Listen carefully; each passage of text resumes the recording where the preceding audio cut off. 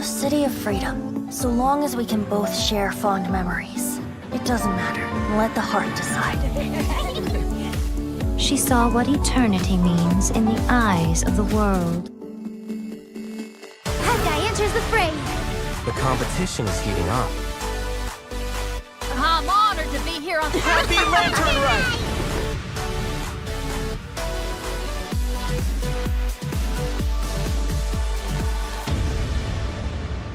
That side, and Paimon will take this side.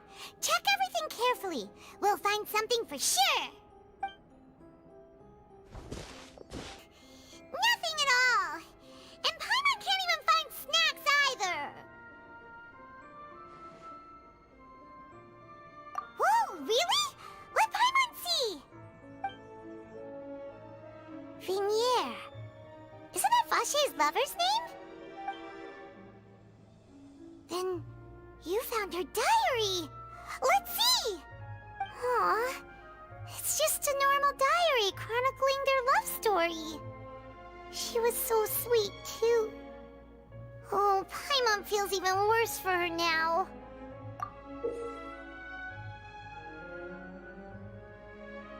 So many! A whole page's worth! But they're all crossed out. Was she unhappy with all of them? The final name she decided on was... Marcel. Wait, but Marcel's pretty old. Has this case been going on for so long that he's Vache and Vinier's grown son? Hey! Paimon still hasn't figured it out yet.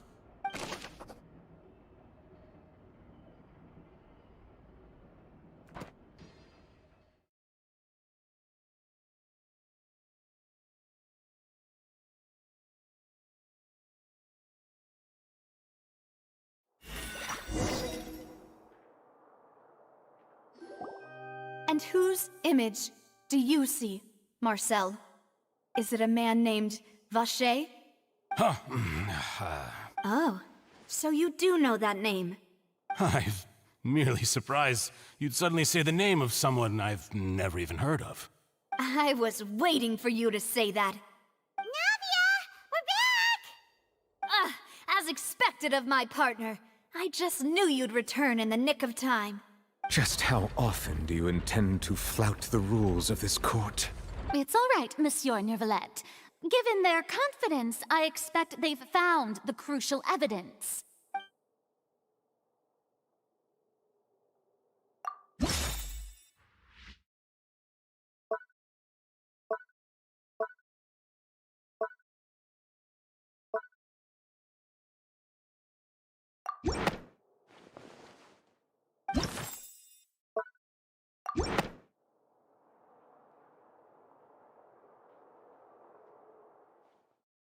But the truth of it, Marcel, is that you've always been Vache.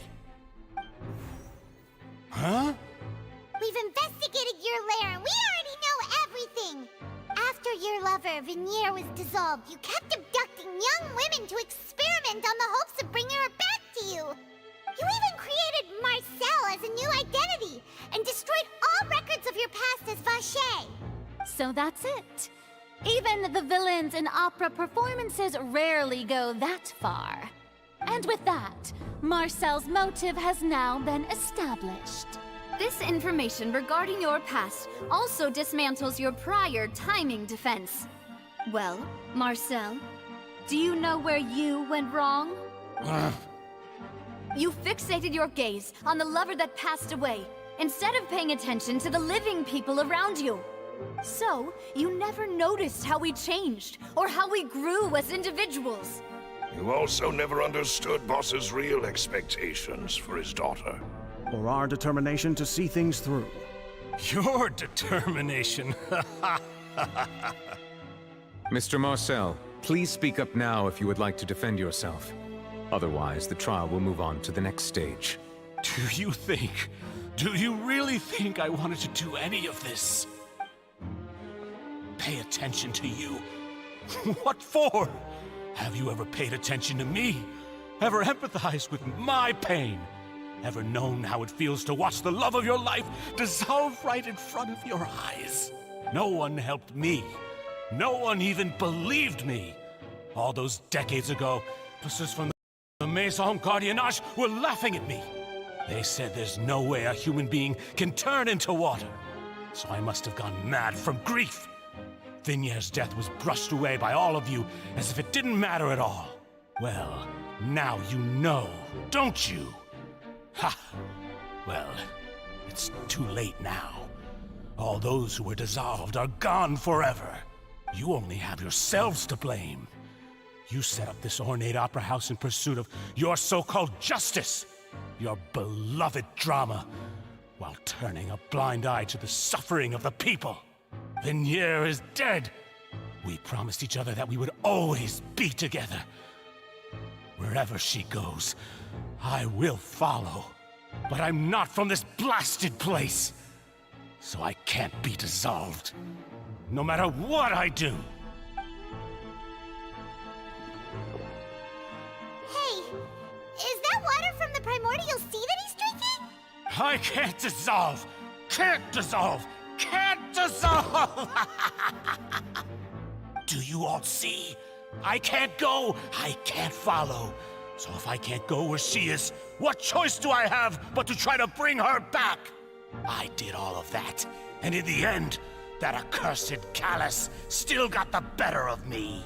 I spent my entire life living on pins and needles, only to get stabbed by his idiot daughter at the very end. The suspect is exhibiting signs of mental distress. Guards, please restrain him. Don't touch me! Don't anybody come near me! I still need to save Vignier. A promise. We made a promise. Vignier. Vignier. Please, Vignier. Don't think badly of me. All I want to do is fulfill our promise. At this point, the verdict of this trial is clear. With Mr. Marcel's conviction, the charges against Mr. Tartaglia no longer have any basis. Fine by me. I was in a bad mood, but after a show like that, I'm actually feeling pretty good. Traveler, please submit all the evidence you have collected to the guards, so that I might review and summarize the truth behind the serial disappearances case. The man now known as Marcel was originally named Vacher and worked as an adventurer with his partner and lover Vignier. During an underwater expedition, Vignier accidentally came into contact with water from the primordial sea and was dissolved in front of Vacher as a result. Vacher learned of the primordial water's existence through the work of others and began to kidnap young women for research, with the goal of discovering a method to restore Vignier back to life. To cover his tracks, he invented the new alias of Marcel and began to operate a business in Poisson. During the course of his research, Vacher discovered that a diluted concoction of water from the primordial sea can induce feelings of euphoria, and began to manufacture and market synth. However, as he accumulated wealth to fund his continued research and expanded the scope, he came into conflict with Spina di Rosula. After exchanging blows with Spina di Rosula for many years, Vacher decided to assassinate their president Callus at a banquet. Although the assassination did not go as Vacher expected, he was able to turn Callus into the murder suspect by dissolving the assassin he sent to the scene. And just recently, Vacher attempted to frame Linny as the culprit of the serial disappearances case, using a similar method. However, his attempt to frame Linny failed, and the power of water from the primordial sea became public knowledge. This case also exposed enough of Vacher's machinations that he was eventually successfully charged in court. Thus concludes the enigmatic history of the serial disappearances case, with the truth revealed to all. The Oratrice will now deliver the final verdict regarding the charges against Mr. Vacher.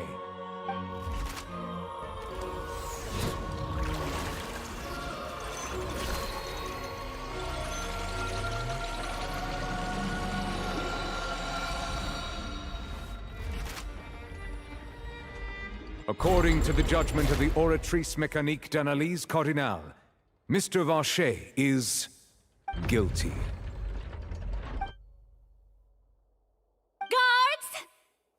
Vache away. Good. It's what he deserves. With that, the serial disappearances case is over now. We really just witnessed history. Who would have thought the true culprit would be such a polite and well-spoken guy? Yippee! We helped Navia bring the bad guy to justice! He's hurt so many innocent people and now he's finally getting what he deserves! Huh? Are you okay? Demoiselle, you were absolutely brilliant. The day our late boss had always hoped for has finally come. You can rest easy now, knowing justice has been served. Yeah. It's finally over. It's all thanks to you guys. And my partner. See, Papa? Spina di Rosula's still doing well with me at the helm. Well now, hasn't this been a most delicious piece of drama? The villain has been caught, justice has been served, past wrongs have been righted, and it's a big ol' happy ending. Since it's been such a great show, I'll just let the false accusations against me slide. Either way, I've still got some business to attend to, so if you'll excuse me... Please wait just one moment, Mr. Tartaglia. What now? None of this has anything to do with me. According to court protocol, since this trial was initiated due to a charge against you, a verdict must also be made regarding the initial charge before the trial can conclude. Oh, come on. Is this really necessary? Haven't you already caught the real criminal? Isn't it time for side characters like me to exit stage left? Please respect the laws of Fontaine. This has always been the rule. All right, but this sure is a lot of hassle. All I need to do is stand over there, right? Let's just get this over with.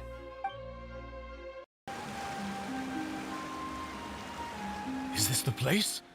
You said she's here, but what do I need to do to see her? Yeah, and even Paimon could hear her after drinking that thing. Didn't you just drink a lot of it on the stage as well?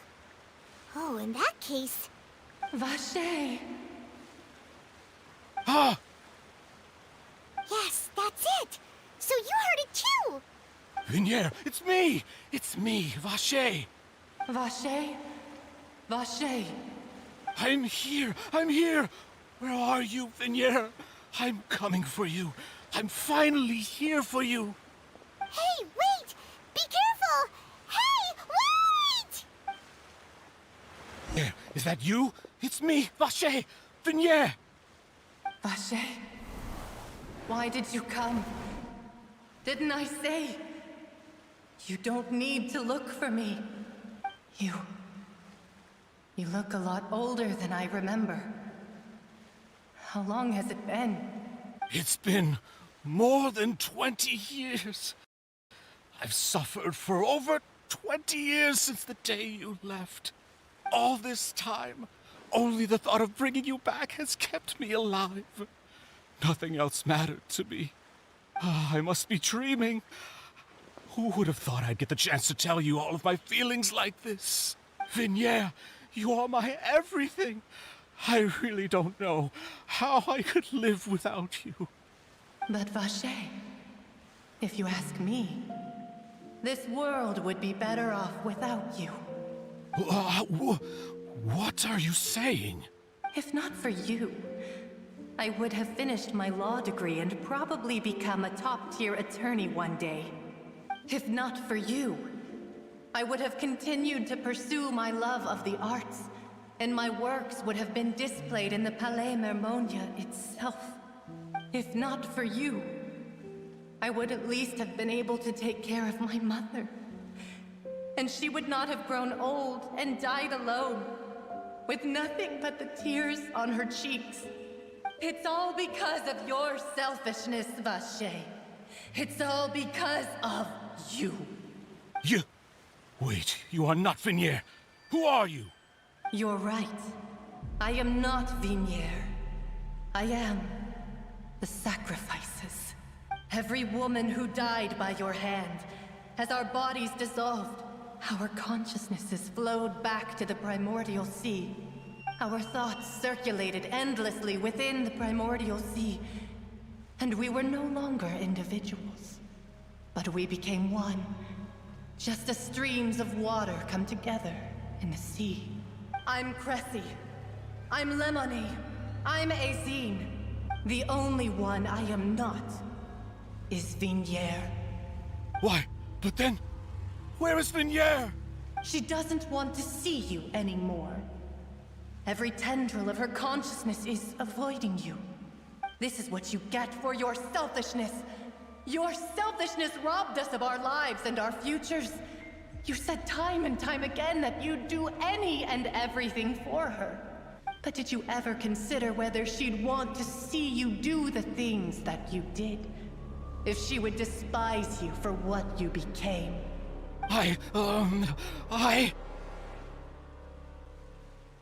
You are a liar, a heartless murderer, and a cowardly narcissist.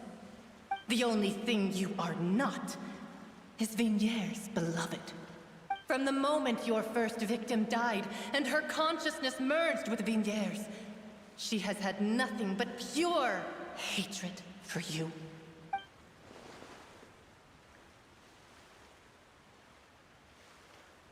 No! Vignier! She can't hate me. Let me see her, please.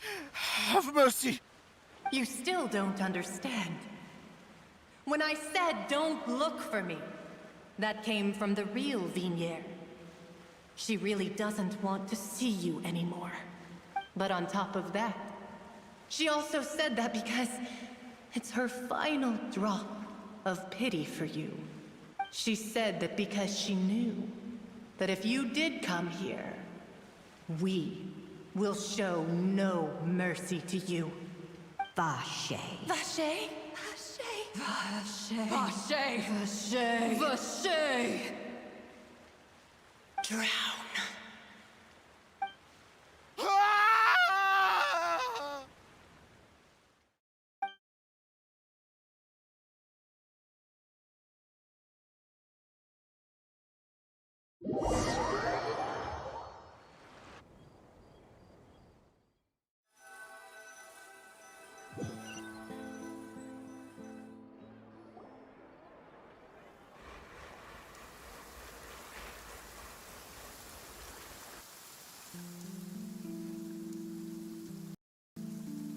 Finally, we have some time to do shopping. Gosh, it's really been a long time since we've been able to relax. Oh, well met, partner. I knew something great was going to happen when I woke up in such a good mood today. Even this weather can't put a damper on the demoiselle's mood. It's a pleasure to see you both again. Oh, hey, Navia! It's been a few days. Paimon's already started to miss you. Oh, now that I believe. I'm easy to work with and always bring home the bacon. Who wouldn't treasure having a partner like me? Sounds like you're really enjoying life these days, Navia. What have you been busy with since the trial? It's just been one thing after the other. I've been making non-stop trips between Poisson and the court since then. Everyone from Spina di Rosula organized a memorial for my father. We never held a memorial when he first died, since everyone knew that even if we held one back then, no one was going to come. This time, though, everyone in Poisson, and even many people from the court, all attended. So his name's definitely been cleared now. That's what we like to hear. It's been the dearest wish of Demoiselle all along. That blasted stubborn fool. I was right to put my faith in him. I'm so glad I didn't give up on the case all those years ago. Oh, by the way, I ran into Charlotte just after I left the memorial service. Well, maybe it'd be more accurate to say I knew she would be there, and there was no way she'd just let me go. Huh? So you know Charlotte too? The Charlotte? Journalist from the Steambird? Yeah, way back when I first became the president of the Spina di Rosula, she was all over me. Wouldn't take no for an answer. I believe the story was called The True Heart of Darkness, Secret Tales of the Yellow Rose. To be fair, though, It was a really flattering feature. So, we've been on pretty good terms ever since. She was trying to lean on our friendship to get me to do an exclusive piece on the serial disappearances case. Oh yeah, she told us about that. She's always been super interested in that case, so now her wishes finally come true too. Anyway, I told her to make sure that when she writes about you guys entering the Opera House with the critical evidence, that you both sound really cool. Now that's another thing to look forward to. We trust Charlotte's skills with a pen for sure. Oh, and in other news, I also took Clorand out. Oh, are you two on better terms now? While you were investigating Vashey's headquarters, Clorand gave testimony on my father's behalf. It was thanks to her that we were able to turn the tide. I wanted to thank her. I mean, there's also no point in being awkward all the time, so we took the chance to reconcile with each other. Oh, that's great. Paimon also thought Clorand wasn't actually a bad person. It's always good to have more friends. Anyway, now that the case has finally been solved, perhaps it will slowly begin to fade from the public consciousness. Oh, actually, there's still one last thing I need to do. What is it? I should pay a visit to my father's grave, and tell him the truth of what happened, as well as how it all ended. And on top of that, just how much people still look up to him, to this day. That includes me, too. Miss Navia. Indeed. We want to go too! We also think Callus is a really admirable person. Sure thing. I'd like you two to share the moment with me. After all, without you, there might not have been such a positive ending. And in that case, everyone, let's be off. Considering the recent weather, we'll be lucky if we can reach Poisson before dark. Yeah, you're right. It's been raining non-stop for a few days now. This is where my father's grave is. To be perfectly honest, even I haven't been back here for a long time. Huh? There's someone there already. Wait, that figure. It can't be. Isn't that Neuvillette? Why would the Chief Justice be here? Huh? Navia?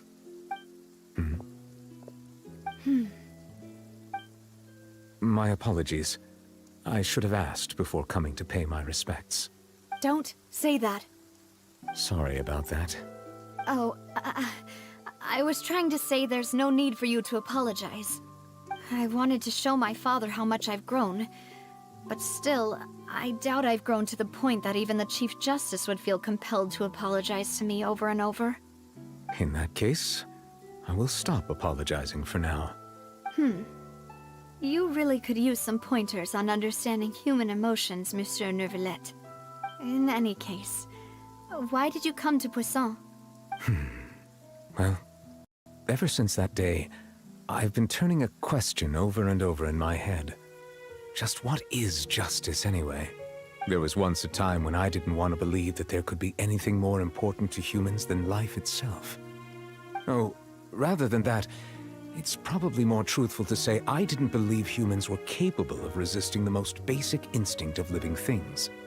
That they could rebel against their own nature, or consider some things to be more important than their own lives. Which is also why I didn't stop your father from beginning that fateful duel. I believed that a truly innocent man would never throw away his life like that. That there was nothing, should have been nothing more important than one's own continued survival. But Mr. Callus proved me utterly and decisively wrong. If not for his sacrifice, the serial disappearances case would have remained unsolved to this day. Mr. Callus made the choice he did for his daughter, for his associates, and for many people completely unrelated to him.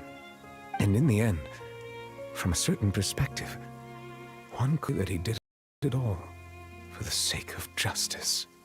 A justice that's higher than life itself. So, you asked me why I came here. I just wanted to say my apologies to Mr. Callus in person. I should have noticed all of this much sooner. This regret has filled me with a sadness that has haunted me for days. That high and mighty chair in the opera epiclese indeed insulates one from many important things. Spina di Rosula, thank you so much for your hard work and perseverance. I'm sorry for being mad at you before. So, you're actually one of those types that's cold on the outside, but pretty thoughtful on the inside, huh? That reminds me of Silver, one of my guys. Sorry about that. Self-expression is not one of my strong suits. Didn't I just say you don't need to apologize? Ah, so Navia and Neuvillette seem to have made their peace as well. Let's not disturb them for now. We can wait till after they're done.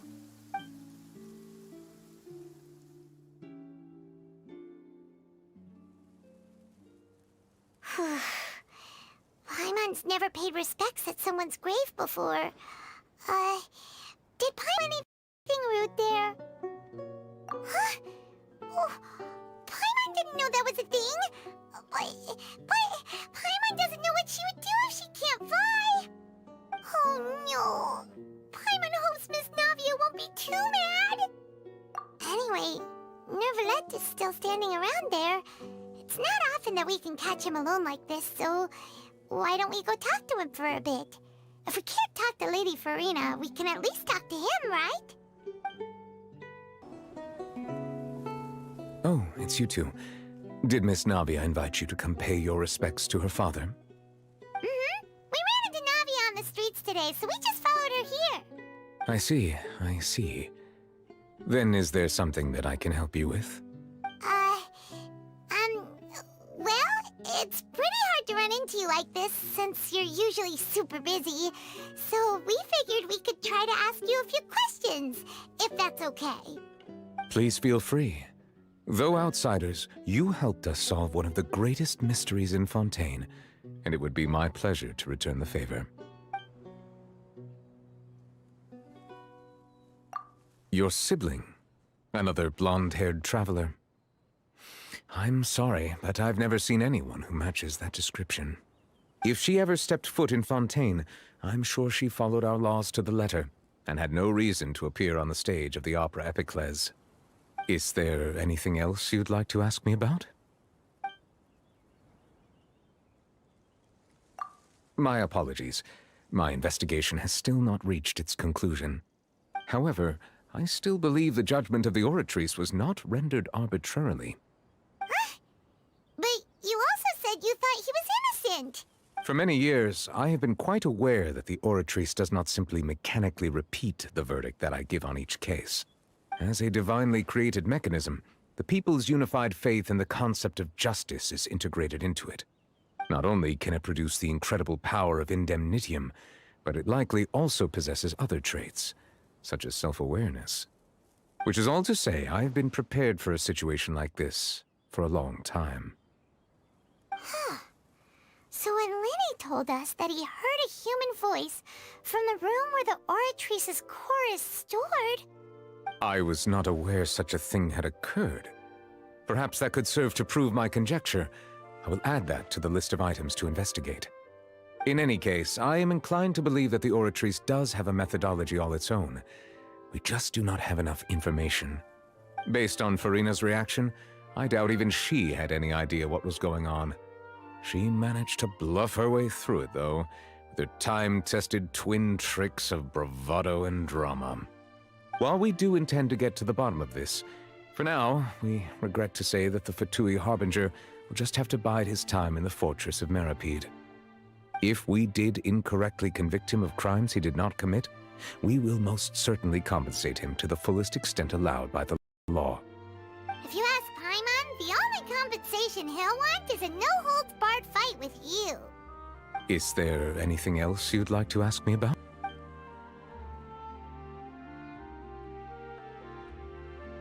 That the sea levels will rise and everyone will be dissolved in water, leaving Farina crying alone on her throne, but the sins of the people will be finally washed away for good. Does that appropriately summarize the version you've heard? That's right! It was Lenny that told us back then. And that about covers covers all the main points. Yes, up to the present, I think we reached a point where we have no choice but to confront this prophecy directly. Rumors have it that this prophecy is rooted in the last words the former Hydro Archon left to the world before she passed away. A prophecy? Of the former Hydro Archon? Wow. This is the first time that we've ever heard of it. 2 parts of the prophecy have already proven correct. The rising sea levels, and the ability of the people of Fontaine to be dissolved. We should be more vigilant, and stay on the watch for further signs. Speaking of the prophecy, Farina has also always taken it quite seriously. Indeed, she has been collecting information and intelligence from across Teyvat for this purpose. If the rumors were true, then perhaps this prophecy is the conundrum left to Farina by her predecessor. But with Farina being the way she is, can we really trust her to solve it? Is there anything else you'd like to ask me about? So, at court, the bad guys referred to that special water as water from the primordial sea, but what is it really? Truthfully, that name is already quite accurate. I can only surmise that Vacher and his ilk only learned of its nature and existence after extensive research. There used to be a special sea on the surface of this planet. The nature of its seawater was rather different from that of the sea we know today. Most of Teyvat's life forms were first born in that special sea. You could say it nurtured much of the life on this planet. Huh. So it really was where everything began. It makes sense to call it primordial then. But today, the primordial sea no longer exists on the planet's surface. What Vacher discovered must have been some kind of special case, or a remnant from a truly ancient age. Huh. That's how it is. Oh, you really know everything, Monsieur Neuvillette. But if that's the case, then why would people, at least people from Fontaine, dissolve in that kind of water? Indeed. Why would the primordial sea, which was known to engender and nurture life, suddenly reverse itself and devour life instead? To be frank, that also doesn't match my understanding of this world and its laws. There must still be some unknown secrets around the people of this land. Is there anything else you'd like to ask me about? Very well. It was my honor to provide you with what answers I could. I very much enjoyed conversing with you. It will soon be time for me to leave this blissful tranquility behind and return to Palais Memornia. You really are super busy, Monsieur Neuvillette. Paimon thought you only came here to pay your respects today because you had the day off. Crime and villainy do not have the day off, and so justice must work around the clock as well. This is merely the nature of a justice's work. All right, you've got a point. Huh? Paimon just noticed that the rain has stopped.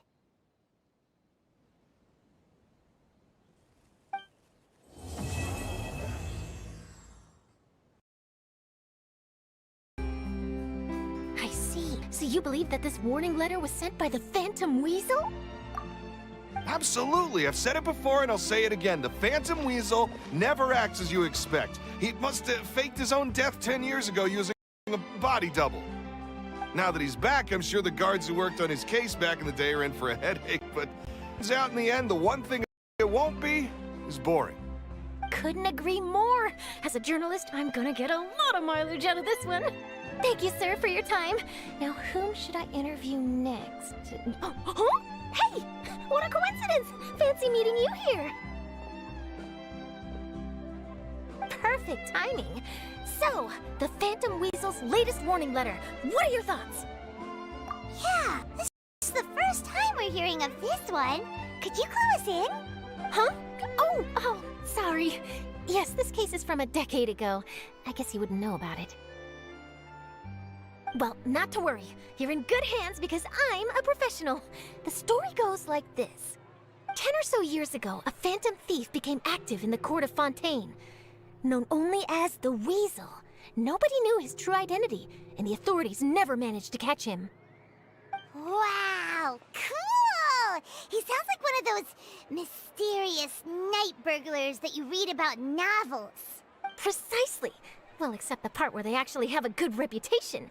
Our weasel targeted whatever people held dear, and no one ate from his predations. He would just as soon steal a necklace from a rich merchant's safe as he would a toy doll given to a commoner child for their birthday. I know.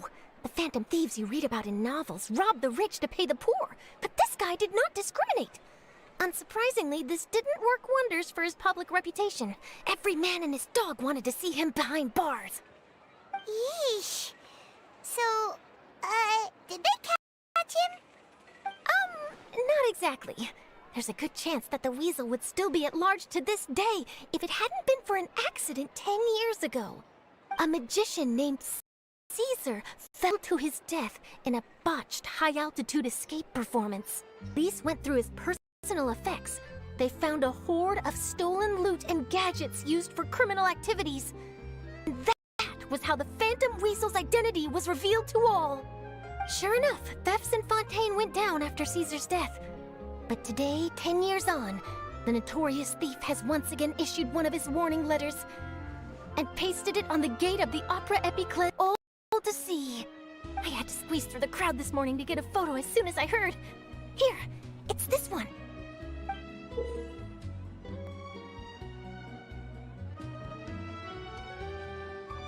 So, this is the warning letter, huh? Let's see what he wrote. 3 days from now, when evening falls, I shall take from you that which you hold most dear at the Opera House, just as you did to me 10 years ago. This is, without a doubt, a clear declaration of criminal intent. After years of laying low, the Phantom Weasel is back with a vengeance. What once seemed like an open and shut case has been blown wide open again. But why has he reemerged now? And what does he want? I sense an epic scoop, and I'm going for it. Uh-oh. If this thief will steal anything that other people value, does that mean even we might be targeted? Really? Oh, let him try. In fact, Hyman's gonna eat all our snacks right now. Let's see what he can do about that. Okay, the people have spoken. It's clear that the public are very concerned about the Phantom Weasel's reappearance. Let's see, I've got a photo of the letter, my interview notes. Yep, that should be enough to form the skeleton of my article. It does feel like something is missing, though. Something exclusive. Who should I interview next? I need someone with a more concrete connection to the weasel. Is that who I think it is? Lenny! Magic, magician, Caesar! The Phantom Weasel! That's it! Let's go interview Lenny! You see, the original Phantom Thief Caesar was a magician too! And what do Phantom Thieves and magicians have in common? They both have an air of mystery about them. Perhaps there's a connection there. Are you serious? What sort of a deduction is that? Oh, relax! My journalist instinct tells me that an exclusive news story is beckoning. Let's go! No time for delay!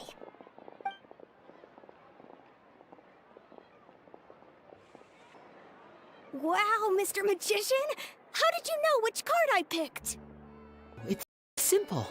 Come closer, and I'll let you in on my secret. Magicians have a special skill called telepathy, which means we can read other people's minds. Really? Then, what am I thinking now?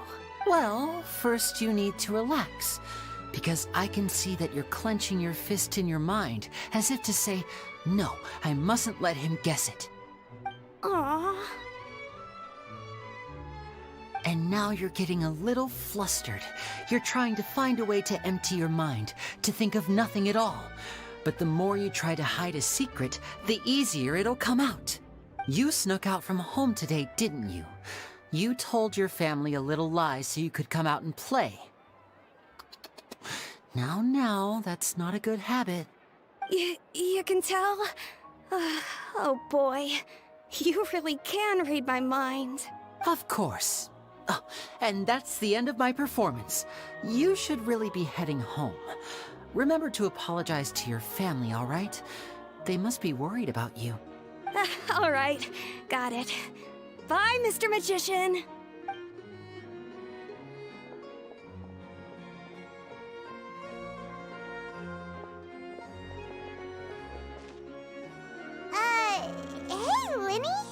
Why, hello. We meet again. Are you looking for me? What's the situation? Well, why don't you guess, Mr. Telepathic? Oh, please. You didn't believe that spiel, did you? The power of telepathy is quite beyond me. I'm sure that child would beg to differ. Seemed like you were right on the money. That was nothing more than a little trickery. I made an educated guess based on his micro-expressions. That, plus the fact that he was the only kid here without his parents, and he looked as guilty as... He made it easy for me. You guys, on the other hand...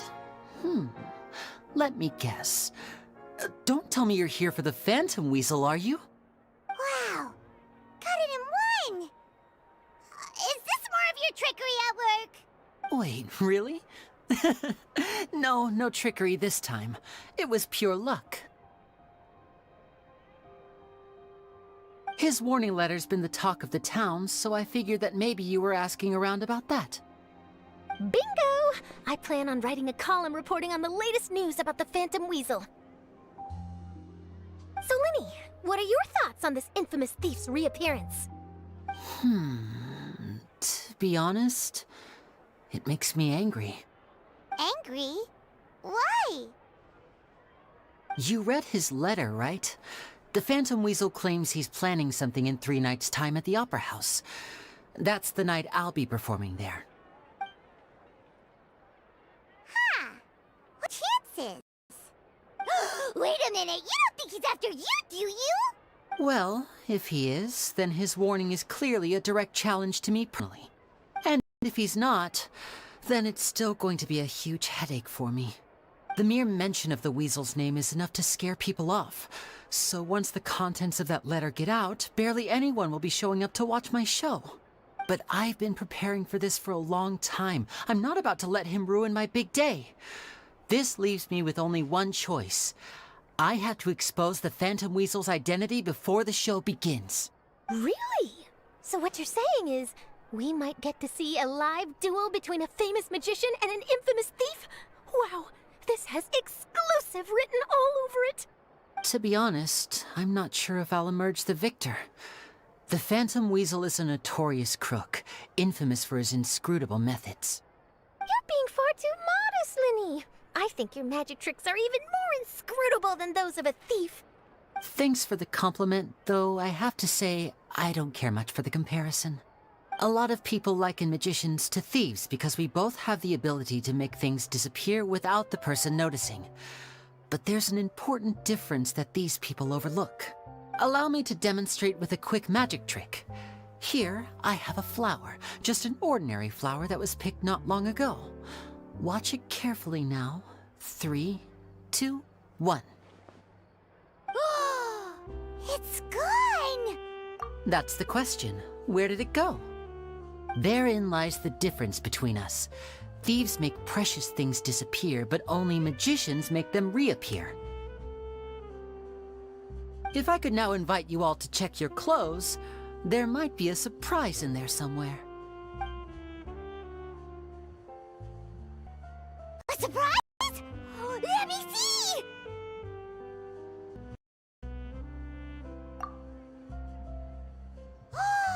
It's right there! But how? You haven't moved this whole time!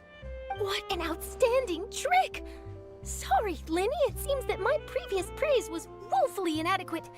Clearly, magic is the superior art form to theft. Don't worry, I didn't take offense. I just wanted to take the opportunity to perhaps change some of the preconceived notions you might have about magicians. Since Caesar's death, a lot of people associate magicians with criminality. It can be quite frustrating.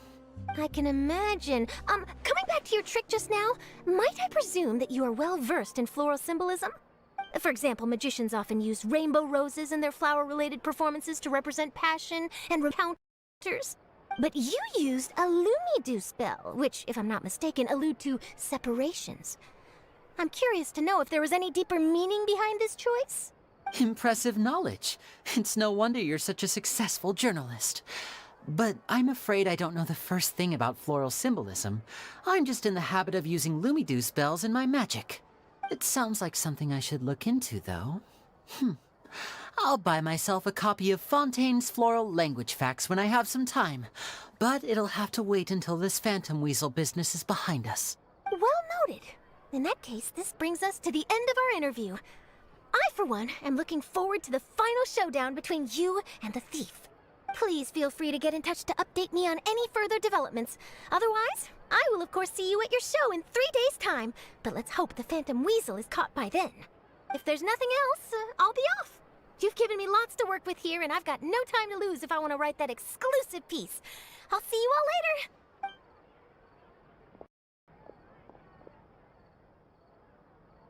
So, Lenny, are you gonna tell us how you did that flower trick now? I'm afraid that's my little secret. Aww. Well, magicians are entitled to their secrets. But Paimon's really itching to know how it's done. You feel it too, right? So itchy. Not so itchy then, huh? Well, since you're so concerned, how would you like to serve as my temporary magician's assistants and help me investigate? Magician's assistants? Oh, that sounds fun! Assistants are technically magicians too! Also, it'll bring us one step closer to figuring out how that darn trick is done! Shall we go for it? Excellent. Thank you for putting your trust in moi. The first thing we need to look into is who Caesar really was. If he truly was the Phantom Weasel, that means that the Weasel is dead, and whoever wrote this warning letter is just a copycat criminal. But if he wasn't the Weasel? Well, that'll make things more interesting. It would mean that the Weasel lives, and he's been laying low all this time in some corner of Fontaine. And if we're investigating Caesar, his fiancée Gemma is a good place to start. Word is that she visits the cemetery often, so I asked Lynette to wait for her there. We should make a move. Let's go and rendezvous with Lynette.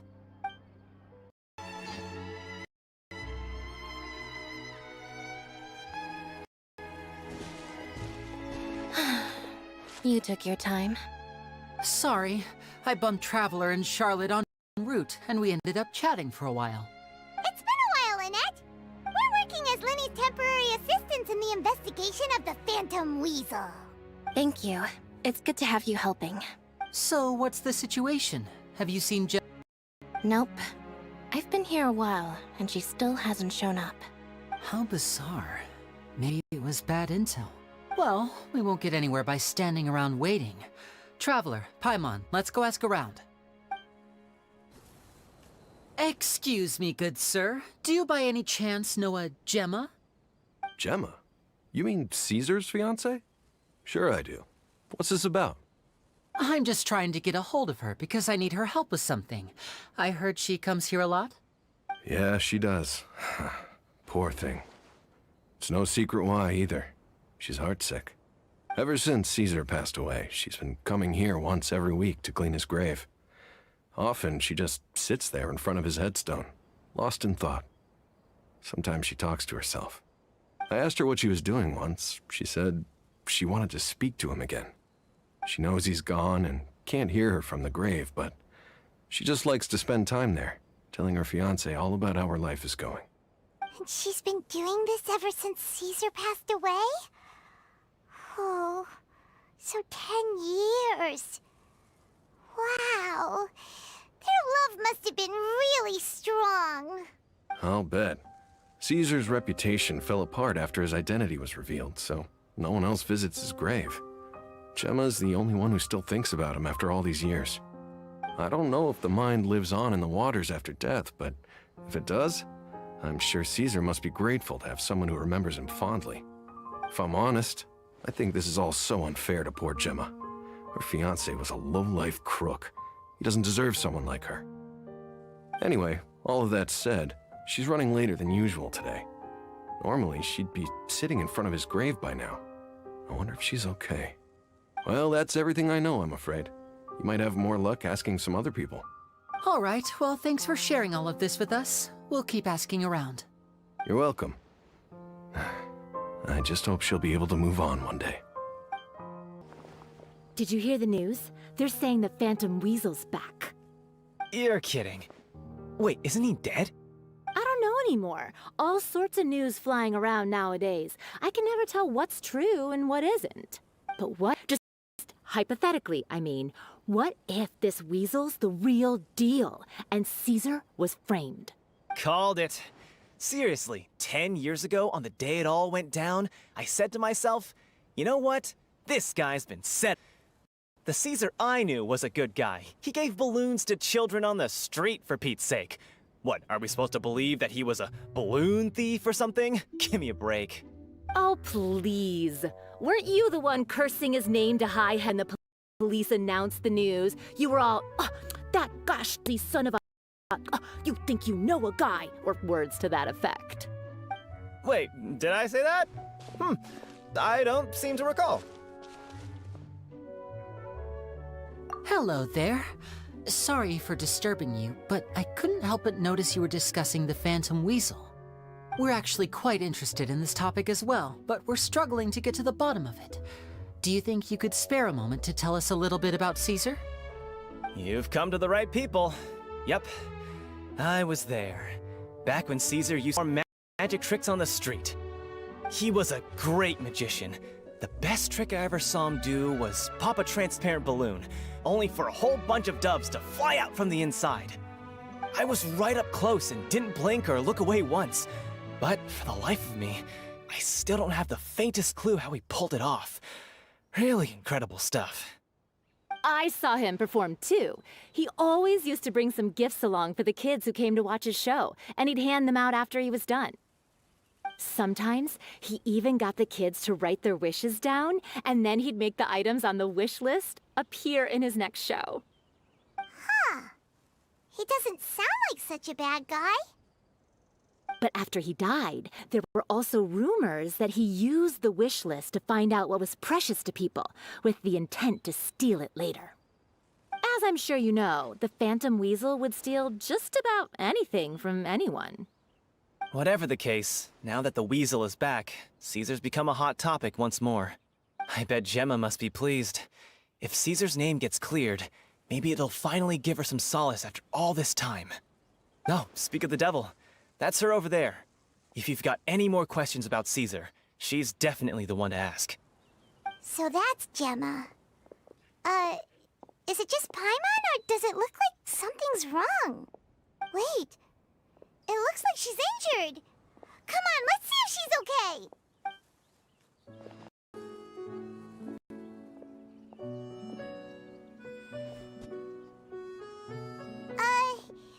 Hi there. You're Gemma, right? Who's asking? Don't be afraid, we mean no harm. It looks like you're injured. How bad is it?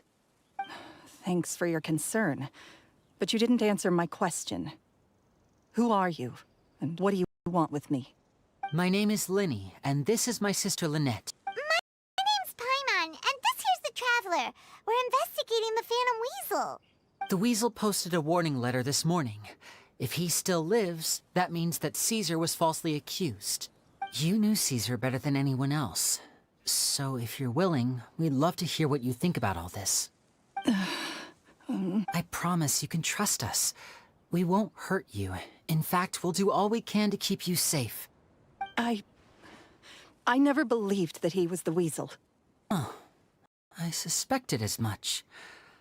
Okay, so going back 10 years, do you remember anything strange in the weeks leading up to the accident? Did Caesar have a falling out with anyone, for instance? No, not that I know of. Got it. All right, sorry for disturbing you. If you don't have any more questions, please leave. I want to be alone with him.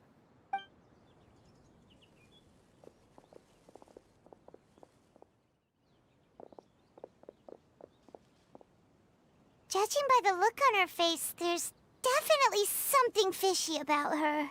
She's lying. She definitely knows something. That's fair. We're just a bunch of strangers who showed up and started questioning her about things that happened a whole decade ago. It makes sense that she'd be wary around us. In any case, I doubt we'll get any further here, so let's call it a day. Meet me outside Hotel de Boer tomorrow, and then we'll start the next step of our plan.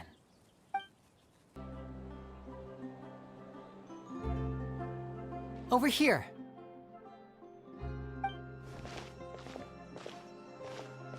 Lynette's not joining us today? I've had her follow Gemma and see if we can make any inroads with her. They should be at a cafe right now. Still, I don't think that Gemma's likely to open up to us. So, we need a contingency plan. Today, we'll be looking into a guy named Lorenzo, Caesar's former pupil and assistant. When Caesar passed away, all the stolen goods discovered in his home were confiscated and returned to their rightful owners. But Lorenzo was the only one privy to all his magic secrets, and he inherited his craft. Before long, Lorenzo was the next big magician in town, his fame surpassing even that of his master, and it made him very wealthy.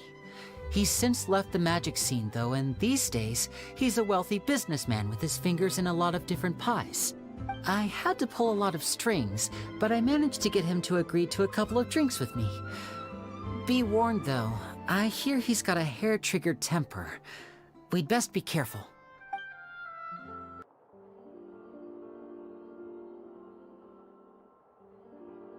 You neglected to mention that you were bringing 2 other people with you.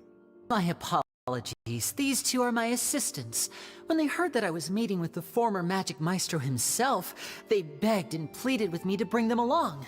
And if it's no trouble, a couple of autographs would really make their day. Oh, forget the pleasantries, just sit.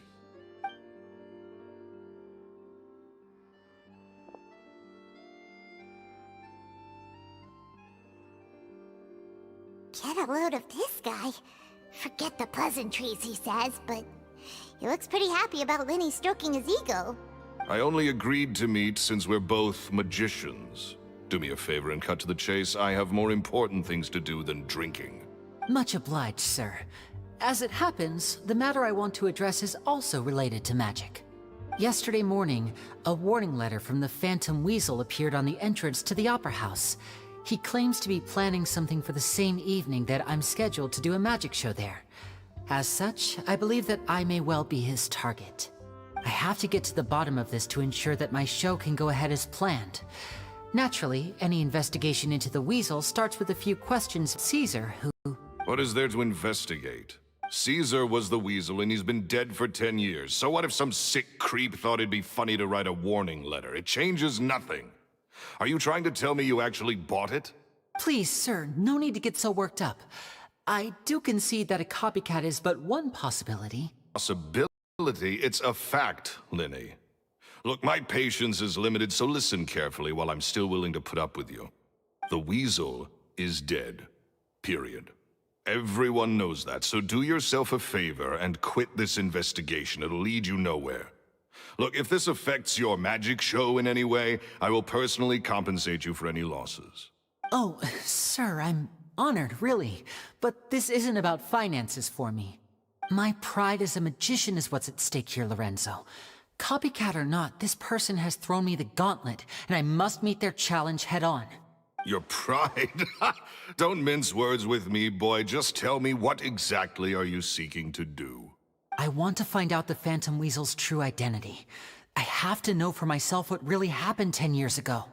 What would that accomplish? And what do the events of 10 years ago have to do with you, anyway? Look, you of all people should know that a magician never reveals their secrets.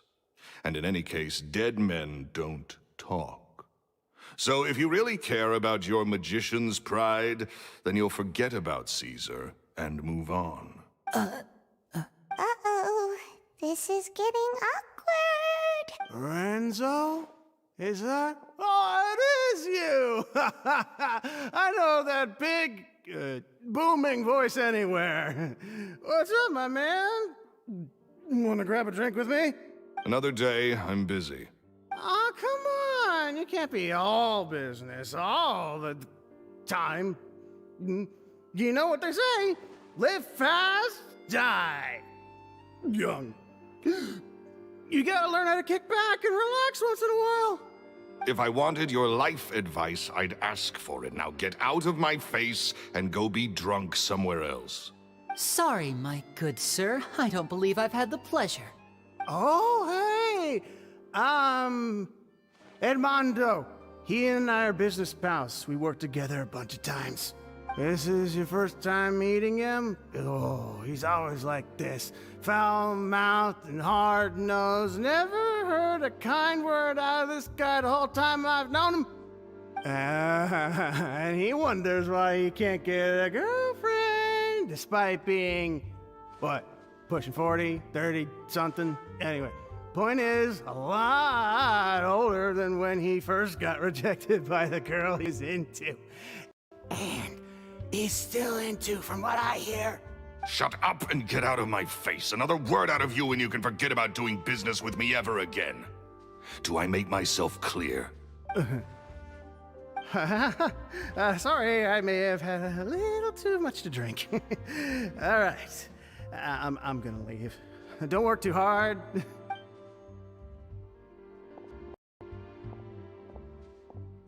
I think it's high time I made a move as well. If you really want to investigate this, Linny, be my guest. But if good comes of it, don't say I didn't warn you.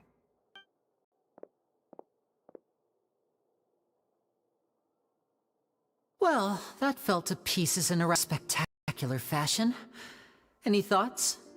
Totally. And what was all that about compensating you for your losses? Why would someone you just met make an offer like that? He's gotta be hiding something. And not like Gemma. She was a little suspicious, but this guy's definitely covering something up. I think so too. We need to look into Lorenzo more closely. That guy Edmondo seems to know a thing or two about him. He only just left. Let's see if we can catch up with him.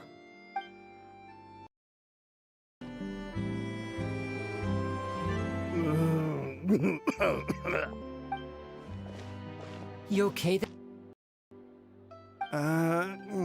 Who are you? Oh, it's you guys. Don't worry about me. I must have had one too many. I just need to ride it out. Said way too much back there, didn't I? Yeah, I nearly talked myself into complete financial ruin. Note to self, no more drunken chats when Lorenzo's around. So, he was serious about threatening to cut you off? Ugh, Paimon knew he was a bad egg. Hey, keep your voice down. Don't go prying into Lorenzo's personal affairs. Bad things happen to people who ask too many questions, or make an enemy out of him. What kind of things? Don't even ask. I'm sorry, I'm gonna have to cut this conversation short. I'm not crossing that line again. And take it from me, trouble with Lorenzo is one thing you don't need in your life. You saw him flare up back there. I don't know what you said to him, but clearly it touched a nerve. That's not a good sign. You're too young for this. Don't get in over your head. I'm leaving.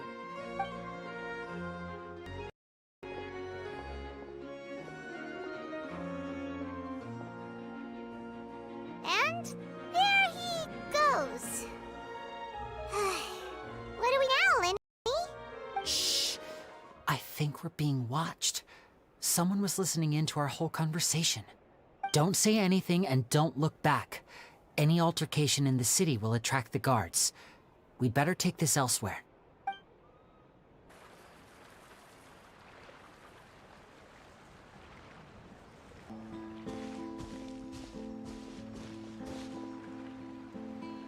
You followed us a long way. Why don't you come out and introduce yourselves? So you're Linny. And where's your sister? Ain't she with you today? Save us the trouble and go fetch her for us. Let's not drag this out. Paimon doesn't like the tone of your voice, mister! Who sent you, huh? Save your questions, missy. You ain't gonna need answers where you're going. Capiche? Looks like we can't avoid this fight. Now, I'm not the strongest fighter, so I hope you're ready to back me up. Don't worry, we got this! This is tougher than we thought. Vision wielders are always trouble. Intimidation ain't gonna work like it did on the lady. Come on, let's scram! Hurry, wise guys! We ain't through with you yet! Oh, they got away! Did you catch what they said just before they left? Something about intimidating someone else.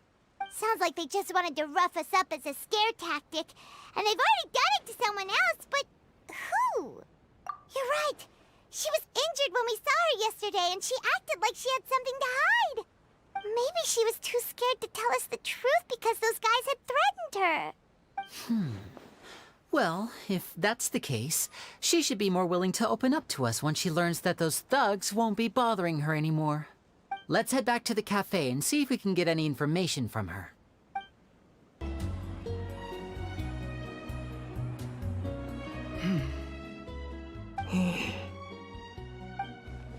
Gemma? You again. What is it this time? We just ran into the men who've been threatening you, and we gave them a taste of their own medicine. So, you can relax now. We're here to protect you. What? Why? I didn't tell you anything. Why would they come after you? Sounds like they're no strangers to you. That's putting it mildly. I know them all too well, and I hate them with every fiber of my being. It's been 10 long years, and still every time I try to look into Caesar's death, they show up and warn me not to do anything stupid. How do I know I can trust you? Do you really think you can get to the bottom of it all? And why are you doing this? I'm afraid I can't reveal all the details just yet, but I can promise you this. I will expose the Phantom Weasel's true identity. Because you see, this is a personal matter of the utmost importance. I give you my word. Trust me. Okay. How can I help you? I've heard that Caesar used to have a magic workshop where he kept a lot of his personal effects. If possible, I'd like to take a look at them. Do you know where it is? The Fleuve Sonde. But the place was sealed up by the police after his death, and no one's been there since. I also know that the Fleuve Sonde is dangerous territory. Lots of hostile groups lurking around. If you're serious about going there, please be careful. Understood. Lynette, you stay here and take care of Gemma. Don't let her come to harm. Got it. But if I'm staying here, I'm ordering dessert. I mean, bon appetit. But stay sharp, too.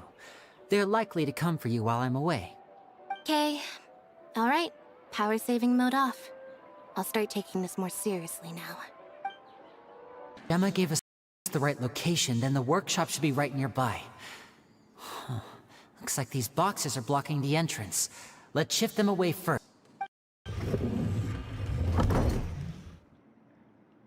There we go. It should be just down here.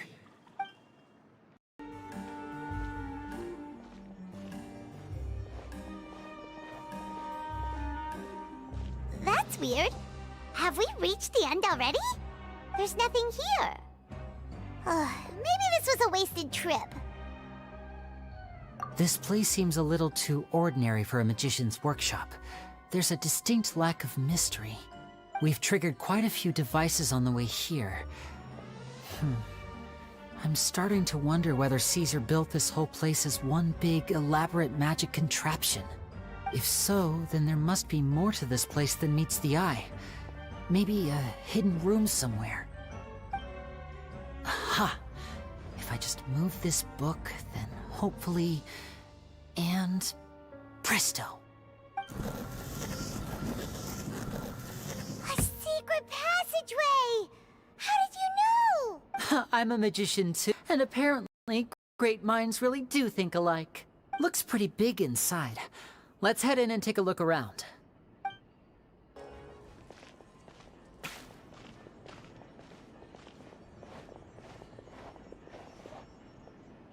Why have you stopped, Lenny? Is there some device in that box? Huh. It just looks familiar somehow. Let me check this out for a second while you guys go on ahead. If anyone makes a major discovery, let's rendezvous here. All right, see you in a bit.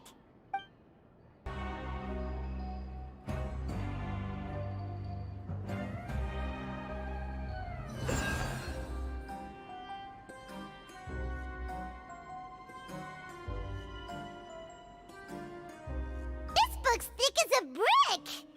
Let's take a peek inside it, shall we?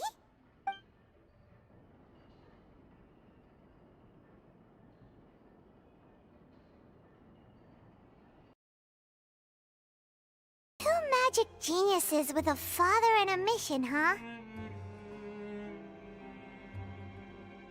Not like he was writing about Linny and Lynette, don't you think? So did they meet Caesar when they were kids? Let's go ask Linny! Linny? Shh, hold that thought. As I expected, there's a lot of fishy things going on in this place. Fishy? Uh-oh, what have you found? All in good time. Before we go over our new leads, I want to tell you how a high-altitude escape is performed. First, the magician slots themselves into a magic box in full view of the audience. The box is then suspended high in the air, and a short while later, the base automatically opens. At this point, a dummy will fall out of the box, but it looks real enough to grab the audience's attention, and they start wailing and screaming. Meanwhile, the real magician, who has by now blended into the crowd, waits for a good moment to make their appearance and put on a hysterical performance. Oh no! Is that me? Did I just fall to my death?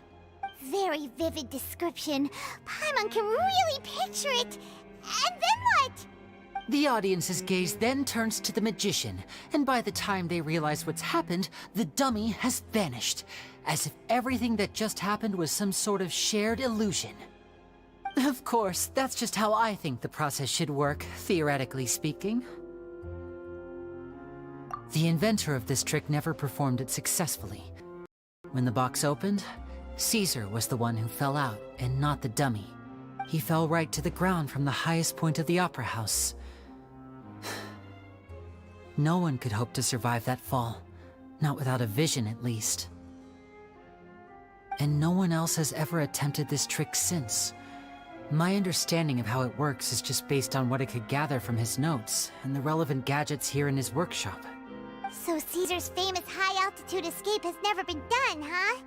Paimon was about to say how cool it would have been to see it in person, but if it's that dangerous, it's probably for the best that no one else tries to do it. Wait a second. So if a dummy's supposed to drop out of the box, then where does the real magician go? How does he get out? Glad you asked. That brings us to the secret of said box. This box right here is the one that Caesar constructed himself to use in the performance, and it's not as simple as it looks. Inside, there's a device that only the magician himself would know about.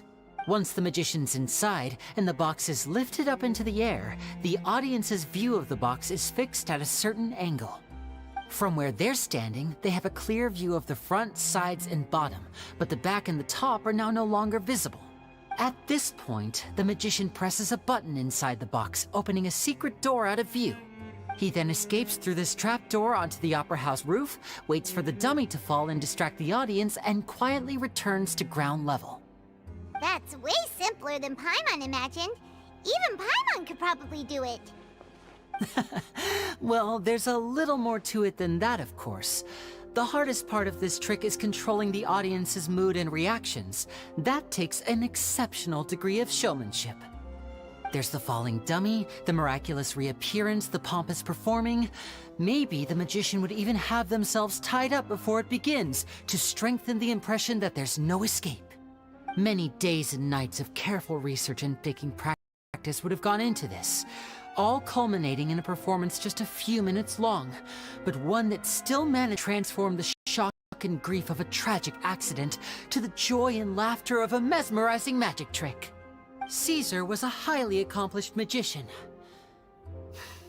but unfortunately, even he didn't manage to pull it off. So, how did it go so wrong? You said you found some fishy stuff here. Have you figured out what really happened? I can make a pretty good guess. I looked into the case files. The magic Caesar was using at the time of his death had the secret button I mentioned positioned on the right-hand side. And sure enough, he always used his right hand as his dominant hand in public. Okay. Nothing suspicious there. But here's the strange thing. Most of the devices in this workshop have the mechanism on the left-hand side, including this box right here, which leads me to believe that Caesar was in fact left-handed.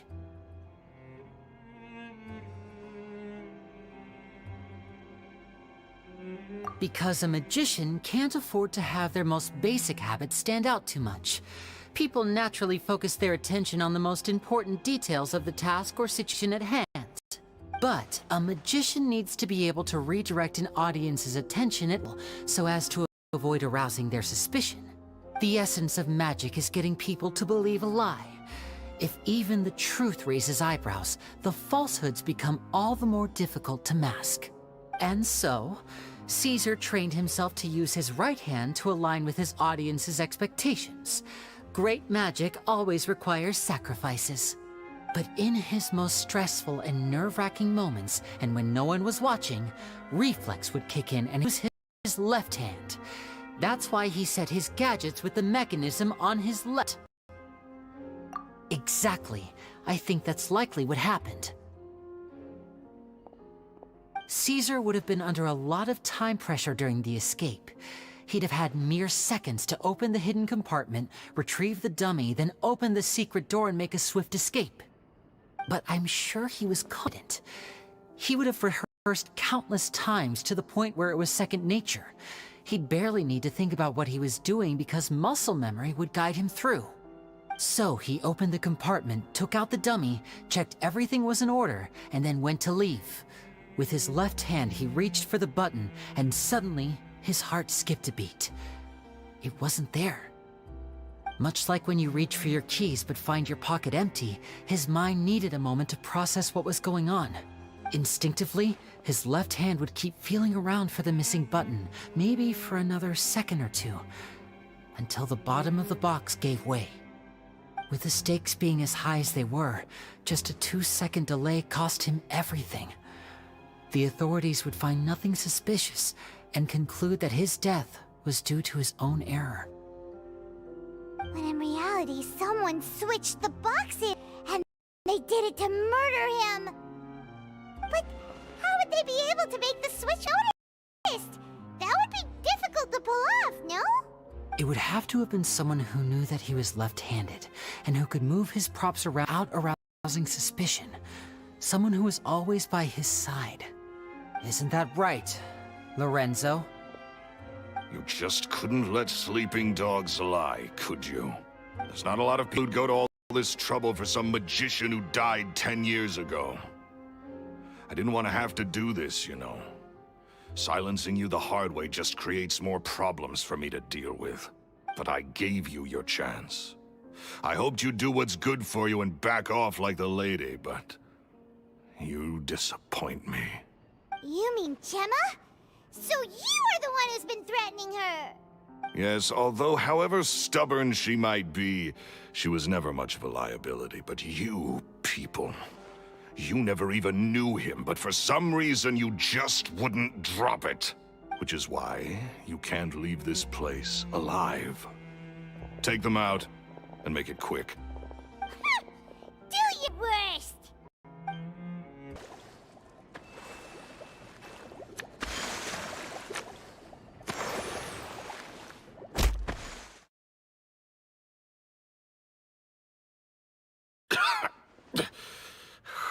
You kids are tougher than you look. Had enough yet, Lorenzo? Your cronies can't help you now. I think it's high time you started talking. And what I'd really like to know is, why did you murder Sir? If I had a mora for every time you've said that man's name. Of course you idolize Caesar, everyone else did. But I was the real genius magician. Me! He was just an amateur who did cheap tricks for gullible children. I was the one who made magic into the fine art it is today. The aristocrats doffed their hats to me! So it was jealousy. Jealousy. Hatred, more like. I hated Caesar. All he cared about was his magic.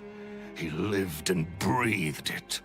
He poured everything into his street performances and his stupid tours like it was just a hobby to him, never bothering to think about Mora. What sort of fool devotes their life to the art of deception and never has a Mora to show for it? But the people loved him, didn't they? Oh, how they looked up to him. No one gave me a second look. All I ever heard was, "Oh, your master's amazing, isn't he?" Amazing. Yeah, so amazing that he was completely broke. Every other apprentice was living it up at their master's expense, but no, not me. I put in all the work, mastered all the skills, and it brought me nothing more than the life I already had. He forbade me from using magic to trick people out of their Mora. There was nothing he hated more than that. And with his reputation in Fontaine, it was too risky for me to go it alone. As long as he was alive, if I dabbled in my own brand of money-making magic, he would expose me, and it would destroy me. I had to kill him. There was no other way. He had to go. And this was your only motive? It was reason enough. What other motive would I need? Well, I was under the impression that there might have been other factors at play. For instance, maybe you were in love with Gemma, but she was engaged to Caesar. In love with Gemma? Don't be ridiculous. Guess I was wrong about that then. Next question. Are you the Phantom Weasel? I am. Caesar was so strict with me. He insisted that his way was the right way, that the sole purpose of magic was to bring joy to the world. I never bought into any of that. I was more interested in the practical value of magic. Sure enough, it helped me fill my pockets with all kinds of valuable treasures. Oh, yeah! Charlotte told us that the weasel would steal whatever people valued, no matter how much it was worth. That's just how it looked from the outside. What would any thief want with second-rate loot? I've only ever targeted high-value items. I stole cheap things as a way of practicing my craft. It was other people's overactive imaginations that conjured up the preposterous image they then dubbed the Phantom Weasel. So, that's the story, huh? Well, I hope you're ready to tell it all over again during your trial. What choice do I have? You're a pack of wolves, and you've got me between your jaws. You've seen what's here, and my last-ditch effort to stop it getting out has failed. What else can I do? So be it. I've enjoyed power and wealth for the last 10 years, the likes of which Caesar could never give me. I wouldn't choose for things to end this way, but I regret nothing. Very well. In that case, I'll contact the guards. Traveler, Paimon, keep an eye on Lorenzo for me. I'll meet you just outside the workshop when I'm back.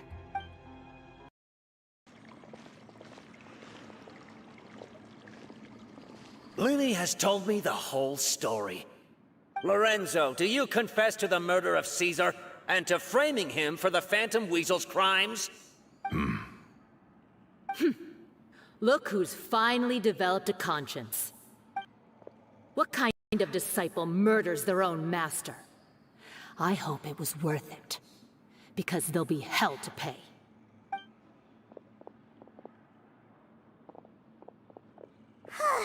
Looks like it's all over. What should we do next, Lenny? Should we start preparing for your show? Let me think. Let's rendezvous with Lynette and Gemma first. With Lorenzo in custody, Gemma will no longer have to safety. Good point! We should go tell Gemma the good news right away! It'll give her some peace of mind for sure! Ah, you're back. You were so quick. I've only just finished my third dessert. Your third? Lynette, come on, we've talked about this. Everything in moderation. You're not gonna have any room left for dinner now. It's fine. I'll shift to exercise mode and jog off the excess sugar. That's besides the point. Well, it's done now, but try to eat a more balanced diet in the future. Point taken. Did everything go okay? Of course! Lorenzo was no match for us. The guards are taking him into custody as we speak. Gosh, that's amazing. I'm sorry, I still didn't know if I could trust you, but now it seems I can. I had my suspicions about Lorenzo, but It's okay, we understand. He did threaten you. Paimon would find it hard to trust strangers in your position too. But you don't need to be scared anymore. Everything's gonna be okay. sorry. Sorry. My emotions are all over the place right now. I've been waiting for this day to come for so long. I always wanted to report Lorenzo. He took all of Caesar's property, which I found suspicious, but I had people watching me all the time, so I couldn't risk looking into it. I was so afraid. I was scared he'd do something terrible to me, and then no one would be left to visit Caesar's grave. So I never had the courage to speak out. Thank you all. Truly. Thank you so much.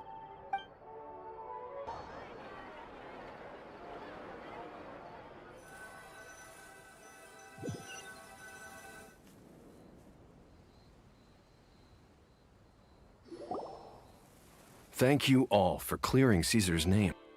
I never would have guessed that Lorenzo was the real Phantom Weasel. He never showed any signs that there were problems between him and Caesar in public. From the outside, it looked like they got along great. And to think that lowlife's been living life to the fullest all this time, while Caesar's name was getting dragged through the mud. It's a travesty. At least his soul can finally rest in peace now, thanks to your efforts. If only I'd realized before it was too late. Don't blame yourself, Gemma. This isn't your fault. Yeah, you still have the rest of your life to live. Caesar wouldn't want to see you spending it feeling guilty. Cheer up, Gemma. My brother's doing a magic show at the Opera House tomorrow evening. Would you like to come along? It might raise your spirits. This show will be a special one. We're holding it in Caesar's honor. In Caesar's honor? Really? Oh, thank you. I'll be there. Great. We'll see you tomorrow evening. Traveler, Paimon, don't be late. Don't worry, we'll be there. No way are we gonna miss out on a free magic show.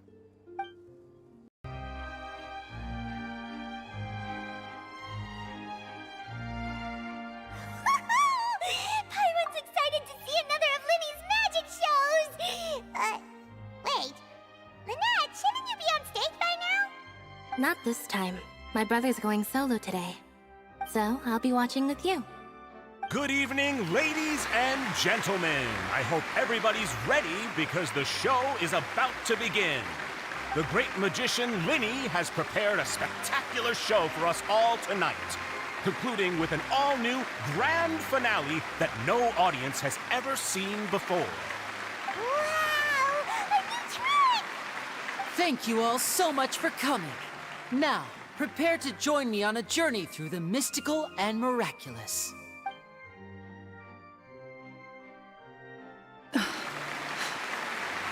Exciting stuff, isn't it? Yes, it's just... It reminds me of him. No wonder. Caesar was a famous magician too. So, how did you two first meet, Gemma? Well, I was out on the street once, and I saw him performing for little children. Children love magic, because they're willing to believe in things that can't be rationally explained. Caesar had this amazing way of bringing them into a dreamlike world. And somehow, I felt drawn to him too. So I went up and asked him to do a trick for me. Aw, that sounds so romantic. What trick did he do? It was with a flower. He took it in his hand, snapped his fingers, and it magically appeared on my head. I was so happy that day. No one had ever given me a flower before that. Oh, that's actually. Now that you mention it, Linny's done that one before. Is that right? Then I suppose he's a romantic at heart, just like Caesar. So let's treasure the time we have with him. After all, you never know when the people dearest might be gone. That's right. It's all over now. Paimon doesn't really know how to comfort you, but at the very least, no one's gonna be intimidating you from now on. You can breathe easy at last, right? Right. Yes, you can breathe easy now, Phantom Weasel. See? Even Lynette says... Wait, what? The Phantom Weasel? Lorenzo escaped? Where is he? What do you mean, Phantom Weasel? As Linny would.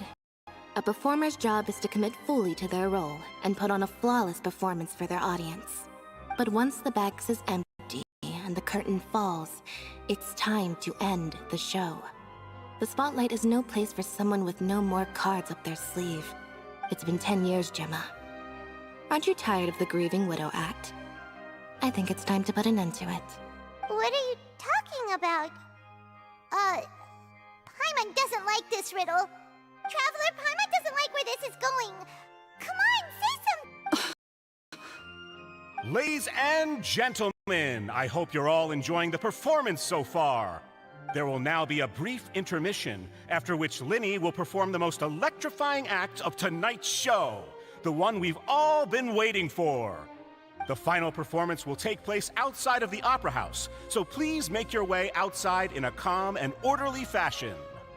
The Phantom Weasel never did like public places, did they? Don't worry, this place will be quiet soon. Let's talk somewhere else for now.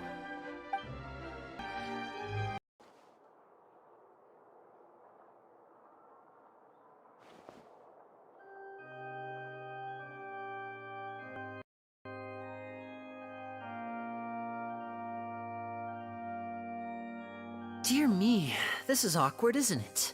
And unfortunately, I'm all out of gadgets, so I'm afraid I can't do any tricks to liven up the mood. This is a big mistake for a magician to make, but thankfully, I do have a backup plan. Now, who wants to hear a story? Linny? Don't we have more important things to address right now? Lynette accused Gemma of being the real Phantom Weasel a moment ago. Oh, what the heck is going on? All the time. Magicians are good at guessing what people are thinking. I know the questions you want to ask. And as it happens, the story I'm about to tell might answer a few of them. Really? Well then, let's hear it! Paimon's dying of curiosity here! Let's go back to the very beginning. A decade ago, when the Phantom Weasel was terrorizing the court of Fontaine. She never missed a target, never left a trace, and no treasure was safe from her thieving hands. But as her infamy grew, so did the readiness of the police, and her opportunities to act became ever fewer.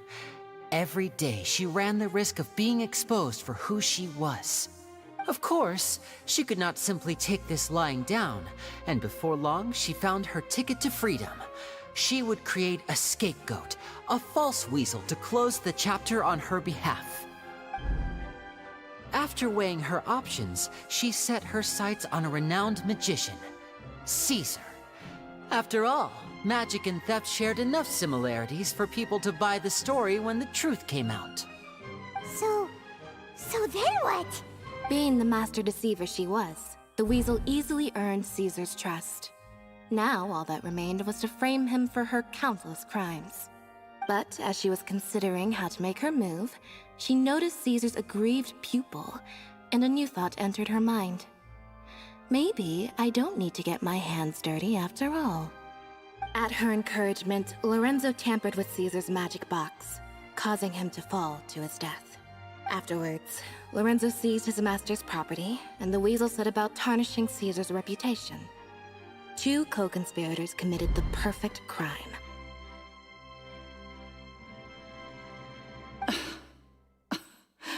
I've got to hand it to you. You're both exceptional storytellers. It's enough to make even me wonder whether there was really another mastermind behind all this. pulling the strings. But I just have one question. You seem to think that I am the villain in this tale. What's brought this on, Linny? Is it something that Lorenzo said? Don't worry, Lorenzo said nothing at all. But I never believed that he was the weasel, and in fact, my investigation only made me more certain of that. He was too forthcoming with his confession, as if there was something else he was trying to hide. How disappointing. So you'd sooner trust Lorenzo than me, even without a shred of evidence? A magician is an expert at playing the audience to get the result they want. And I have no doubt that you, Gemma, are equally talented in this regard. With a little help from Lorenzo, you put on a very convincing performance. The lovesick fiancé, whose devotion to her betrothed is unshakable, even under threats of violence. Caesar was maligned and hated by all for 10 years, but you? Everyone sympathized with your plight. Who would suspect for 1 second that the lovely young lady always seen weeping in front of Caesar's grave was actually the mastermind behind his demise? No, not that poor lady. Perish the thought. Wait, so you mean the whole intimidation thing was just a hoax? Gemma and Lorenzo were both in on it? But why would Lorenzo agree to that? And why didn't he sell her out even at the end instead of admitting to being the weasel himself? Yes, why indeed? Maybe Gemma herself could enlighten us on that question.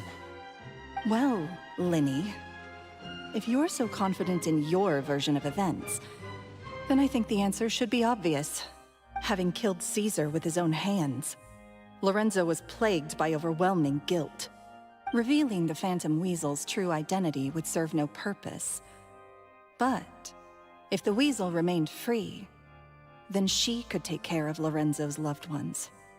An excellent answer, though sadly a little dull. Is that right? Well, don't let me bore you. If you'd care to change the topic to something more interesting, I'd be much obliged. As a matter of fact, there's one thing I'd really like to understand. Why would the real Weasel have targeted things that only have value to other people? Could you shed any light on that? Of course.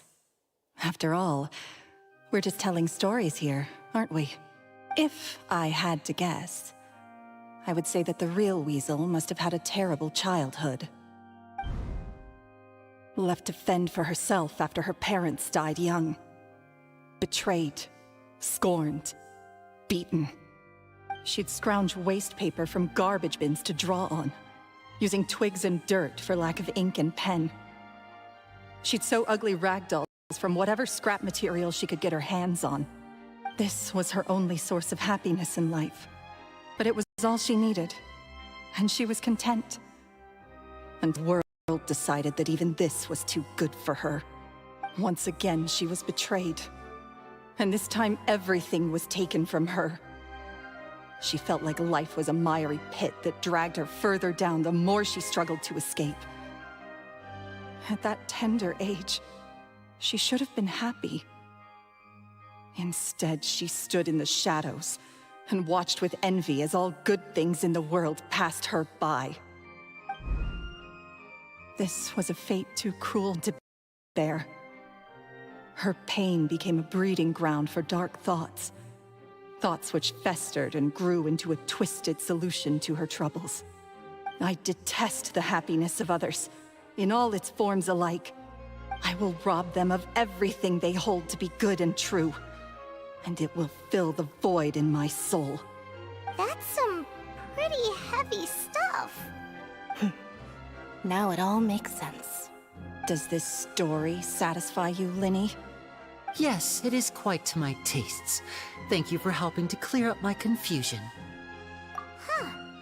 That's right. What drove you to write that letter, Gemma? What were you trying to achieve there?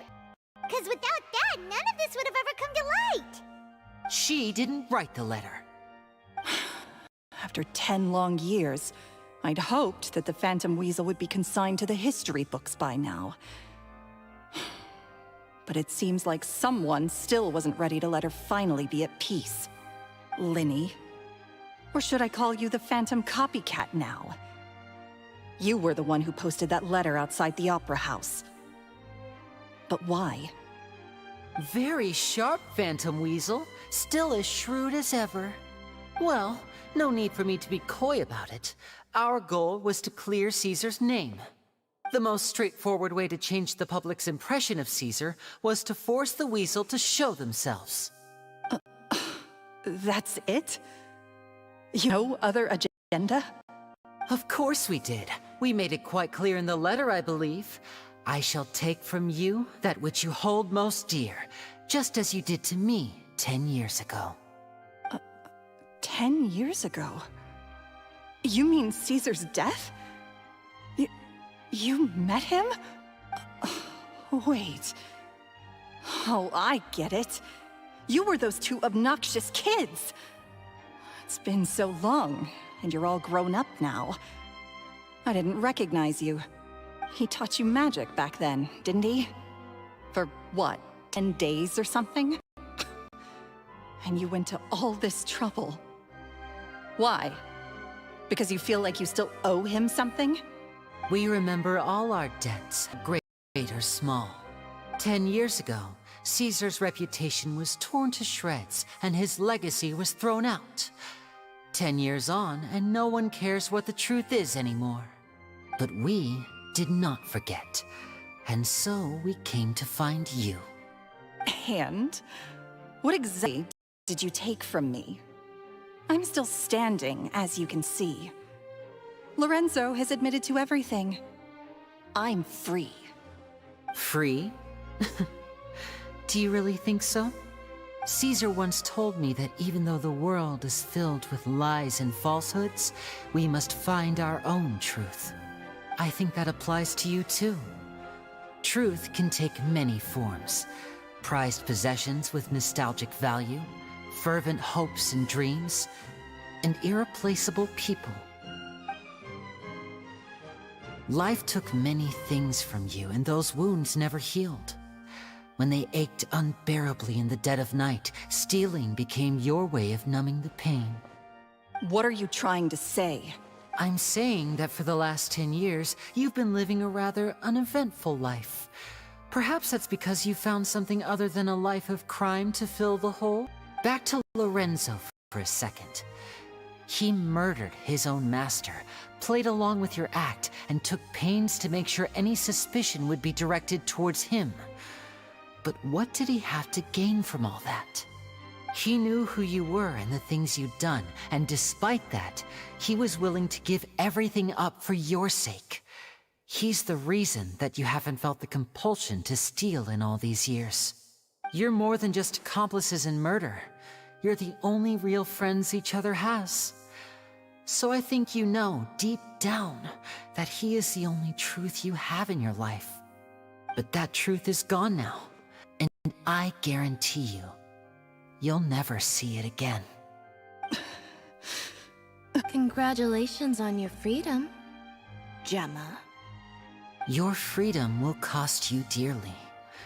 From now on, you'll be all alone in a world full of lies and falsehoods. I do hope you'll be able to bear it. You've still got a long life ahead of you after all. Gather round, one and all. The time has now come for the amazing Linny to perform his final act in tonight's show. I'm sure you're all wondering what he has planned for the grand finale. Well, wonder no more, for the answer is a death-defying high-altitude escape. A high-altitude escape?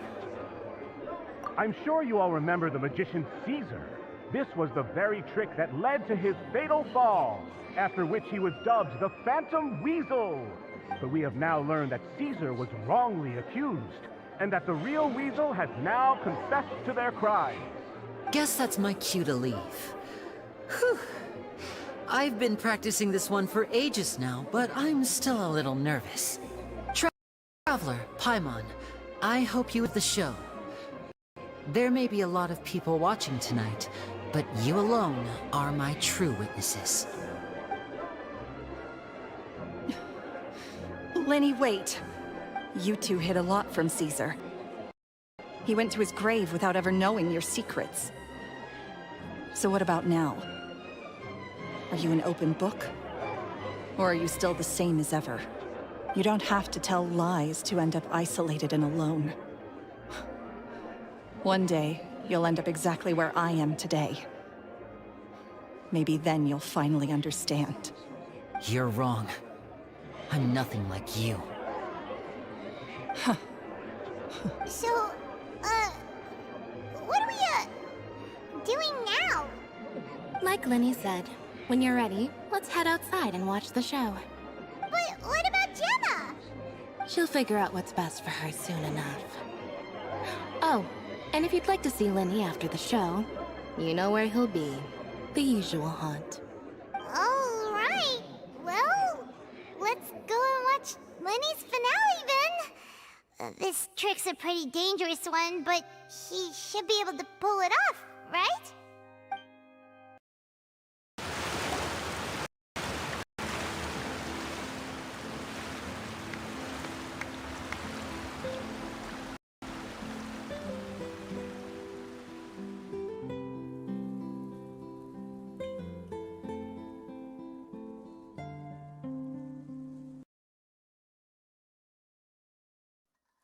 Magic should be mysterious, surprising, and defy logic.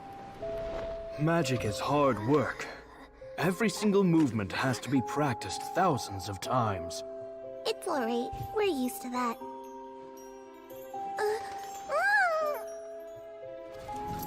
We're sorry. You've taught us so much, but we can't tell you the whole truth. It's okay. Do you still remember what I told you? This world is full of lies and falsehoods. I only hope that one day, you can find your own truth.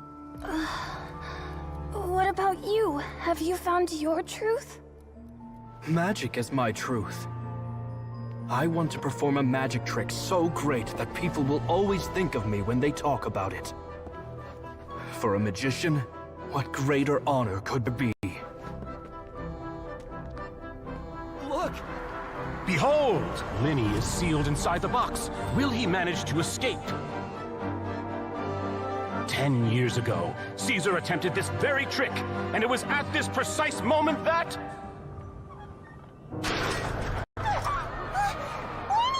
Watch out!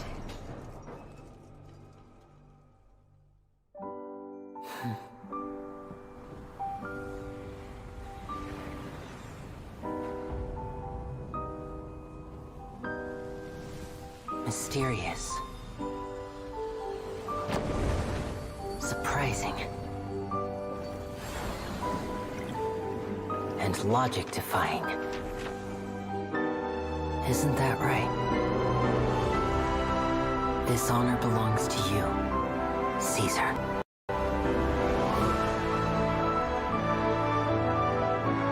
I'm just sorry it's a little late.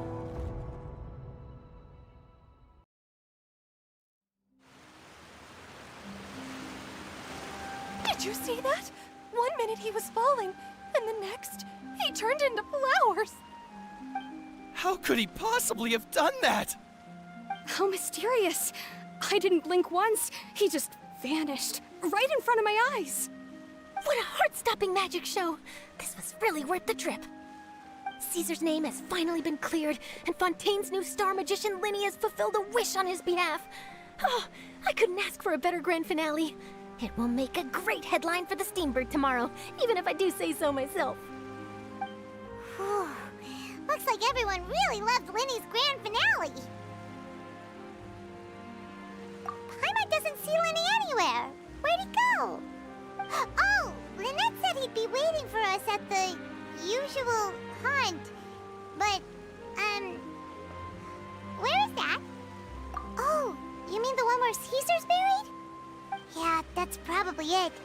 This whole magic show kinda seemed like Lenny's way of saying goodbye to Caesar. So it makes sense that that's where he'd be afterward. Alright, let's go look for him there.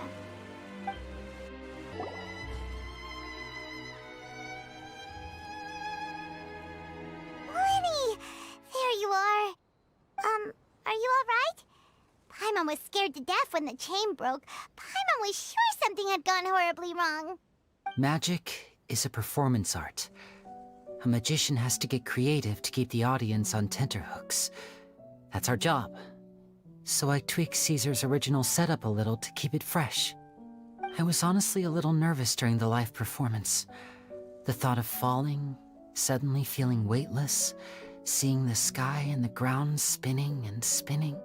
Sometimes, I can't help but wonder what Caesar thought in those final moments. Did he regret taking Gemma and Lorenzo on? Or did he believe that it was his own slip-up right until the end? You know, Paimon's been wanting to ask you about something ever since we were in Caesar's workshop. You learned math from Caesar once, didn't you? When was that? After I joined the House of the Hearth. To be honest, Lynette and I had an agenda when we approached him. I told you about my past before, remember? As a young boy, I survived by secretly magic from street performers. I'd watch their tricks and try to figure out how they were done. But I quickly realized that observation alone could only get me so far. What I saw was the polished final performance, but the rigorous training they put in behind the scenes remained invisible to me. I needed to learn how to improve my sleight of hand, hone my misdirection skills, and make niftier props. We were gifted enough that we'd made some progress by ourselves, but without proper guidance from a professional magician, we quickly plateaued. So that's why you sought Caesar out? Yes. We figured there was no harm in asking, but it took us by surprise that he was so willing to teach us. In all, we only spent 10 short days together, but he was very good to us. By contrast, we hid so many things from him. For instance, when he asked why I wanted to learn magic, I answered, "It's my passion." But in truth, there was already a lot more to the story by then. After being taken in by an aristocrat for our magic talent, then betrayed soon after, this was no longer about me doing what I loved. What amazed me was how the lie escaped my lips even as I was hesitating over whether to tell him the truth. Trust is a beautiful thing. Sadly, I'd forgotten how to trust by then. Winnie. Still worried about Phil? You really are a gentle soul, aren't you? But don't worry, I'm used to it now. From the mansions of the elite to the House of the Hearth, lies and selfishness have followed me and Lynette everywhere we go. After Caesar went on tour, we became busy with our missions. The next we heard of him was that he'd fallen to his death, and was now declared to be the Phantom Weasel. That night, I remembered his smile. But as I lay there, I didn't know what to say to him. To keep secrets is to put up walls. The longer you keep them up, the less you let people in. Then, one day, you look around and realize your life is like an auditorium after a show, full of seats once occupied by all the people who left. But I guess that's the price we have to pay. You only realize how much someone really meant to you when you lose them completely. That's why I was so confident this would hurt Gemma. Because I felt it for myself. Yeah, cheer up, Winnie. We've had to say our fair share of goodbyes during our journey, too. But whatever happens, Paimon always believes in what tomorrow brings. Delicious food, fun toys, and the Traveler by my side. Paimon just needs to focus on things like this, and all the unhappy stuff goes right out the window. You know, Traveler, doesn't that kinda make you Paimon's truth? Exactly. It's the same for me and Lynette. They're the truest thing each other has in the world, and nothing can replace that. Life has taken plenty from us, like it did from Gemma. But at least it left us with each other. That's what gave us the strength to get through the darkest days. That's why the darkness never consumed me, and why it never will. Maybe we live in the shadows too. We remember every precious ray of light that shines through. All right, time to lighten this conversation up a little. What did you think of the show tonight? Were you happy with it? It was amazing! Paimon just wishes we had distracted with the Gemma situation. We spent most time in the Opera House just talking and pretty much missed the entire first half of the show. Lenny, could you do just one more trick for us? Whoa, that's a bit of a tall order, I'm afraid. The show's just finished, so my sleeves are decidedly card-free right now. Aw, come on! Surely you can think of something. The Lenny Paimon knows can do anything if he puts his mind to it. Oh, all right then. I'll give it a go, but only because it's you. Watch closely. I have a flower in my hand. You liar! There's nothing in your hand! We ain't going along with this! Huh? My goodness, you're right. But I could have sworn I brought one here with me. Okay, try this. Count down with me. 3, 2, 1. 3, 2, 1. Now, have another look around. Maybe the flowers appeared somewhere else. Really? Let's see. Wow, there it is! Oh, this is a different flower from this time, right? This one's called, oh yeah, a rainbow rose. But more importantly, Paimon has to know how to kiss time. Please, Lenny, pretty please! Well, if you want to learn magic, you'll have to start by addressing me as teacher. Fine. Please, teacher, please! Since you asked so nicely, I'll share one little tip with you. Namely, the student of magic cannot solely rely on others being prepared to reveal their secrets. You have to observe, think, and find the answers for yourself. Is that it? Look at the time. We shouldn't linger here too long. Thanks again for coming to see my show. I bid you both good night. I look forward to seeing you again. All right, fine. See ya. Shall we head back now, too? Oh, Paimon can't wait to read The Steambird tomorrow. Paimon bets Linny and Caesar will be plastered all over it. Let's head to the Steambird's offices tomorrow morning and see what we can find out. I'm very sorry, Charlotte, but my sister and I are quite busy today. I'm afraid we'll have to decline this interview. Oh, please, Linny, I'll only take a moment of your time, if you would be so kind. Huh? What's happening here? I spent all night writing my piece about the Phantom Weasel, and it was going to go to print this morning. But just as dawn broke, I suddenly received news that Caesar's fiancée, Gemma, had contacted the guards and confessed to having been the real Phantom Weasel all along. That was quick. Too late, bro. That was quick, It sounds like I've got some catching up to do. Please, fill me in. Whoops. Aha! My instincts didn't lead me astray. You do have something to hide. Gemma turning herself in must have something to do with Linny's performance last night. Maybe watching my high-altitude escape trick reminded her of a better time with Caesar, and she could no longer ignore the voice of her conscience. Huh. Okay, then. Wait, no, there must be more to it. If that's all it took for her to have a change of heart, how did it take her 10 whole years? Well... Oh, I remember now.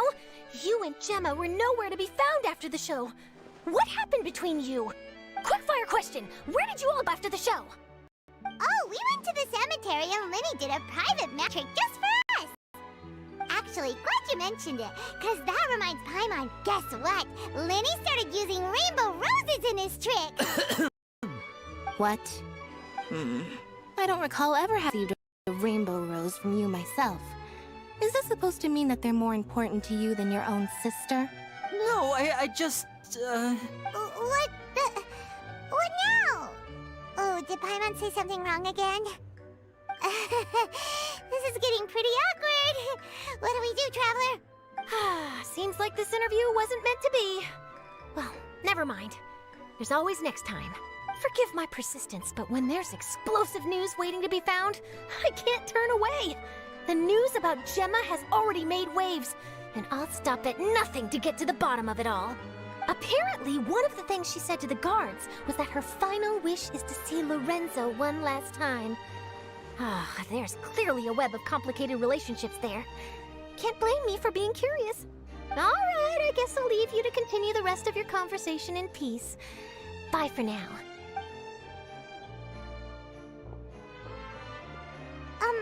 Lynette? Paimon didn't mean to. Don't worry, I wasn't angry. I was just trying to her. Oh, really? Oh, thank goodness. You scared Paimon. Phew.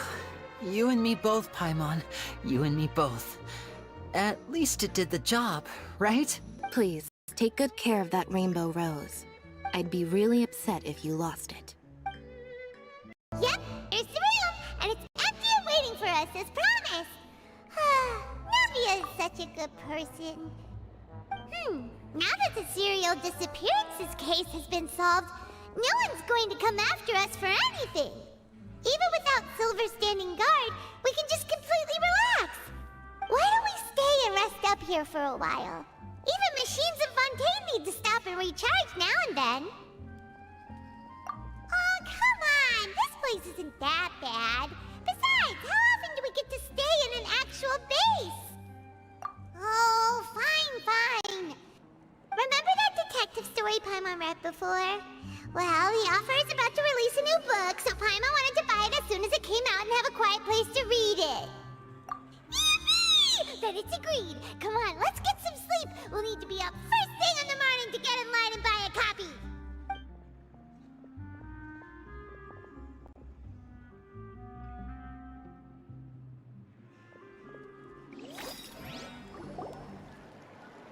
Paimon didn't expect that style at all. Even though it's a detective novel, it's also like a social documentary. Whew. It's actually pretty good. No! Paimon just spends a bit more time sleeping than you, that's all. Excuse me, but do you know if the Traveler and Paimon are lodging here? Huh? Who are you? Paimon doesn't recall seeing you before. Wait, you're not here to give us trouble, are you? A blonde traveler and a chatty little fairy. Whew, looks like I found the place. Good thing I asked the Spina di Rosula. Seems they sent me the right way. Hey, what do you mean by chatty? Paimon's always careful not to talk too much. Most of the time, anyway. It's an honor to meet you both. I was sent from the Palais Mermonia. Monsieur Nourilette wishes to see you. It seems he has something important to discuss in person. Nourilette? He wants to see us again already? Huh. We talked so much the last time we met. Has something happened since then? I am not privy to the details. It would be best if you came to the Palais Mermonia and asked Monsieur Nourilette in person. If you say so, but Paimon has a bad feeling about this. Now that I've delivered the message, I'll take my leave. Thanks! We haven't left the room for a few days, so we'll head over once we've freshened up a bit.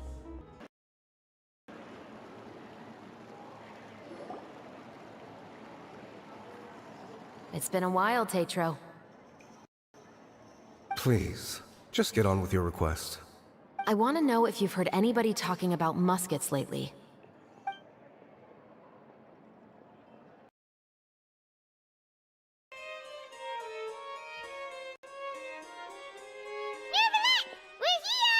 Did you want to see us about something? Huh? Why were you just standing there? You daydreaming or thinking something over? Yes, I did send someone to fetch you. But as for what I'd like to discuss next, well, I still have some reservations. Given that we've already made the trip here, you should just tell us. Bet you need us to help you with something, right? I do indeed something I'd like to ask you to do. However, you should wait until after I tell you the details, then decide for yourselves whether you'd like to help or not. The situation is this. If I'm understanding you correctly, the Snezhnayan Har known as the Knave has essentially requested a diplomatic meeting with you, correct?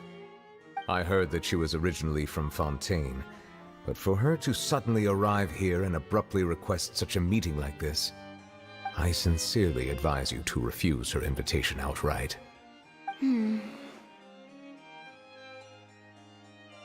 I'm sure you're aware that her purpose is most likely related to Child's recent predicament. We convicted one of the Snezhnayan harbingers in a court of law, but we have a form of detailed report on the matter. This does indeed provide an opportunity for Snezhnaya to put pressure on us.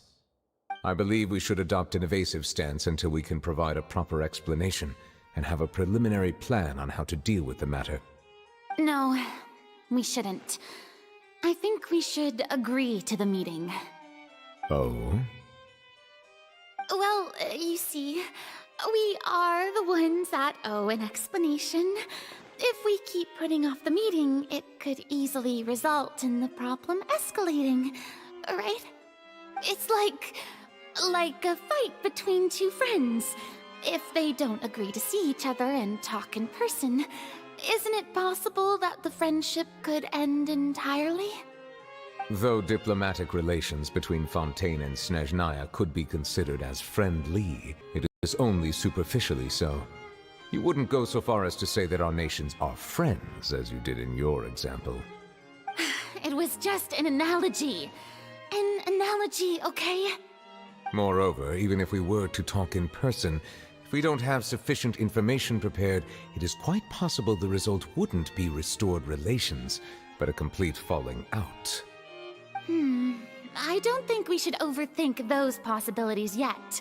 Even if the logic of the divine is not immediately apparent, its wisdom will only be revealed with time. Besides, you'll be at the meeting. If any problems do pop up, you'll have no problem navigating them. I must clarify that interacting and communicating with people outside of court is not my cup of tea. It seems you think too much of me. But more importantly, when did I agree to join the meeting with you? You mean you won't come? No, that won't do. I go to the meeting alone. You have to accompany me. I must take you with me. Lady Farina, could there be something else regarding this matter that is being kept from me? No, not at all. Look, I am the Hydro Archon of Fontaine, Focalor, the god of justice who is loved and adored by many. So I only hope that justice will be served in this matter. Don't overthink it. I'll go find someone to arrange the meeting.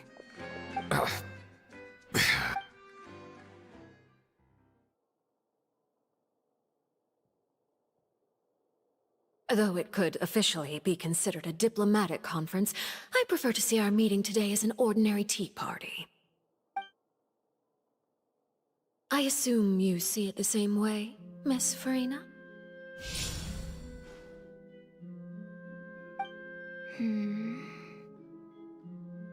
Lady Farina? Yes, that's right. Just like you said, a tea party. I should for providing the pastries. They look delectable. To make this tea party even more lively, I've invited someone else to join us today. It's a pleasure to meet you, Monsieur Neuvillette. I was born in Fontaine, so naturally, there's no need to introduce the nation's revered Eudex to me. Hello. The pleasure is also mine. First, I would like to thank the two of you. I'm often away on business outside of Fontaine, and I'm told that the children of the House of the Hearth have been well taken care of by you. Oh, I'm not referring to when my children, Linny and Lynette, were falsely accused by you. Please don't misunderstand. The children of the House of the Hearth are often misunderstood. Perhaps due to the reputation of the Fatui. There's no getting around that. All I meant to say is that Fontaine has been stable in recent years. The people are well off and the children lead happy, fulfilled lives. That is something truly worth cherishing, and no one wishes to disrupt such peace. Now then, you have come regarding the matter of Child, correct? Well, yes. It appears the ever-busy Eudex Neuvillette doesn't wish to waste time with diplomatic pleasantries, and hopes that we can get straight to the point of our talk. Yes, As you surmised, understanding Child's situation is indeed one of the goals of this trip. As we are both diplomats from Snezhnaya, as well as we harbingers, Child and I have always been colleagues. Were anything to happen in Fontaine, each of us would serve as the other's attorney to resolve the issue. So now, in my capacity as his attorney, I returned over to Snezhnaya. We have a responsibility to cooperate with Fontaine and resolve what has happened to him together. The rules governing attorneys only apply before a trial has concluded. Since a verdict has already been rendered, we see the case as settled. I apologize for being unable to grant your request. An outright refusal. Very well. I respect all the rules of Fontaine's courts, just as I respect you as Chief Justice. Okay, why don't we back up a step?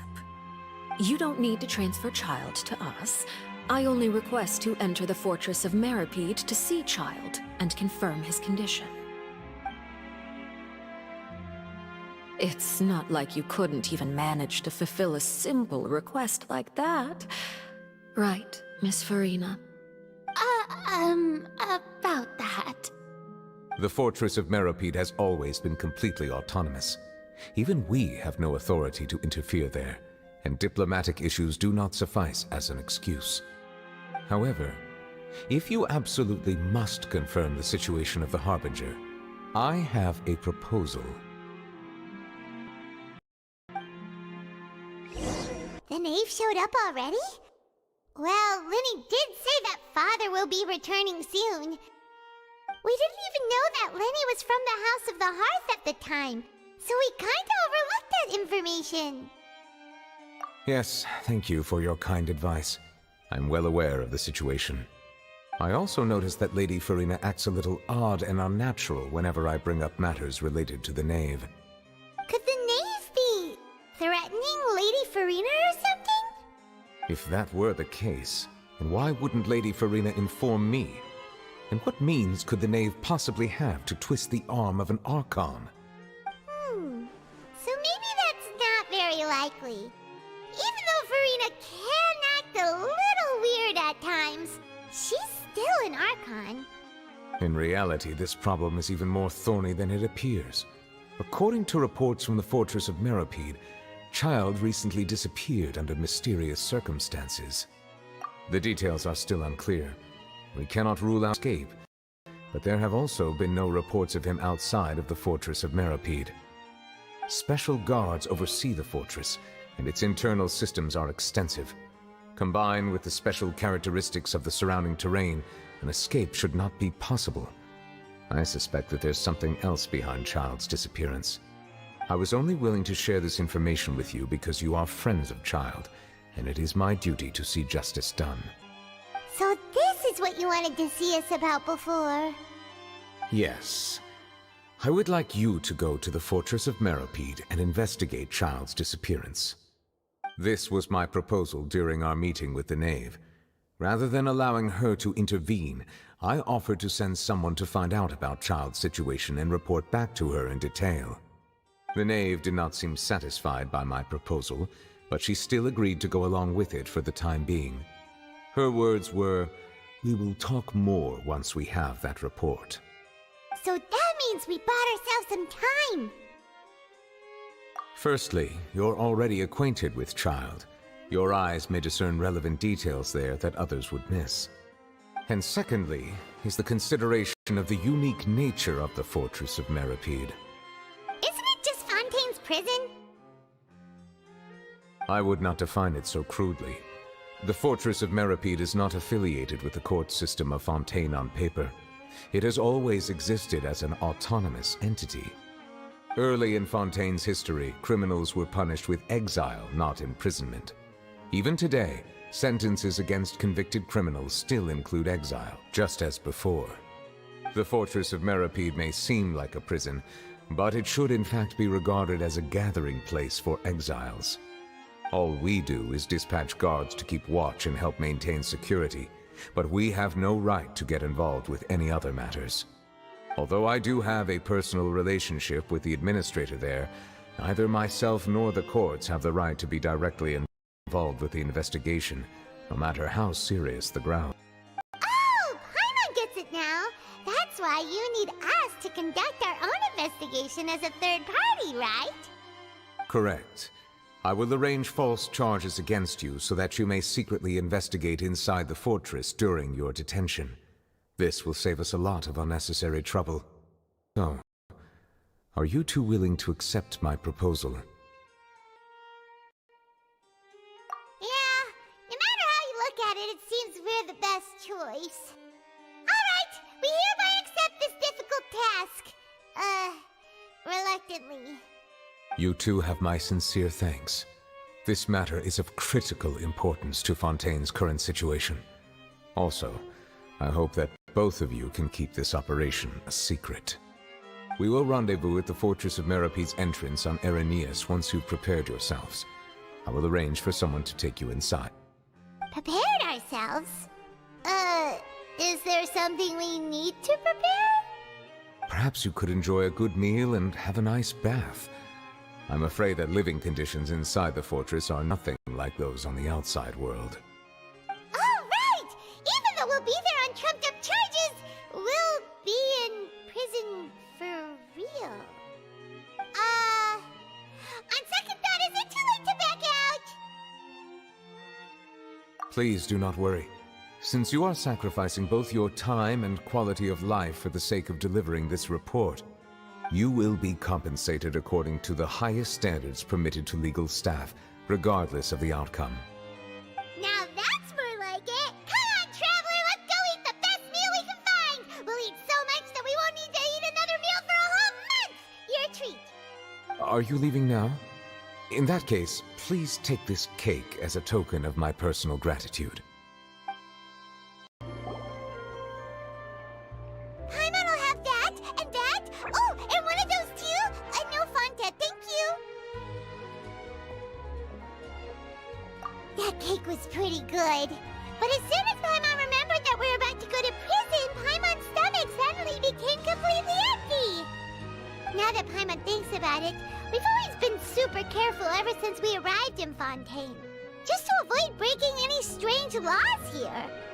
But here we are, about to willingly send ourselves off to the Fortress of Merope. Maybe this is what they call fate. Let's just try our best to investigate everything quickly once we get there. Paimon doesn't want to stay in prison too long. Oh, what is that I hear? Is it the taste of a breaking story? Hey! Can't hear a taste!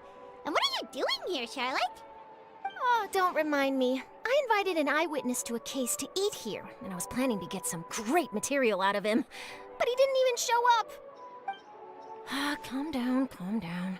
This is nothing new. As a journalist, you'd be used to this by now. And as long as you can score some juicy tidbits from the Traveler, you might still be able to recover the cost of the meal. You know we can still hear you, Charlotte. Never mind. It's nothing. I just heard you mention the Fortress of Merope. You didn't commit a crime, did you?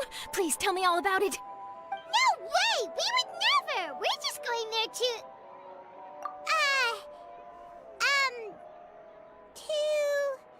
Oh no, Paimon almost forgot that Neverlet told us to keep it a secret! Huh? You're being arrested for that? Oh, but now that I think about it, I suppose that's not completely unreasonable. That's pretty despicable, almost as offensive as committing theft. You mean Paimon really did something that serious? Sorry, Paimon really messed up. Well, in that case, it's nothing particularly newsworthy after all. Oh, how disappointing. Oh, right, there's still a chance. Since you're going to be at the Fortress of Merope, would you help me gather some material for a story? About that, Paimon doesn't think we'll have any time. Oh, it's nothing difficult. All you have to do is think of a way to get some time face-to-face with the Warden of the Fortress. He was awarded the honorary title of Duke in Fontaine. Sounds really cool, huh? Only those who have made significant contributions to the nation have been conferred this title. It's incredibly rare. On top of that, the Fortress of Meripede has never been under the jurisdiction of the courts. Practically nobody, including journalists like me, knows anything about the person in charge there. Oh, if I could write an exclusive article about him, I bet it would boatload of papers. You make it sound easy, but it really depends. Of course, I wouldn't ask you to do it for free, so this meal is on me. All right, you got a deal. We'll do anything you want. Then it's settled. The food should be here any second, right? Huh? Wait, just how much did you order?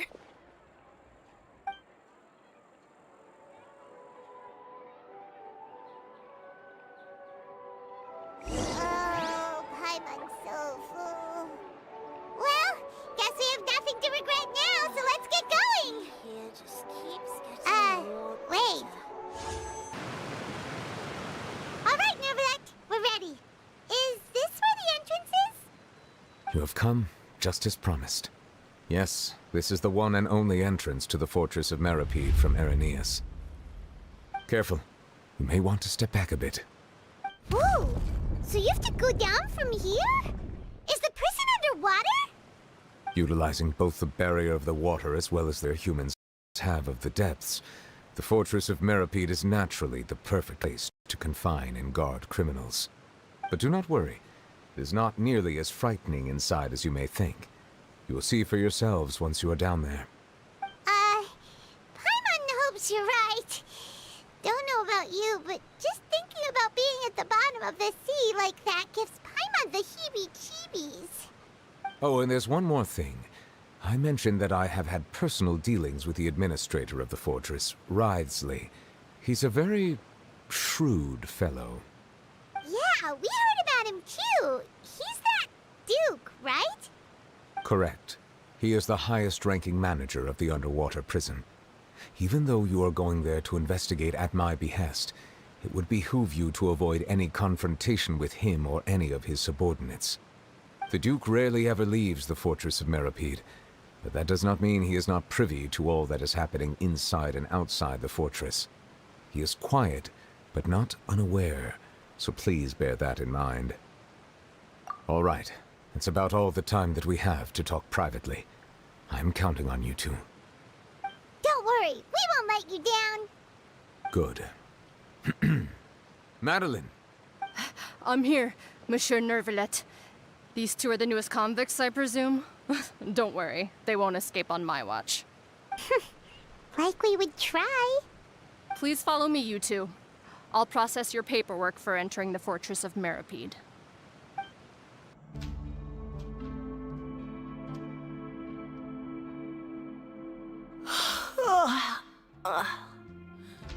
Oh, it's you, Madeline. Why'd they make you make the trip down here today? Monsieur Nervalet personally requested I escort these two convicts. I suppose he was concerned others might not be up to the task. Well now, aren't you the lucky one? Must be nice to be on good terms with the big shots like the Chief Justice. The only people I get to see every day are the new inmates. Well, have you tried service with a smile? Who knows, it might help your professional reputation. Yeah, right. As if. Every criminal comes through here looking miserable. How can I smile with such a toxic work environment?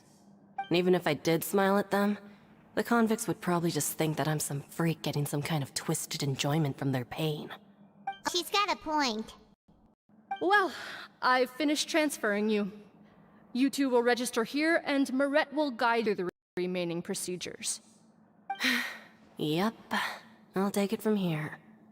You head on back to that bright and sunny world above.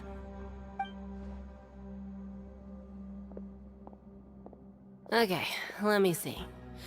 You are the Traveler and Paimon, correct? That would be us! Let me confirm your charges and sentence. Let's see. You two are charged with eating a cake specially prepared for the Archon by a Snezhnayan boy without the Archon's permission, thereby incapacitating the political center of Fontaine for a brief period. Sentence, 45 days? Huh? Wait, you mean the cake that Nervalite gave us was... Just looking at the charges, it seems you two are capable of causing some serious trouble. And considering how fond Lady Furina is of sweets, this crime is tantamount to trying to assassinate the Hydro Archon herself. Now I've seen everything. Anyway, we still need to finish processing you before you can enter the Fortress of Meripede. Please stand in front of the board over there. I'll take your mugshots with my camera. Oh, all right. But be sure to catch Paimon's good side.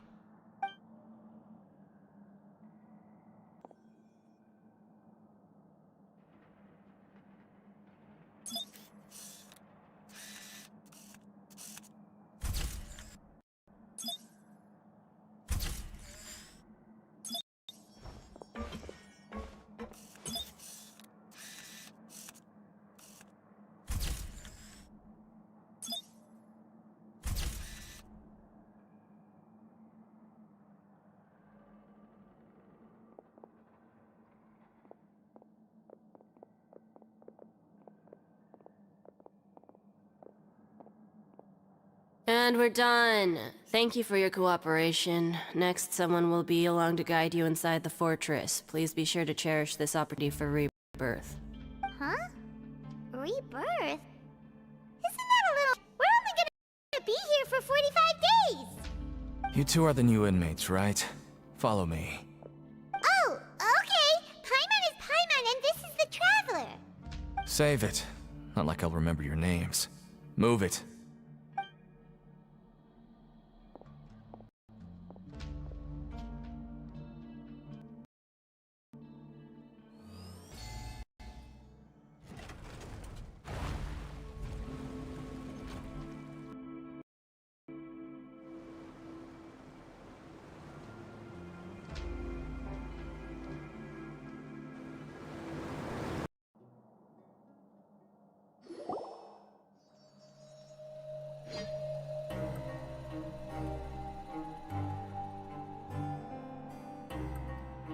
So, are you one of the guards here? Is there anything we should be careful of while we're here?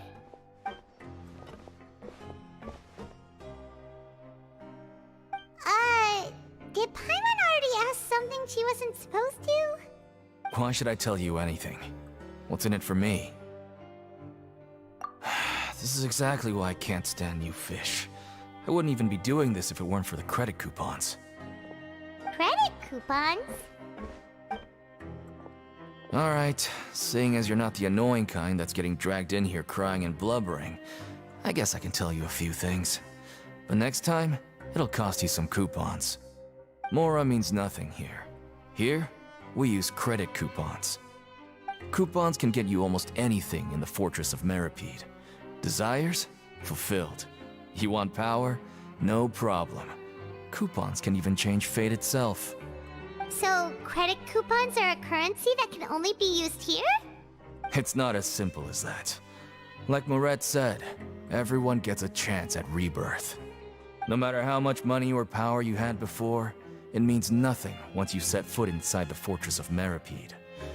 You have to start over and earn your coupons. Everyone starts from the same place, and you have a chance at a new, less terrible life. I guess that's the real purpose of the coupons. They symbolize true fairness and true justice. And this is also exactly why so many criminals choose not to return to the outside world, even after they've served their sentence. Oh, so that's what the Fortress of Meripede is like. Huh. Paimon was under the impression that it'd be more like a prison. It certainly ain't all sunshine and roses here, but it's also not the worst place to be. You'd better take a good look at the scenery now. It'll be the last chance you get for a while. After being away from the sunlight for so long, even the terrifying depths of the sea start to feel like home. It just stops feeling oppressive, you know? Oh, I'm actually an inmate like you two. Welcoming newcomers is a job I've picked up to earn some extra coupons.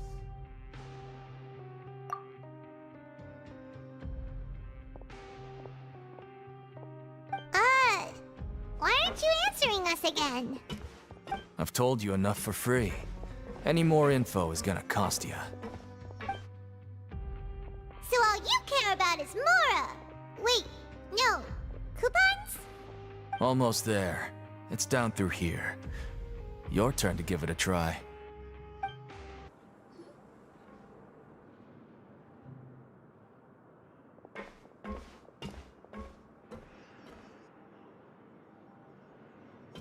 So this is the actual entrance to the Fortress of Meripede?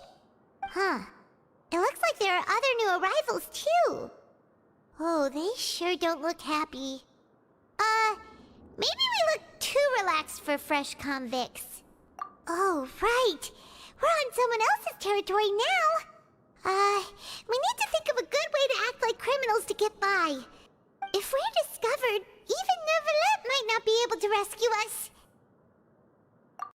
Hey! Don't scare Paimon! Oh, Paimon's not ready for all this! Look, I don't really know you, and I have no idea what kind of crime you committed, but... You wouldn't have happened to anger someone important, did you? Someone important? Paimon doesn't think so. Wait, why are you suddenly trying to talk to us now? Now's not the time to worry about that. Anyway, it's over there, so... You just go on over there by yourselves. I've done my job, so... Good luck. What was that all about? Wait a second. Are there usually so many garter mechs around here? They're already onto us? Prisoners numbers 7459 and 7560. Welcome. Oh, no need to be anxious. These Gardamex aren't here to attack you. In fact, they're here as your honor guard. When I heard that you were friends of Monsieur Neuvillette, I had the Gardamex come and wait in formation. Wait! You know about our connection with Neuvillette? The seafloor isn't as cut off from the world as you might imagine. However, I'm afraid that I know nothing more than that you are friends of the Udex. And as you can see, committing a crime means being sentenced here, even if you're friends with the Chief Justice. Quite fair. The Duke! Greetings, Your Grace! Lovely weather today, isn't it? Oh, greetings, my good fellow. Well, I'm willing to imagine that the weather is as good outside the sea as you say it is. How great it would have been if only the Fortress of Meripede had been built on the coast, huh? It would have been so convenient to enjoy a nice chat in the sunshine. My profuse apologies. I just got so nervous when I saw you, So this is the Duke. He sure looks a lot younger than Paimon imagined. The Traveler and Paimon, correct? Mr. Deacon here was responsible for your welcome. I trust you were satisfied with his guidance?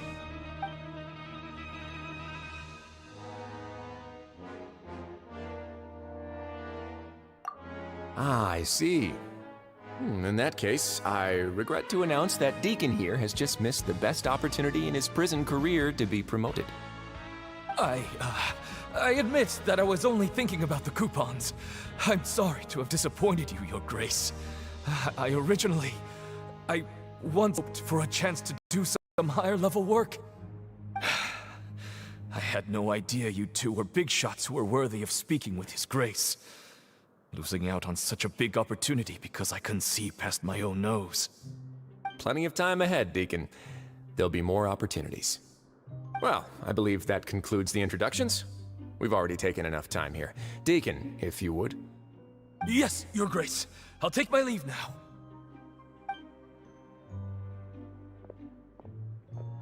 Please, follow me. To make you feel more welcome, I'll show you around the various facilities of the Fortress of Meripede. I hope it'll help you adjust to life here. He's going to personally give us a cure? Huh. Paimon can't figure out what this guy's thinking at all. No wonder Charlotte's so interested in him. He's one of those mysterious types. Alright, let's keep up with him. There's no need to be so reserved. The label of criminal is nothing but one of many identities. And being criminally inclined here at the fortress is just one of many ways to survive. Is it really okay for the warden to think like that? We're real criminals, you know. What if we're too difficult to handle? Well, then maybe you'll be able to carve out a name and a place for yourselves in this underwater world, But before you go in swinging, please remember that in the Fortress of Meripede, it's better to not cause trouble for yourself or for the guards. Now, we've arrived at a very important place, the Coupon Cafeteria. You can come here and claim one welfare meal each day. Welfare meal? You mean it doesn't cost anything? That's right. Criminals are essential to Fortress operations, so we must guarantee that they at least have the basic means to survive. But that's not how it was. Back in the day, it cost you credit coupons just to get a cup of water here. For fish like you who just arrived with nothing, you'd have to go to work hungry until you earned enough coupons to eat. It was only after His Grace became the administrator that we got the free meal rule. Now everyone gets a square meal every day, even no-good slackers who've never picked up a wrench in their whole lives. Nobody starves to death here. In the Fortress of Meripede, credit coupons are the only currency, and everything must be purchased. In some sense, you could say using the coupons is a form of trade. But trade is always conducted by people. So if we want trade here to prosper, we need to work hard and live their lives. If nobody could even afford a meal, then the whole fortress would be up in arms. And that would only make things more difficult for me. So, rather than saying that we're giving everyone a free meal here, you should say that everyone's hard work has improved the living conditions in the Fortress of Meripede. Your Grace's reasoning is correct, but what I said is also true. Whatever the case, hard work is rewarded here. You'd be hard-pressed to find anywhere else as fair and reasonable. Right! Paimon sees your point. By that logic, this place doesn't seem so bad after all. Oh, wait, no. We shouldn't drop our guard so quickly. But it seems the inmates really respect the Duke because of his attitude, right? We should still try to verify the truth with our own eyes. Let's continue this way.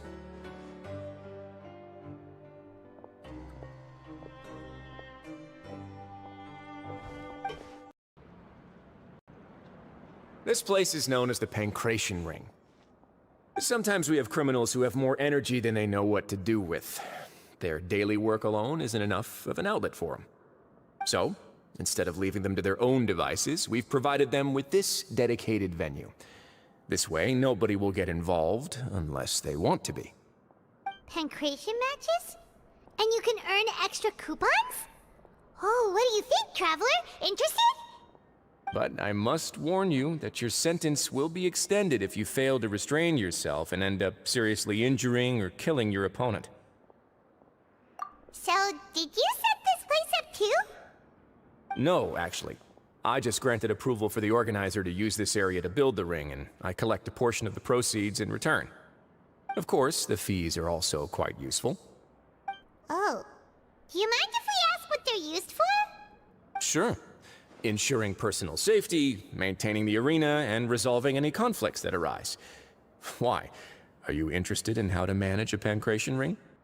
Oh, no. Paimon was just wondering if that's how you paid for everyone's welfare meals. A reasonable guess.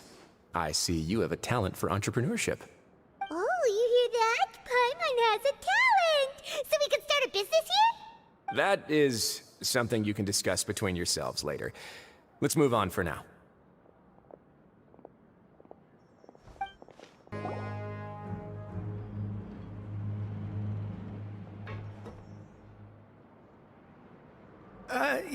Your Grace.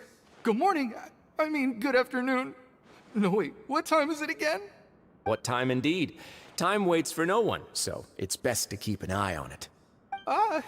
My apologies, Your Grace. Jeez, that guy's so nervous he almost forgot to breathe. Sorry, forgive my manners. These are the dormitories, which is where inmates sleep. The guards will inform you where your bunk is later. In the Fortress of Meripede, criminals usually spend most of their time in either the production zone or the sleeping areas. The production zone? What does it produce? Is that where we'll be working? Necessarily. Though working in the production zone is the most reliable way to earn credit coupons, if you have other skills, you can skip your shifts to earn them in other ways. Wow. Wait, you're the manager of this place, and you're just telling us to our faces that it's okay to skip work? The fact that the Fortress of Meripede has continued operating completely autonomously is proof enough that most people are willing to work honestly and earn a stable income. As for what we produce, many of the clockwork machines seen all over Fontaine originate from our workshop. Therefore, the Fortress of Meripede is not only a place where criminals serve their sentences, but also a giant machine factory. There's no need for me to get into specifics about the production process now. You'll experience it all firsthand when you report for work tomorrow. Let's move on. The tour continues over this way.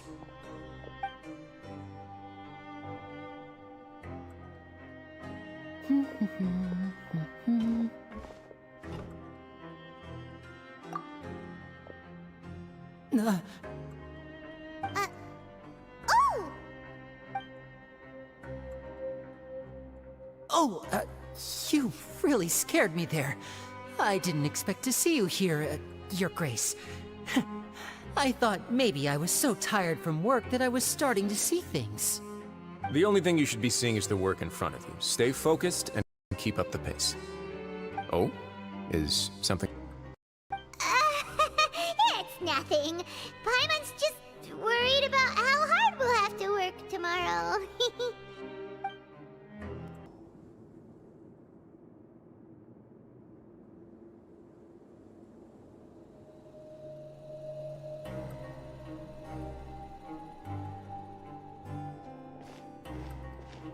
Your Grace? What are you doing in the infirmary at a time like this? Oh no, you didn't injure yourself, did you? Not yet, unfortunately for you. But thank you for your concern, Sigewinne. Then you must be here for those two. Allow me to introduce you. This is the infirmary, and Sigewinne here is the Fortress of Meripede's head nurse. Hello, new faces. They call me the head nurse, but I handle all the nurse-related work all by myself down here. Since you seem to have some rare downtime with no patients, perhaps you could find the time to join us for dinner? Oh, then these two must be some important convicts. Sure, I'll join the welcome party. Thank you. Your presence will be the pièce de résistance for today's tour. Oh, so the tour part is over now? I believe I've already covered the primary aspects of life here in the fortress. As for your work, there'll be someone else to guide you through the details. Is there anything else? I seldom conduct tours. Why don't you just ask if you have any questions? Well, this is our first time here. Paimon's not sure what to ask. Then let's head back to the coupon cafeteria. Maybe a meal will help you think up some questions. You should at least try to be excited. Our free meals are actually pretty good here.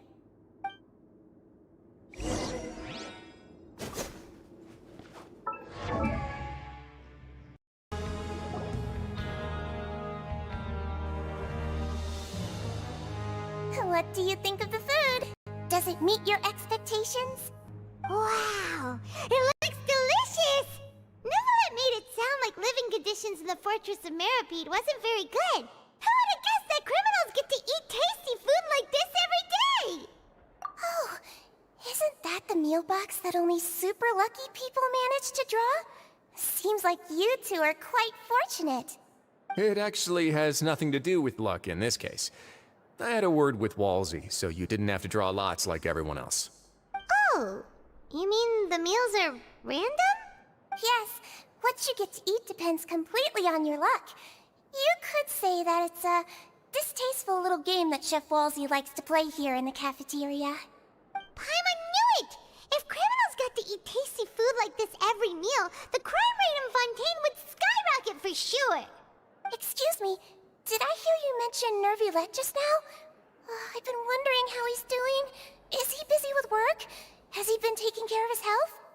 He seems healthy no matter how you look at him, but he works so hard all the time, so it must be really tiring. Sounds like he hasn't changed a bit.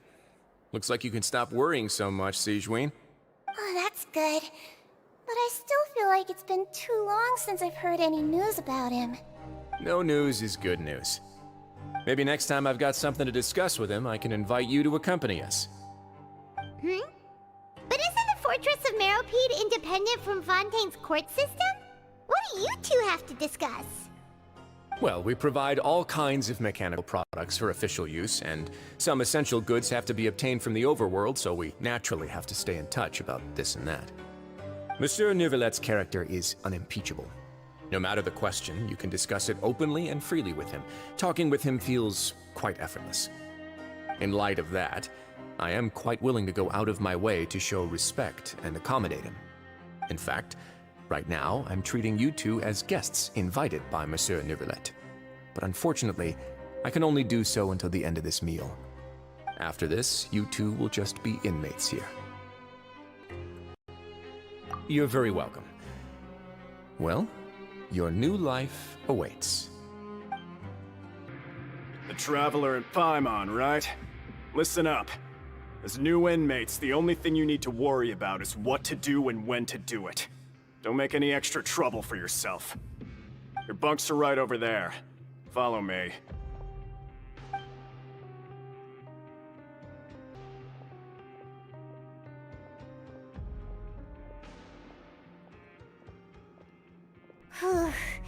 So this is where we'll be sleeping from now on. Oh, Paimon can't believe this! The days of staying home and reading detective stories are like a dream now.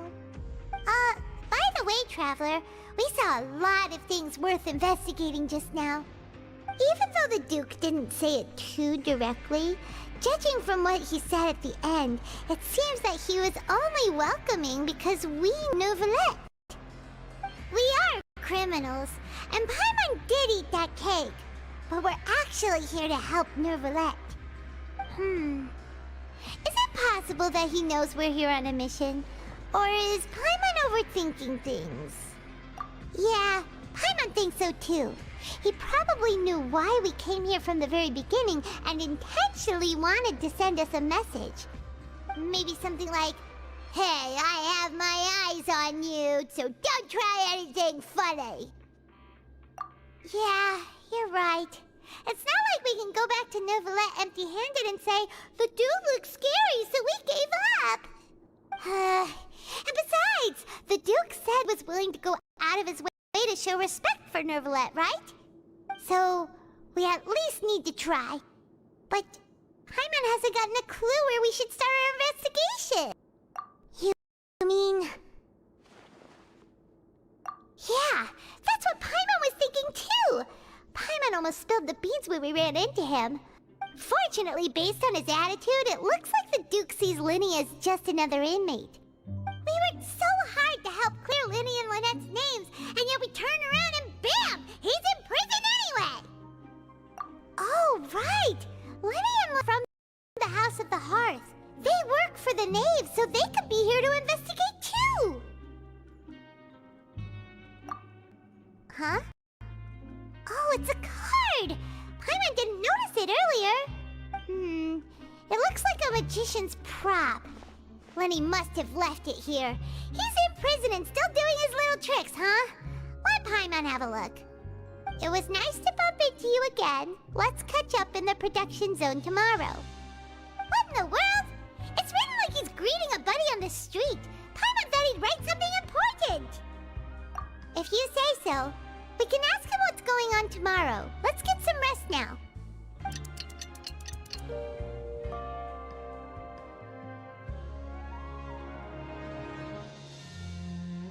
Hey, you're finally awake! Well, it's Paimon's first day as a prisoner. Last night, Paimon dreamed about getting interrogated by the guards until Paimon told them everything, and then Paimon woke up. Hey, come on! It's just a dream, okay? Paimon wouldn't really squeal. Maybe? Hey, lazy bones. What are you still doing here? If you don't want to starve, then get yourselves over to the production zone. Sorry! We're going right away!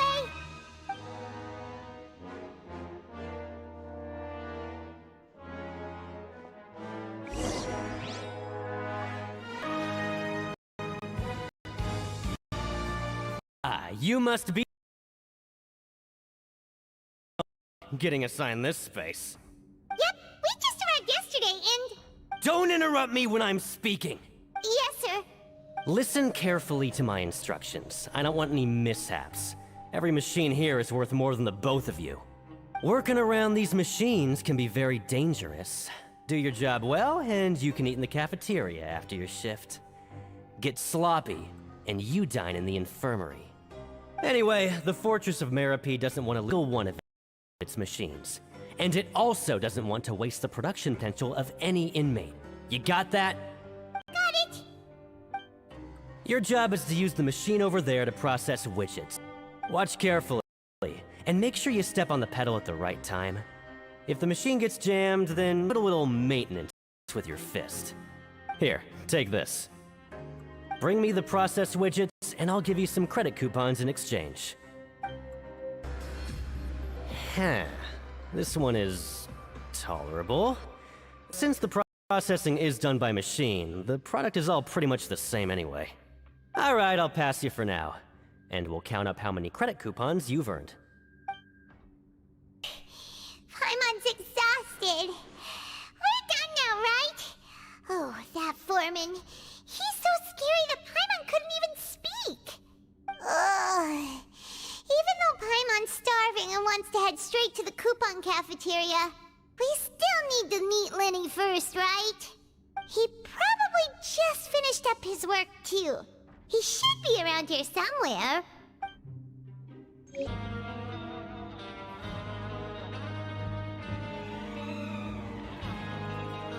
Hey, over here. Oh, you scared Paimon! How did you appear out of nowhere like that? Oh, you scare so easily now? Is there something worrying you these days? You little... The only thing we're worried about was trying to find you. Sorry. Come over here and keep it down.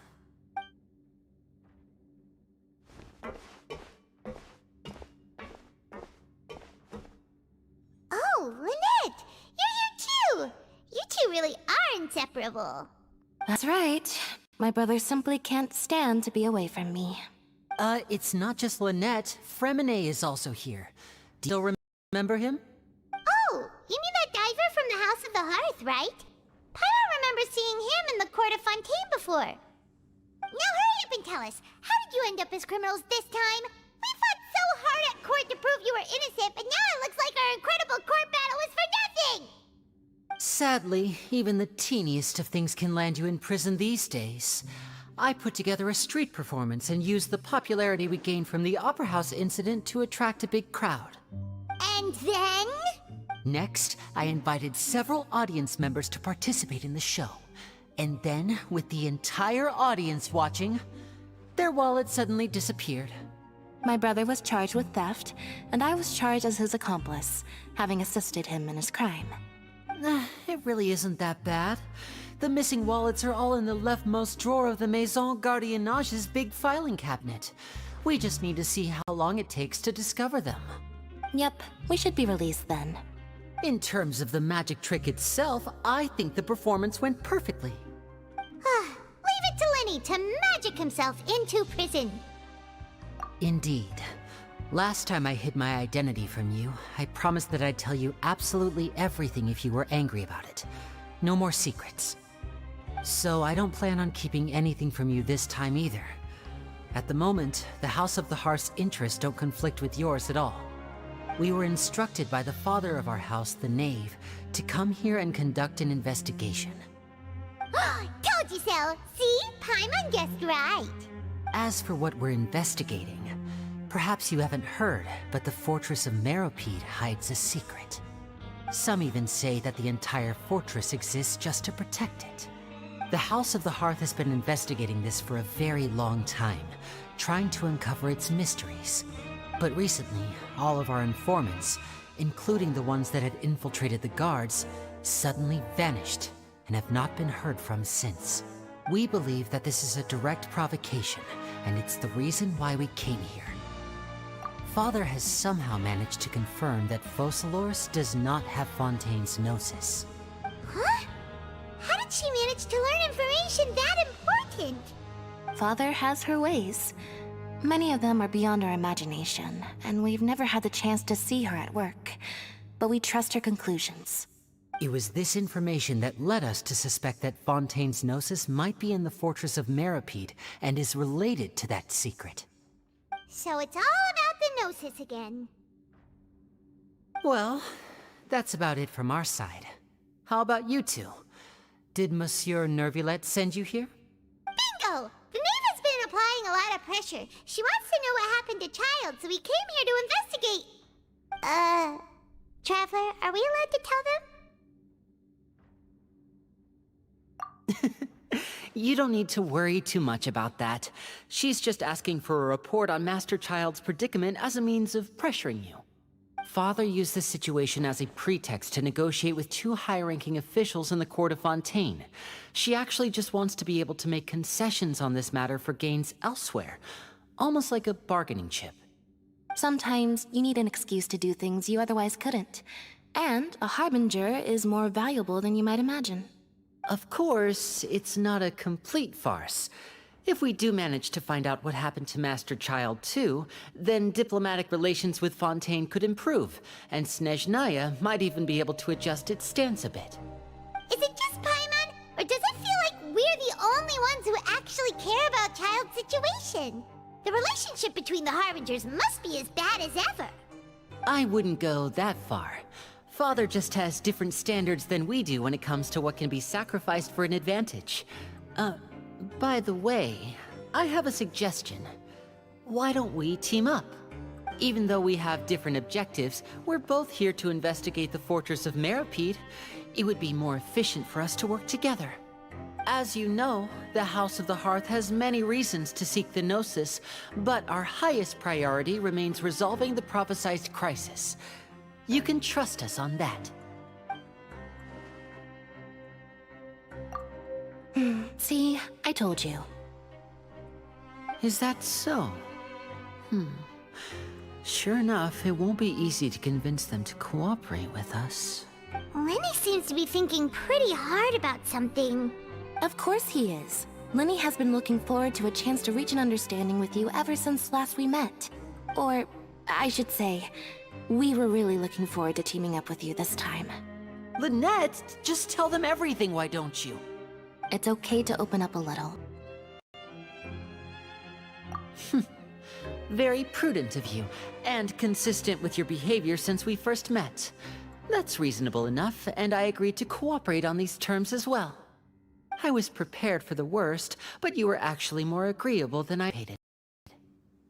All right then, there's no time to lose. I have some information to share, so listen carefully. Since Lynette and I arrived here, our investigation uncovered the fact that the Fortress of Meropide has a forbidden zone.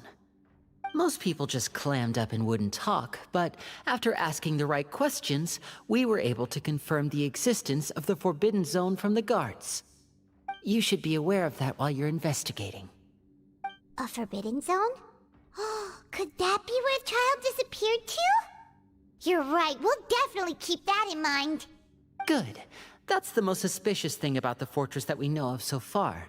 We have a few other unanswered questions, and we'll be investigating those as quickly as we can. Anyway, I hope you find our information useful at least. Oh, look at the time. You two must be hungry. You should go to the coupon cafeteria and get something to eat. I'll use my cards to get in touch with you again in the future. Oh, that's just what Paimon wanted to hear!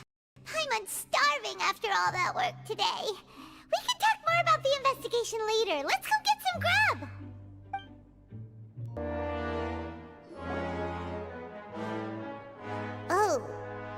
wasn't kidding. Today's meal is nowhere near as good as last time. Oh, who knows how long it'll be until we're lucky enough to get that super tasty meal again. Ah, forget about it then. We'll just deal with the regular food for the time being. Let's just get out of here as soon as possible. But life here doesn't seem all that bad. Other than the foreman being kinda mean and the work being pretty tiring. You think so, mate? If I had a coupon for every fish who said that. Seems you fishies still haven't learned your lessons from your life up on the surface. If you take things at face value, then by the time you reach a dead end, you won't even know how you ended up on that road in the first place. I like your attitude. I can, let you in on a little something. Everyone's been telling you to just follow the rules and not cause any trouble for yourself. Am I right? But what they don't tell you is that the rules aren't exactly what they pretend to be. The rules for being a prisoner. The truth is, this place has a lot of hidden rules. Huh? Hidden rules? What do you mean? Not everyone knows about those rules, but whether you know them or not, once you break one, you might encounter something even worse than death. Really? Oh, now you're really caring. Poor Paimon, don't joke around like that! Of course. And I'd say that just disappearing would be one of the better outcomes. Oh, you mean that if there really are hidden rules, then Child's disappearance might have something to do with... in that case, would you tell us some hidden rules? We definitely want to avoid breaking them. Come on, mate. This is valuable information. Difference between life and death. Do you really think you can just ask and I would tell you? Paimon understands, but we don't have many credit coupons yet. Yeah, I know. Not like I'm going anywhere. Just come talk to me after you've saved enough. Or over your new fish, freshly caught, and completely out of your element. What'd be the point in even telling you anything before you've gotten a handle on your new lives? Come and find me once you've been here longer. I'm usually around the Rag and Bone shop. Just call me V-Doc. Bye-bye now. He left. Just like that. Huh. Do you think he's just trying to scare us into buying fake information from him? Yeah. It might be a good place to start in our investigation. Hidden rules, huh? But, like he said, we don't have any coupons and we're still not familiar with this place. Oh, there's nothing we can do about it now. Ah, we were so busy talking we almost forgot to eat. Even if it's not the best, it's probably better while it's warm. Come on, dig in before it gets cold. So Paimon just confirmed with the guards that our shift is set for every morning, and we're free to do whatever we want all afternoon. But it seems like most of the other inmates choose to continue working through the afternoon to earn more credit coupons. Oh, and they also said that you can use coupons to skip work in the morning and free up your time. They weren't kidding. Credit coupons really can be used to do anything here. Paimon's so tired. And we'll need to wake up and go to work in the morning. Without any credit coupons, it's not like we can really do anything else. Nighty-night, Traveler. Paimon hopes we can keep making progress on our investigation tomorrow.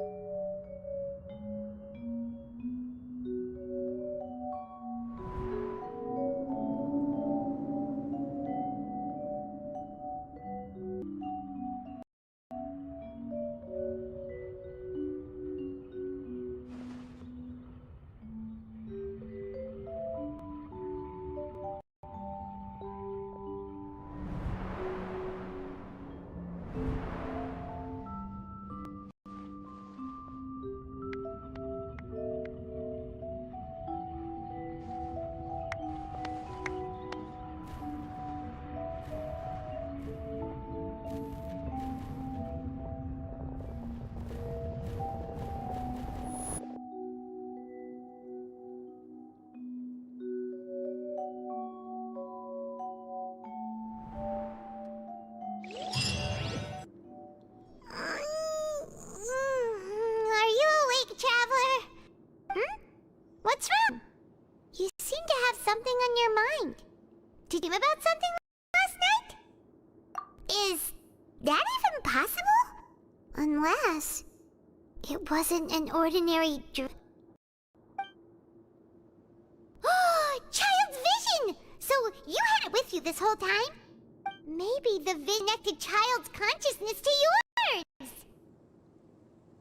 And our investigation has its first major breakthrough! Good thing you brought the vision with you here. So what did you see in the dream? Do you know where Child went? Huh. Okay. Well, hopefully it'll be a bit more helpful in the future. What's more important now is that it's the start of another new day as prisoners. Let's do our best to earn more credit coupons. What's the plan for today? Let's go! It's time to start working. If that guard Fielding catches us skulking about, he's sure to give us an earful.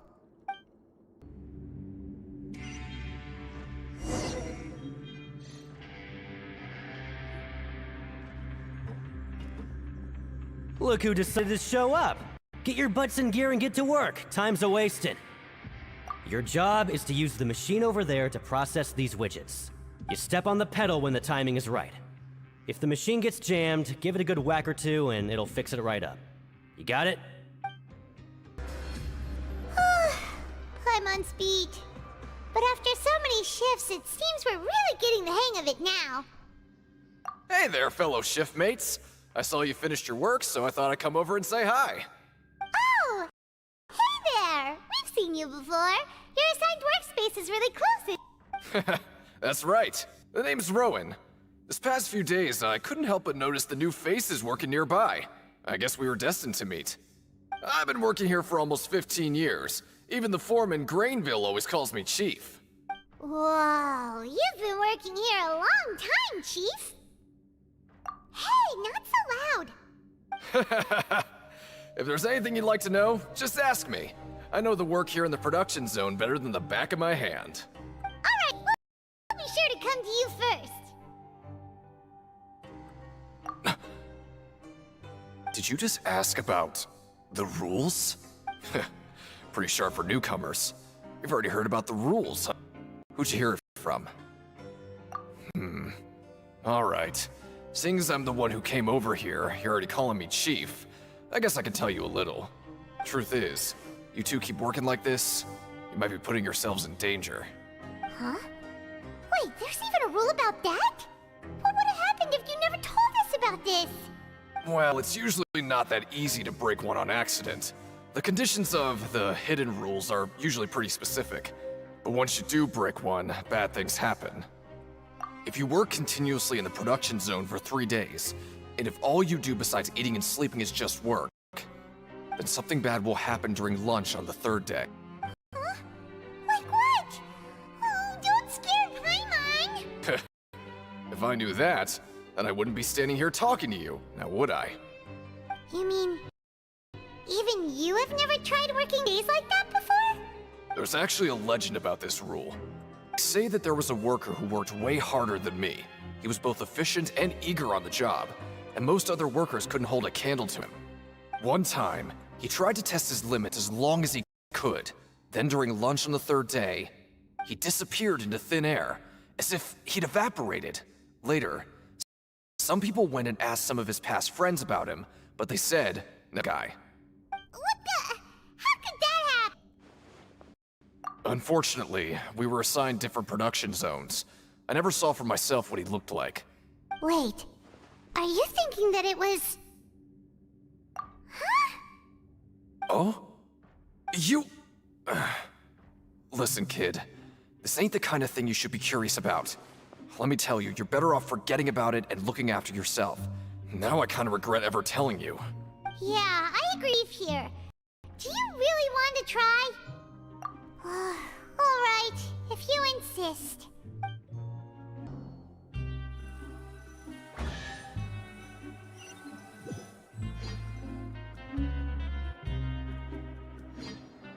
Whoa! Isn't this the super lucky meal? Looks like hard work really does get take her time and savor every bite! What would you like to do this afternoon?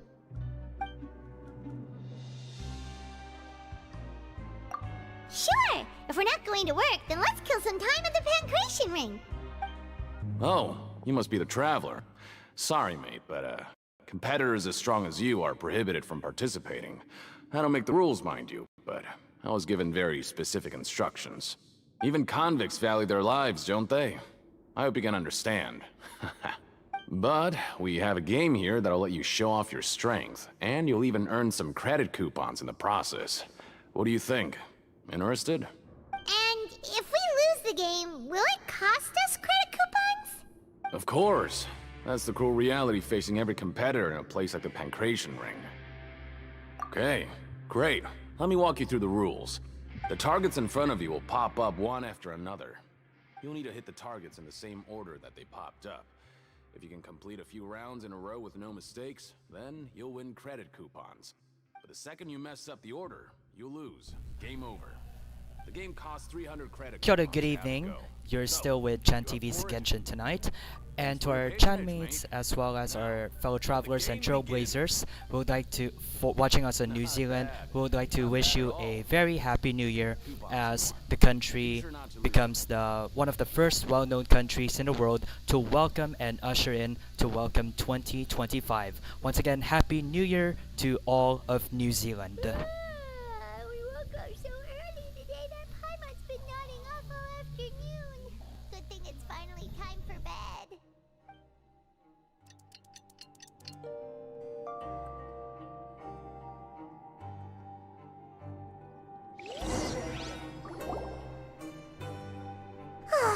The dawn of a new day. Paimon feels like we're getting used to life as convicts. Is that a good thing or a bad thing? What do you have planned for us?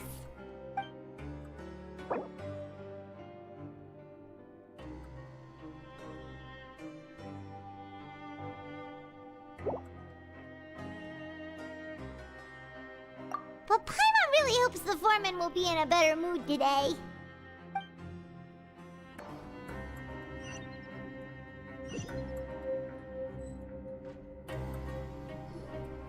Look who decided to show up! Get your butts in gear and get to work. Time's a-wasted. Oh? What's suddenly wanting to work so hard? You need coupons that badly? Sure. Let's just say we really want to test our limits.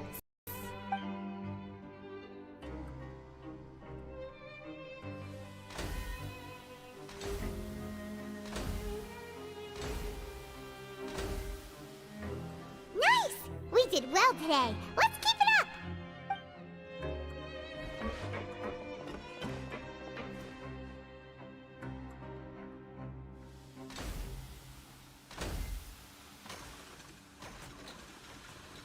Ooh, Paimon's had it.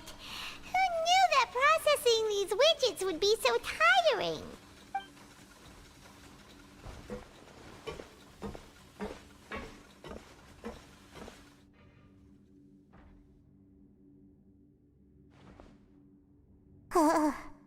That's it.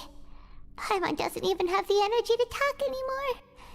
Is it time to eat yet?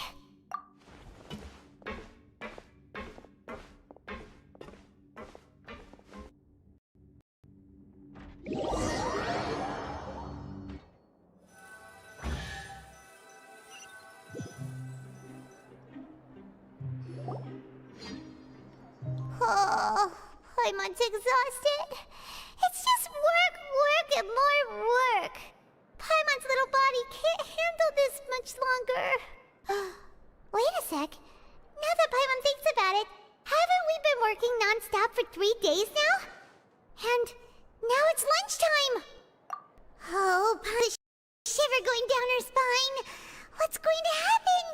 But it doesn't seem like anything's changed at all. And we made it to the coupon cafeteria safely. Are the so-called hidden rules only a rumor after all? Well, there's no use to just guessing all day. Paimon's stomach has been grumbling the whole time. Let's just eat already! Paimon wonders what we'll get today! Maybe we'll get the super lucky meal! Wait!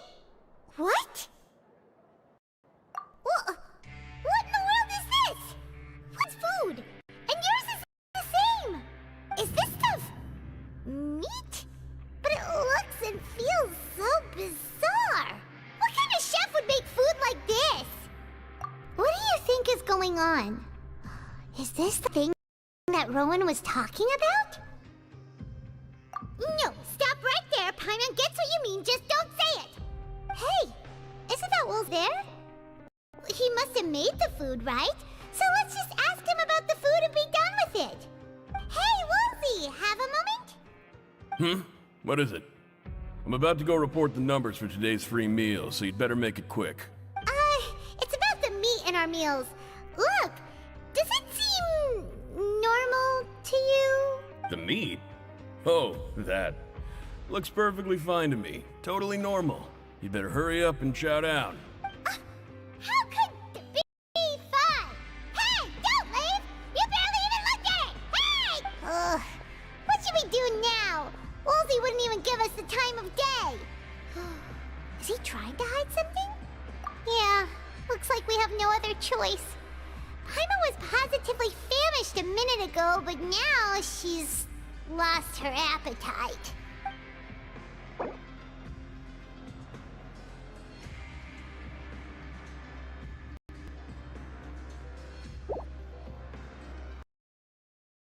No need to be so nervous.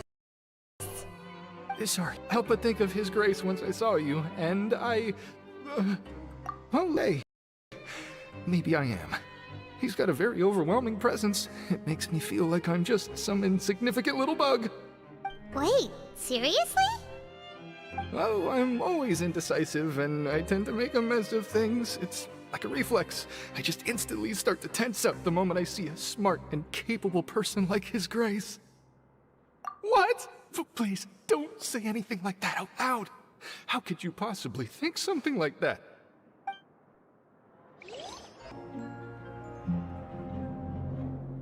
Huh? Rowan? What are you doing here, Chief? I was injured a bit just now. Nothing major. I think I just pulled something. Little mishaps like this are unavoidable at work, you know? Huh. I might have thought someone as experienced as the Chief would still get hurt on the job. I just knew you would say that. This is pretty embarrassing. Where's Siegeween when you need her anyway? The one time I need to make a quick trip to the infirmary. Oh, you mean she wasn't in the infirmary? Yeah. The rumors say that there's never anybody in the infirmary in the half hour before lunch, and nobody knows Siegeween gets off to. Huh. That's actually really strange. Siegeween's always super dedicated to her work. Where else would she possibly go?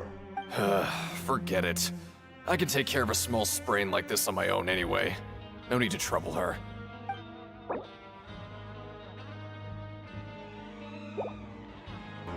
Oh, wonderful. I was worried that you'd be busy trying to earn credit coupons all the time, but it seems like you haven't neglected your investigation work after all. Paimon likes having more coupons, but no one wants to work all of them. Have you also been investigating the area, Lynette? No, I was just slacking off, and you happened to catch me.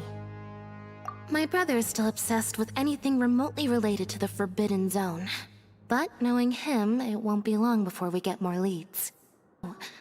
Before I forget, this is for you. Huh? Credit coupons? Why are you giving us these? I've been here longer than you, so credit coupons aren't a resource in particularly short supply.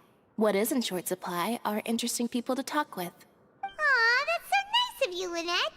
We'll be sure to make good use of these coupons then. Thanks a bunch! Hey, look! There's something here! Looks like a research notebook. That suspicious guy peeking into the infirmary just now. Is he a fan of Siegeween? He must have dropped this.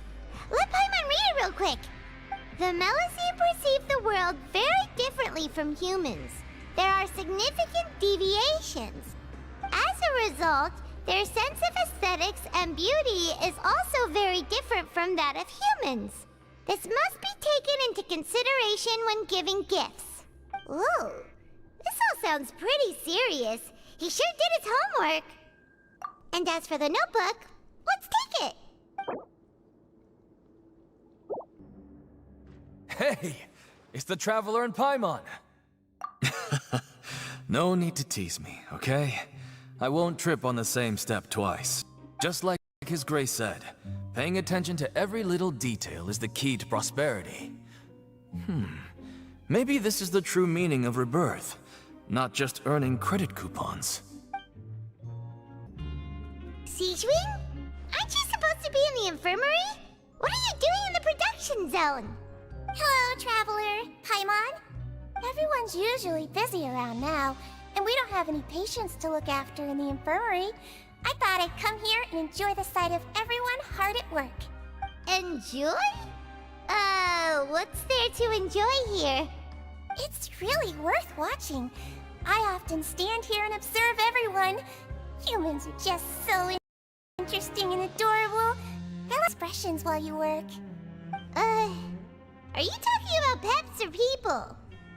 Oh, I can see why you think that, but you shouldn't jump to conclusions. See, we Melazines are a different species, and we see the world very differently from humans. It's very easy for me to observe everyone's condition. All it takes is one look, and I can tell which workers are exhausted. Wait, Melazines can see that? Huh. That does sound useful for being a nurse. Yes, running around tending to everyone's health is very fulfilling. But I'd much prefer it if you're all happy and free from exhaustion and pain in the first place. Take care of your body, make sure you eat well. Always rest when you're tired from work, and don't push yourself too hard. We'll definitely take care of ourselves. Thanks for the reminder.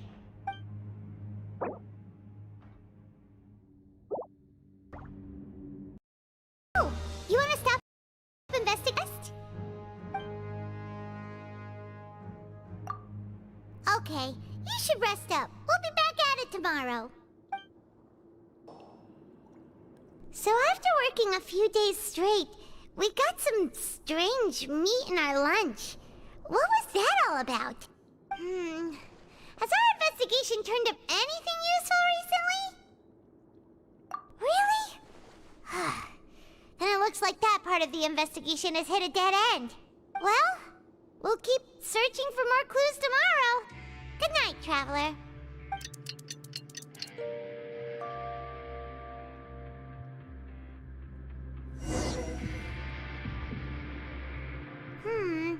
Maybe we can make some progress in our investigation today. What do you have planned for us?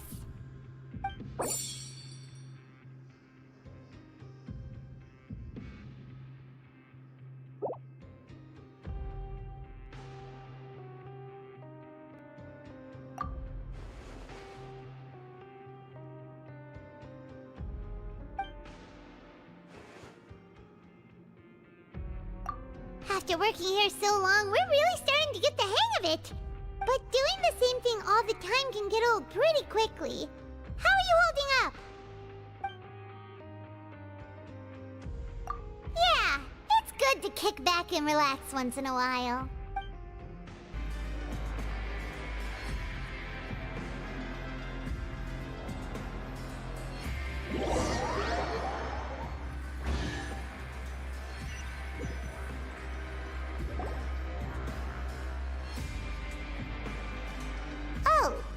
Just a regular meal set. Guess Paimon shouldn't get her hopes up. What would you like to do this afternoon? Maybe we'll be able to find some leads there.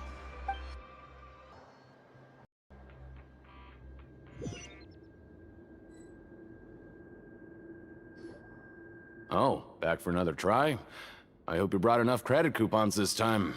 All right, get ready to play. Your strength really shouldn't be underestimated. Now I get why you're prohibited from participating in any official fights.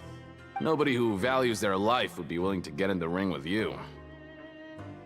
However, you two haven't tried betting on the outcome of a pancreas match yet, have you? Just go talk to Rusimov. Buy a ticket for whichever fighter you think will win. There's a big payout if the fighter you support comes out on top. But we don't know anything about the fighters. How can we possibly know who to support? That's normal. Just watch a few matches and get a feel for the fighters. It won't be long before you can pick winners in your sleep. He's got a point. Why don't we give it a try? If we have enough coupons, we could probably bet at random until we figure everything out. Bet at random, huh? Well, how should I put it? It's not like you can't do that, but I'd advise you to give it some more thought first. Huh? We shouldn't get too carried away. What's the problem? What? I never even picked a boxer before, and you already know about the rules? You're not just strong fighters. Seems you're pretty perceptive, too. Might as well tell you about it, since you already know that much.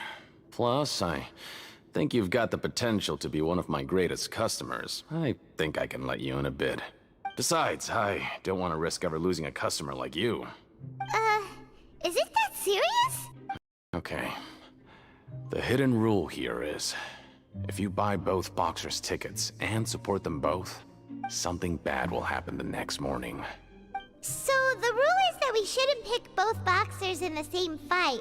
But if anyone actually did that, wouldn't they be guaranteed to lose coupons? Who would do that anyway? And what do you mean by something bad will happen? How would I know? Not like I'm stupid enough to do that. But I've heard a story about the rule. According to the rumor, there was a masked boxer who possessed incredible skill and power. None of his opponents even stood a chance against him.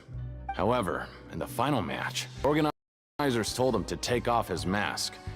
He refused and never showed up to the fight. And after that, he was never seen again.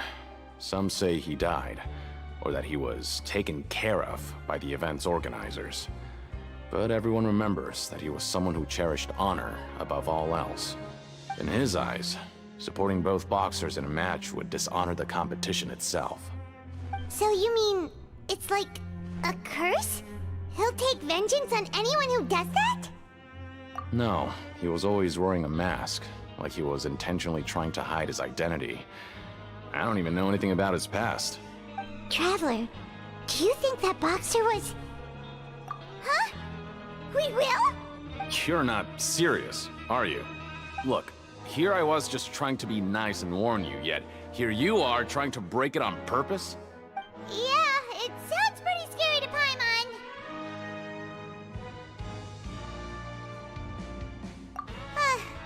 Seems you've made up your mind.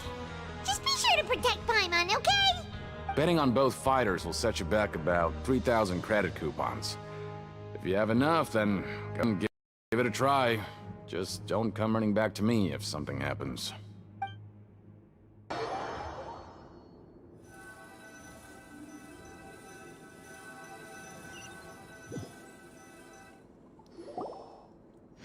Seems we had a productive day. Hope we can make even more progress tomorrow.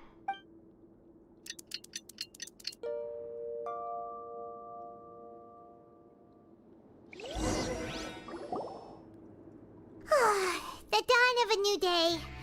Paimon feels like we're getting used to life as convicts. Is that a good thing or a bad thing? What do you have planned for us?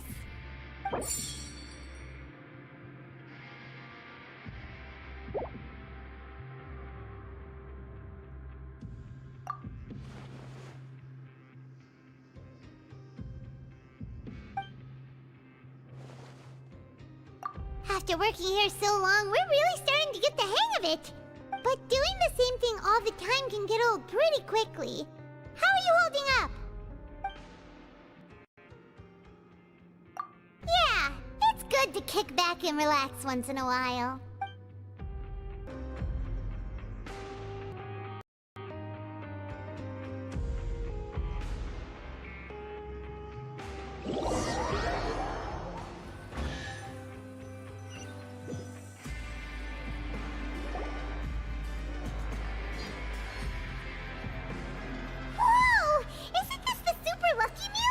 Looks like hard work really does get rewarded. Paimon's gonna take her time and savor every bite. What would you like to do this afternoon? Maybe we'll be able to find some leads there.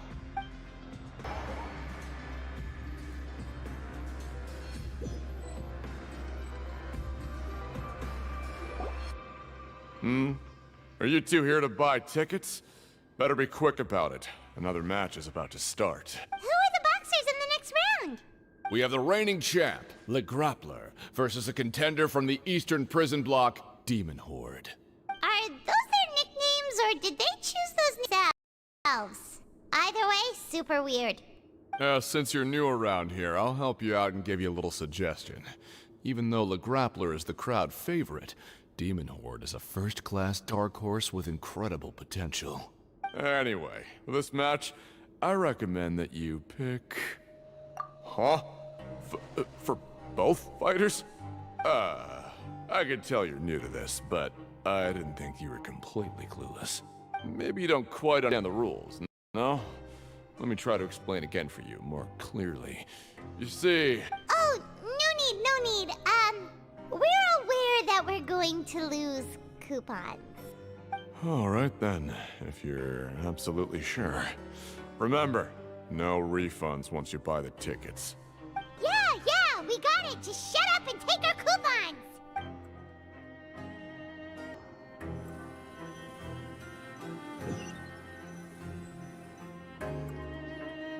Aw, looks like we won't get a chance to sleep in as long as we're here. Let's get to bed early.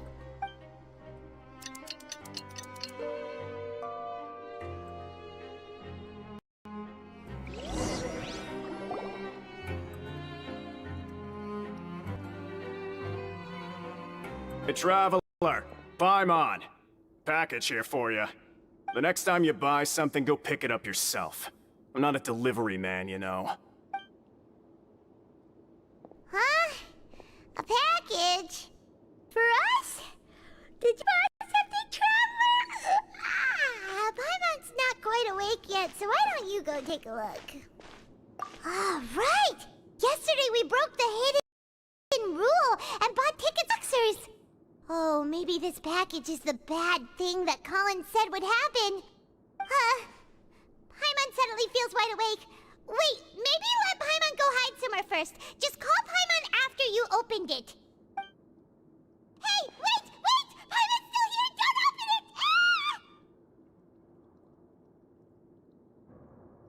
Huh? What is it? Are you okay? Let Paimon take a peek too. Oh, it's just a small bottle. But the color of the liquid inside looks so wrong. Almost like... Alright, that's enough of that. No need to say it out loud. Paimon already knows what you're trying to say. Ugh, no way. Get that stuff away from Paimon. Paimon thinks we shouldn't open the bottle until we figured out what's going on. Just trust Paimon on this one, okay?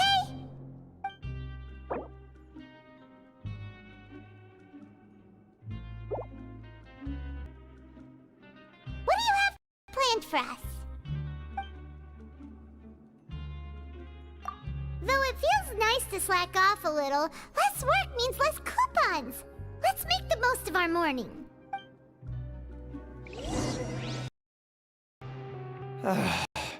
If there's no way to send it all out, maybe I'll never get a chance to leave. Who are you? We've never seen you before, and you don't look like a fellow convict. I'm not! Of course I'm not.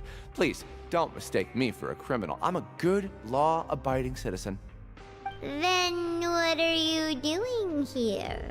You sure seem anxious about something. I'm a promoter for Fontico, and I'm usually responsible for promoting our drink products. I thought I could complete my task here quickly and return to headquarters, but I've been here way longer than I anticipated. Oh, a promoter from Fontico? So what kind of problem did you run into? I'm so upset.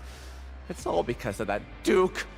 After discussing the company's promotional plans with him, he told me outright that my project was worthless. However, in light of our long history of successful collaboration, I still tried to patiently explain the details. However, to my surprise, he just cut me off while I was speaking. Let me take a moment and recall his exact words. I'm just gonna stop you there and say no. If anything, I'm saving you time. It seems you don't fully understand the value of credit coupons here, nor do you understand the value of your own products. A form is because you are from the overworld. That's understandable, and I don't blame you for that.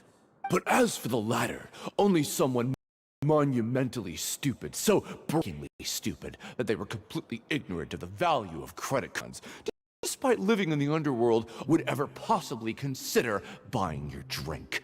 Let's just... Anyway, that's how he rejected my proposal and asked me to come up with another solution with the condition that it doesn't cause any trouble for him. Can you believe that guy? Well, he is the head honcho here. Not much you can do about that. We met him too and could tell that he's the kind of guy that's hard to pin down. Fine. I know, I should just let it go. I'm on his turf after all. His house, his rules.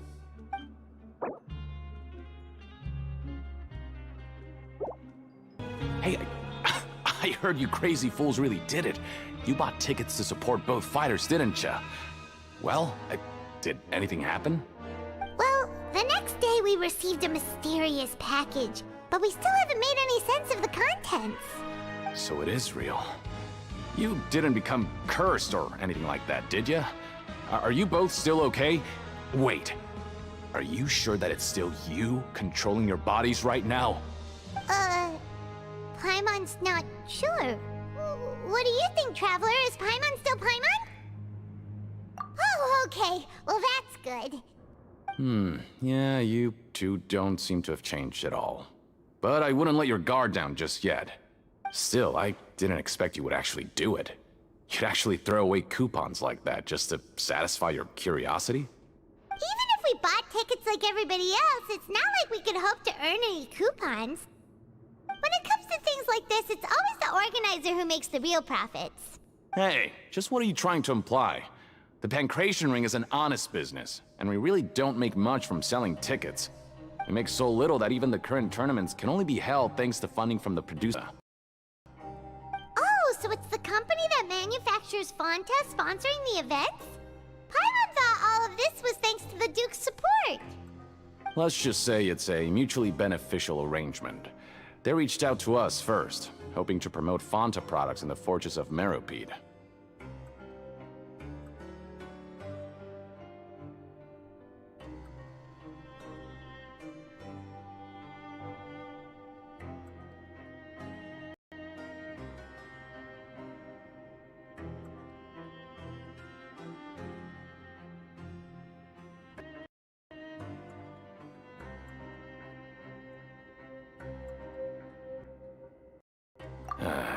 Anyway, you try and take extra good care of yourself these next few days, you hear?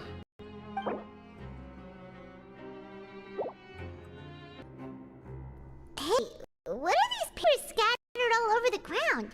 Are they registration forms or something? Maybe not. Every page has the Fonco symbol on it. Maybe it's some flyers from the company. Okay. But if someone catches us, they could accuse us of trying to steal the company's secrets, couldn't they? Oh, you're right. Guess there's nothing to worry about then. Let Paimon have a look here. Without assistance from the Fontaine Research Institute, development of the new product has been slow, and some researchers on the project have voiced concerns. We have no choice but to let the new product undergo the first phase of promotional trials without a designated name or packaging. We will adjust the direction of future development according to feedback. We have decided to only conduct closed, small-scale trials for the time being. Sure doesn't seem like anything unusual. The company is just trying to develop some new products besides Fonta. But it sounds like things aren't going well at all. Let's put these papers back where we found them and make it look like nobody went through them. Okay, good.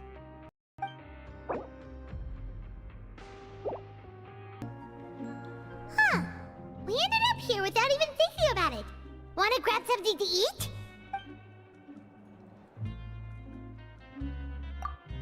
Alright. But remember that we bought this time with coupons, so let's make better use of it next time. Whoa! Isn't this the super lucky meal? Looks like hard work really does get rewarded. Paimon's gonna take her time and savor every bite. What what would you like to do this afternoon?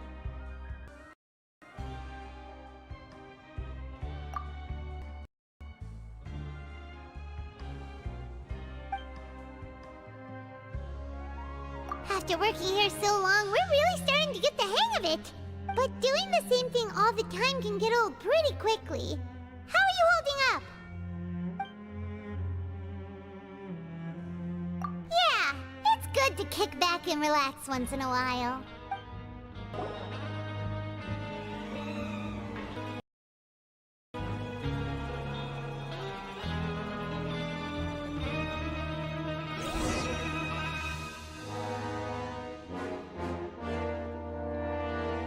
A mysterious box? A bottle of crimson liquid? Oh, Paimon still doesn't know what to make of it. Do you have any ideas, Travel?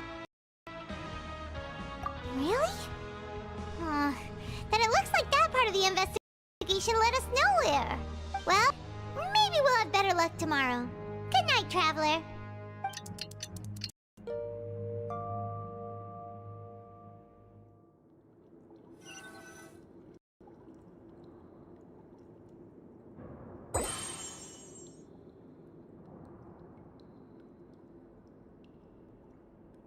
Okay, so we've investigated 2 of the hidden rules.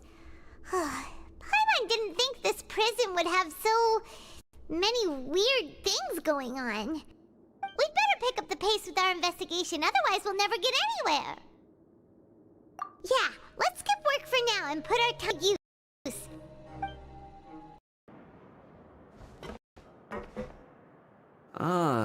Seeing you at this time must mean you've already saved up a lot of coupons. Or at least to skip work. Seems you're getting into the swing of things around here. Impressive. Very impressive. So, now can you tell us about the hidden rules you know? If that's what you want to know, I guess you couldn't have come at a better time. Huh? What do you mean it's a good time? Leonid and those other pesky broke urchins have all gone to work in the production zone. I wouldn't want them listening in without paying up. We get it! Just tell us already! So, you know those pipes that make strange sounds? Don't ever, ever go near them at night. Even if you manage to avoid the guards, you might find something even more terrible there. Something even more? Like what? A group of cannibals. Cannibals? In the Fortress of Meripede? Every month, they meet a few times in the dead of night.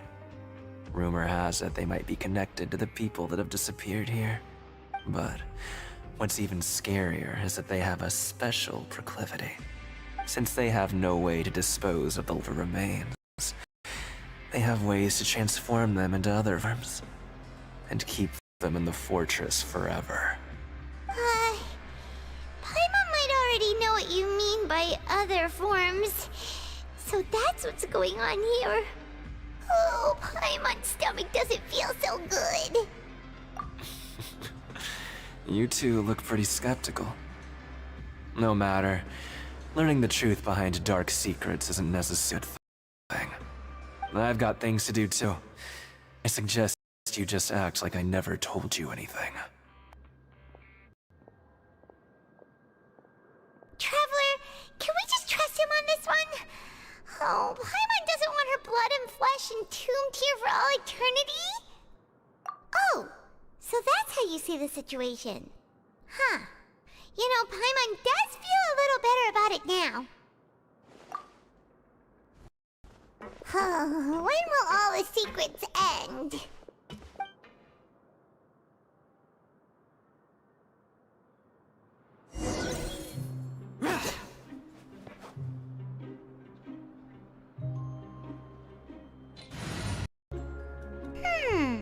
Their attitude sure is suspicious. Like they're trying to avoid us. But if they're being so obvious about acting weirdly, do you think they might just be trying to lure us? Oh, this is all getting way too creepy for Paimon. So you mean we still need to investigate some more? Okay, if you say so. Hello, Fielding. What do you want? Criminals like to be working right now. Catch my drift. We just want to ask you a simple question. Have you ever discovered anything odd during your nighttime patrols? Why are you asking about something like that? Whatever happens at night isn't your concern. All you need to worry about is getting enough sleep.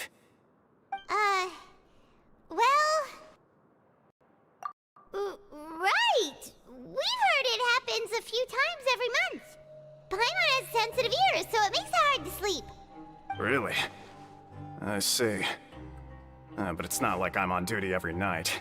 And now that you mention it, I recall my colleagues talking about something like that before. They say that strange things tend to happen at night on pipe cleaning days. Lots of us don't willingly take those shifts. So, what happens at night on pipe cleaning days? And they just conduct regular cleaning of the fortress's drainage facilities. There are 3 pipe cleaning days per month, and it just so happens that today is one of the scheduled days. You can try to confirm the sounds tonight if you want, and if they're real, then I can report the issue to my superiors for you. Oh, okay. Then we'll keep both ears out tonight. And if that's all, then I'll be leaving now. I advise you not to try anything funny, though. Even if I'm not on duty tonight, someone will still be watching you. Don't worry, we don't want any time added to our sentences. Oh, he left. So what do you think about the pipe cleaning days he mentioned? Right, both are a possibility. But Fielding did say that tonight is a cleaning night. Paimon knew you would say that. Alright, sounds like we'll be up all night tonight then. Paimon just hopes the guards don't catch us.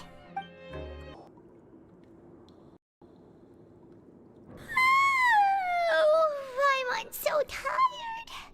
But we can't sleep yet. They'll be cleaning the pipes tonight, so it's the perfect chance for us to investigate. Whatever. Just be sure to wake Paimon if she dozes off. Paimon's worried something might go alone. Huh? Traveler? Did you fall asleep already?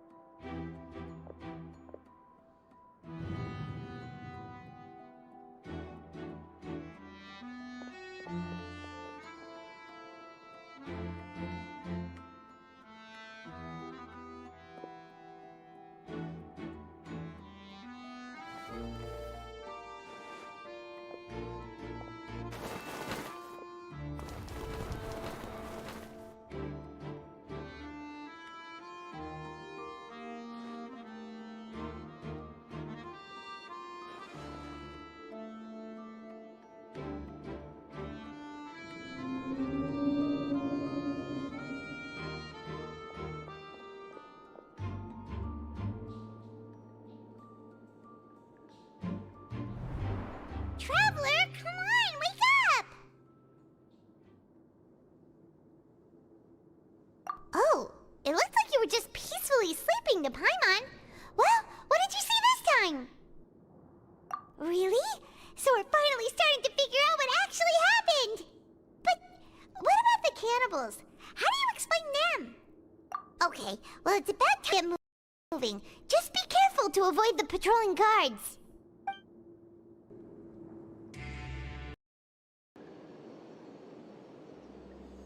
I know you.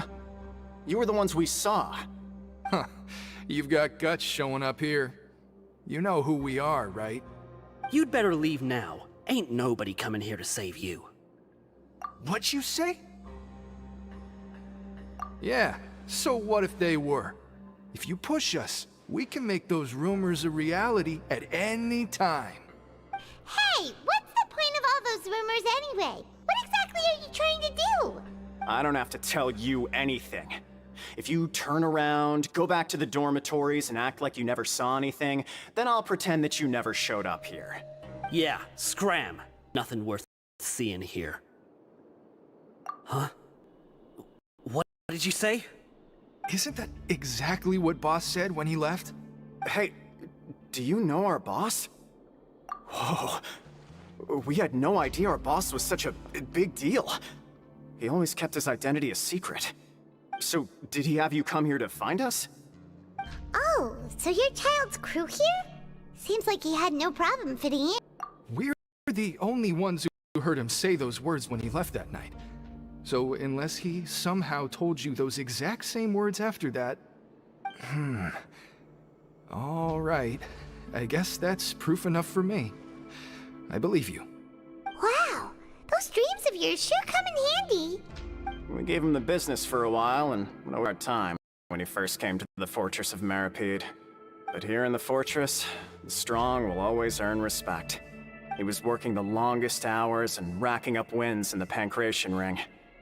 You could always see how amazing he was, even when he was teaching us a lesson. So eventually, we all decided to follow him. But one day, he suddenly told us that he had to find a way to escape this place, no matter the cost. He said it was because he heard that call again. And as his crew, if the boss wants something, then it's our job to get it done. So, we got to work, and used the hidden rules that were here to make up and spread the rumor about the cannibal rule. We just wanted to give him a better chance of escaping on a night after the pipes had been cleaned. Oh, thanks to your rumor, nobody would want to come anywhere near here, prisoner or guard. Wow, it sure is easy to exploit people's fear of the unknown. But has a child already escaped? Why are you all still coming here after pipe cleaning day? Because as far as we know, the pipe he went into isn't actually an exit. It should be a dead end. It leads to an abandoned factory area, and even if there were a way to escape from there into the sea, we're still way too deep. No one could ever reach this alive. But Boss still insisted on going in. It's like he was obsessed. So we told him that we'd pretend as if he never existed while he was gone. And that if he wanted to come back, he'd wait for nighttime on a pipe cleaning day, where we could meet him here and help cover the whole thing up. So you come and wait here through the night a few times a month just because of that promise? Yeah, but it's been so long now.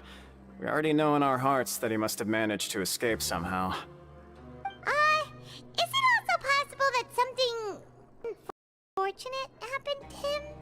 Nothing could ever defeat or slow him down. It's one thing we know for sure. Okay. Paimon was just brainstorming possibilities. All right. Keep quiet and follow us.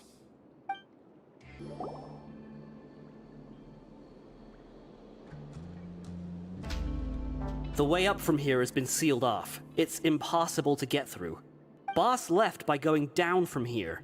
It wasn't full of water at the time. Later, we came back hoping to have a look.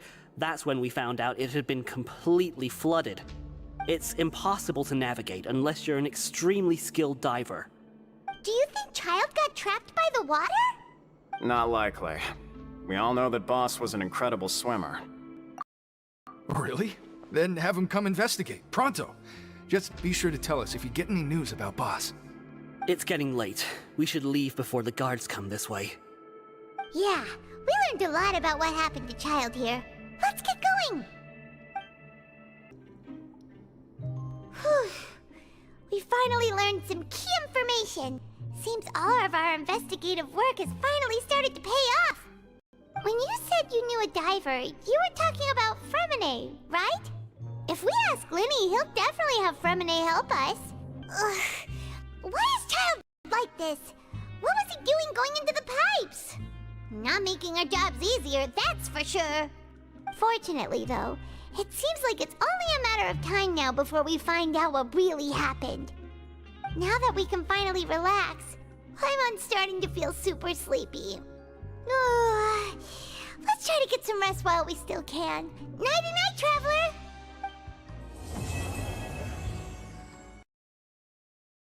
It's morning already?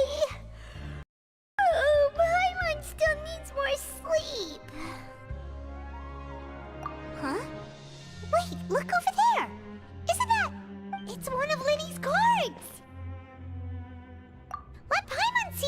on it. Maybe you haven't heard, but today is the monthly free day. Everyone has the day off today, which makes it the perfect time to do some investigating. It's been a while since we last talked. Have you been making any progress lately? Let's meet at our usual spot in the factory area before lunchtime. I have new information. Ooh, today's our lucky day. We have the day off. From the sound of it, Lenny's been making progress with his investigation. Wonder what he's discovered. We still have some time before we meet up. Let's talk with the people here for a bit more before we go.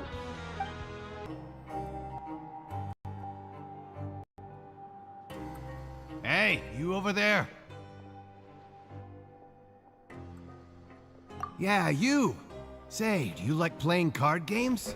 You know, like Genius Invocation TCG? You TCG players are like mint in the wild, literally sprouting up everywhere. Hey, come on now. What's wrong with finding fellow education aficionados? Anyway, care to join me for a game? Alright. No pressure. But why would you be looking for people to play Genius Invocation in a place like this? Don't people usually come here to fight? Whether you're throwing down cards or throwing punches, it's all a competition, isn't it? It's all the same in my eyes. There are lots of card players here in the fortress. When I saw you, I immediately thought, hey, even outsiders from other nations play cards, so I came over to say hi. Sure. Great! Since you've been here longer than us, you need to flex your seniority a little bit, right? Maybe you could start by telling us newcomers some stories about this place. I thought you would have already heard everything by now. Alright then, did you have anything specific in mind? Or do you want me to just pick a topic? Why don't you pick? We'll let you know if we've heard it already. Alright. Have you heard any strange rumors since you've arrived? Then, did you know that there are some people who are always gossiping over in the corner? There are two guys who are always skulking around in the corners of corridors gossiping. The bigger guy is Quisto, and the skinny one is Lavaroon. People call them the Bombshell Bros. I never really found their gossip very mind-blowing. And it's pretty much just the same stuff that I hear about when I'm at work every day. If you're interested, you can go talk with them. They tend to talk a lot of nonsense, but they aren't exactly bad. Good to know.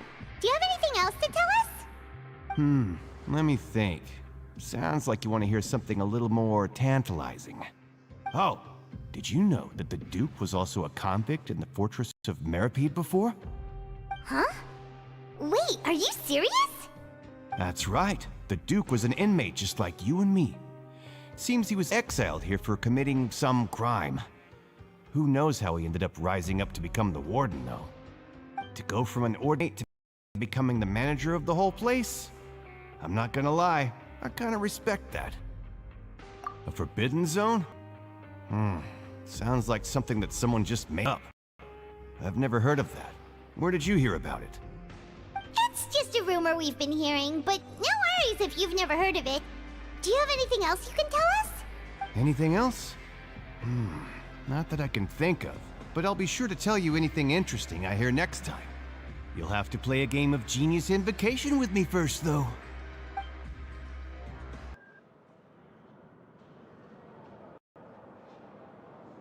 Look!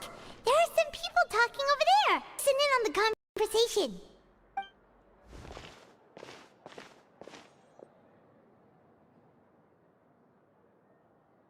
If you ask me, those pompous parasites on the surface act like they're all a bunch of aristocrats.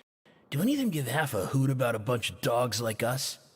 Hey, speak for yourself, mate. I'm no dog. Oh, you think you're special or something? If you're here, then you're just a convict like the rest of us. I've heard that even if you're released after serving your sentence, going back to life on the surface ain't any better.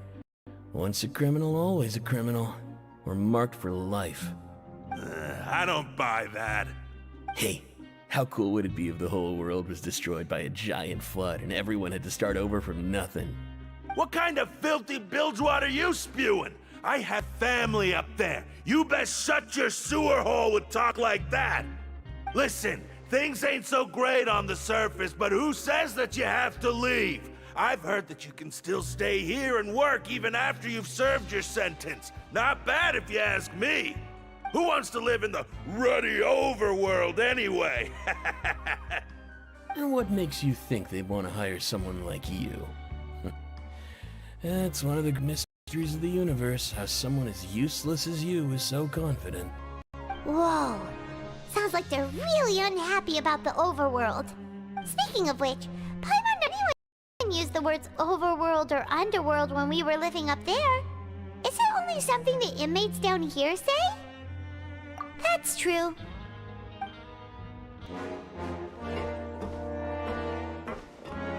There's a group of people over there. Let's go listen in. So I said, that's not a faucet. Hey, who are you two? Why'd you come over all of a sudden? Oh, sorry for eavesdropping. Sounds like you were talking about something private. What's the matter? They're just looking to join in on our fun, that's all. Hey, don't pretend like it's okay for them to just interrupt us like that. Yeah, fine. You're lucky we don't mind extroverts that much. You hear that, Quisto? What nice! Your expressions tell me you're looking to hear some juicy info, am I right? But before that, it just so happens that I know you two. Really? Are we that famous? You kidding? How often does anyone get a personal tour led by His Grace himself? Practically everyone was talking about it. Word has it that you also caused quite the kerfuffle. A little mistake, huh? I like the way you put it. You see, people with a good attitude can join our group anytime, unlike some of the others here. Your group? I'm Quisto, and this is Lavaroon. People usually call us the Bombshell Bros, but don't worry, we're not playing with bombs or anything. It's just that our information is always so explosive, and we blow minds on the rig. So, you two really like to gossip? Whew, you sure know how to embellish. No, you don't get it. Knowing intelligence will make things better for you here. For example, knowing who's working with whom, who has the latest rumors, who's not getting along. Wouldn't you like to know all that? Whoa, all this info's worth something, you know? You should prove you're worthy of it. I'd mind him. Quisto's always this way. Just play nice and say something to massage his ego.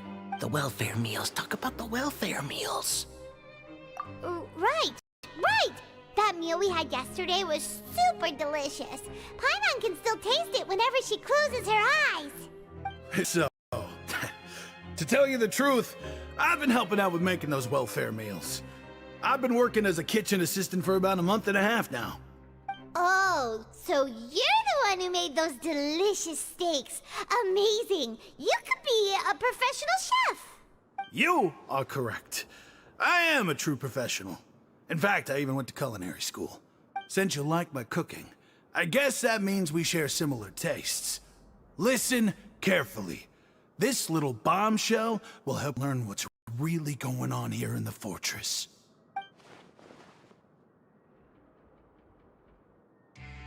Listen, kids. The power structure within the fortress is quite complicated. The overworlders couldn't care less about us down here. We're basically dogs to them. You've already met the one person here you should never cross, the Duke, Risley. He knows more than you think. And if he doesn't care about something, then he often doesn't bother dealing with it. Those who have the Duke's attention get all kinds of special perks, even better treatment in the infirmary. I know who you mean. It's that Jurier character, right? I don't think there's anything useful about him at all. He visits the infirmary practically every day. Is it normal for anyone to be going in and out of there so often? If you ask me, he's just faking it to get out of work. But did you know that Jurier was a talented researcher from the Fontaine Research Institute before he came here? There's no denying that. I don't care if he was a researcher that could turn dirt into Mora. Once you're in the fortress of Meripede, you're just another inmate like everybody else.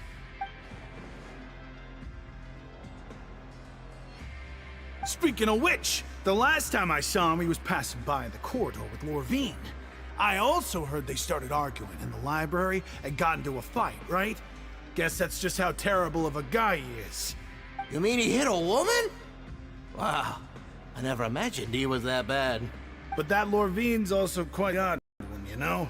She's always gabbing away, got into a fight with a man, and she also got sent to the infirmary.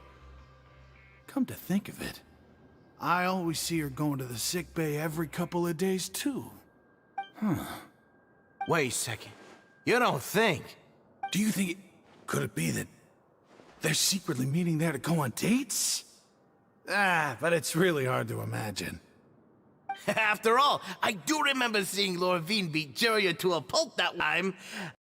And we might be overthinking things.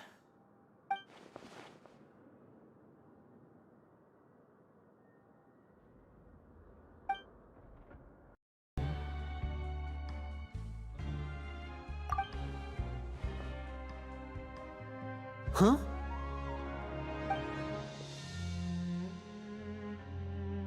That look in your eyes. You found something? Hey, this is no time to be modest. Just tell him we found a boatload of information. Oh, as expected of the legendary duo, you have my full and undivided attention. Huh. I'd have never guessed that myself. The rumors swirling about this place are unreliable after all, and Master Child probably went missing because he found a way out. He is a harbinger, all. I suppose he's much more resourceful than I initially gave him credit for. Unfortunately, this isn't enough for our final word to Father. We need to find out Master Child's exact whereabouts. Father told me that even though Master Child said he was just coming to Fontaine for a vacation, he actually had some personal reasons. His agenda might be linked to his disappearance. His escape route is already flooded, so we'll have to task someone with professional diving skills to chase after him. Well, when you put it that way, it's obvious that only Fremine would be up to the task. Bingo! Is he around? He's working today. Coming here as a group would have attracted too much attention. I'll talk to him about it later. It's the least I can do. We're all in this together, so it's only fair for us to fulfill our end of the bargain. Honestly, I'm far more impressed by you guys managing to collect all this information right under Wriothesley's watchful eyes. Collecting information has always been our strong point. Now, let me think. To find out more information, Fremine will have to retrace Master Child's original route. And if he's to do that, he'll have to set out on the next pipe cleaning day at the earliest. That's days from now. And after that, he'll probably take another 2 or 3 to return. You can even estimate how long it'll take for him to get back? We've been working together for a long time. We know each other's capabilities like the backs of our hands. Traveler, what say you to meeting here 9 days from now? We'll be able to pick up Fremine while we're at it, too. Oh, and there's just one last thing we'd like your help with. Though we can just sit back and wait for Fremine's report on Master Child's whereabouts, we still need to make more progress on the investigation of the Forbidden Zone. Fremine's no master of disguise, Lynette's still working on getting intel from the other areas, and I'll need to spend some time helping Fremine prepare for his diving mission. So, you are the only ones we can count on. What do you want us to do? Will it be hard?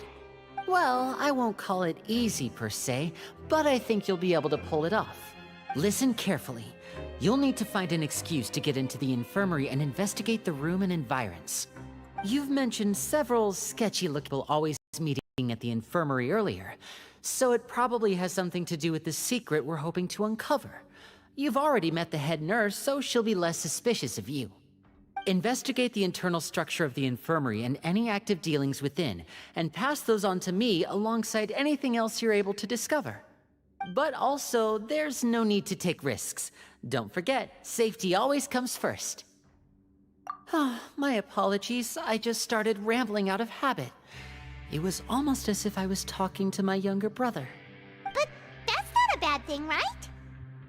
All right, then we'll head out as soon as we finish our prep. Let's go our separate ways for now, then. Don't forget, we meet here again in 9 days. Stay safe.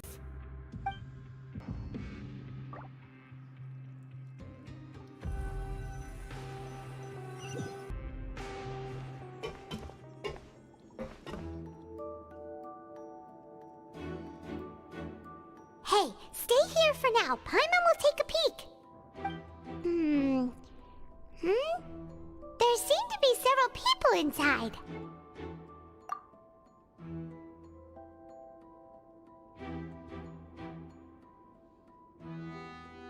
Right.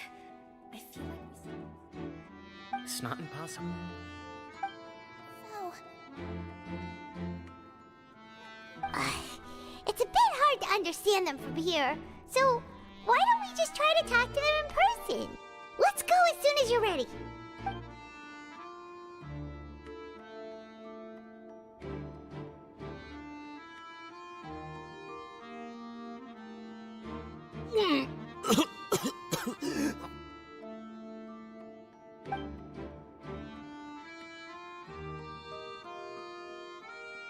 Someone! Please help! He's sick! Whoa, are you okay? Oh my! What's wrong, little one? There's no need to panic. Take a deep breath before you begin. The traveler started complaining of a stomachache, and then nausea, and then collapsed onto the ground. Paimon doesn't know what to do! Freezing limbs, twitching fingers, and pale complexion? Could it be poison? Let me take a look. Please, lie down over here. Don't worry, I'll get you to the bed safely. Here, on my shoulder and walk slowly. You can do it, Traveler! Don't apologize. You're sick after all. Now, please relax. I'm just going to do a preliminary checkup on you.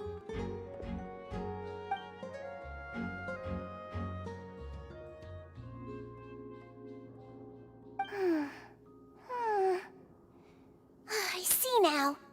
My checkup has confirmed that in any mortal danger. That's our worst fear out of the way. Eh? Oh, that's good. But I give you my diagnosis of the patient now. Please, relax and take a deep...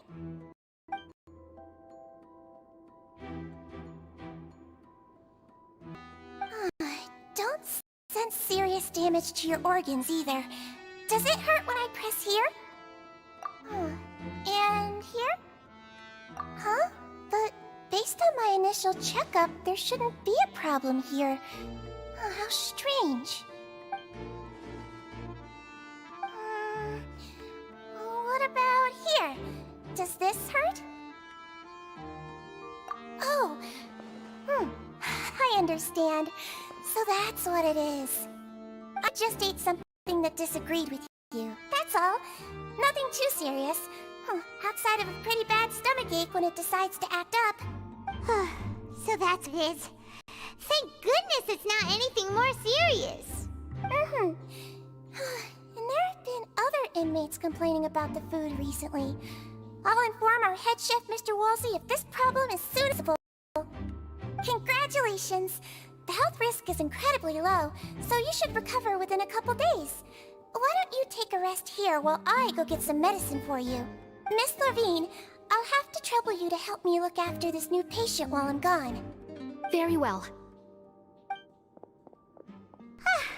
And she hopped away, just like that.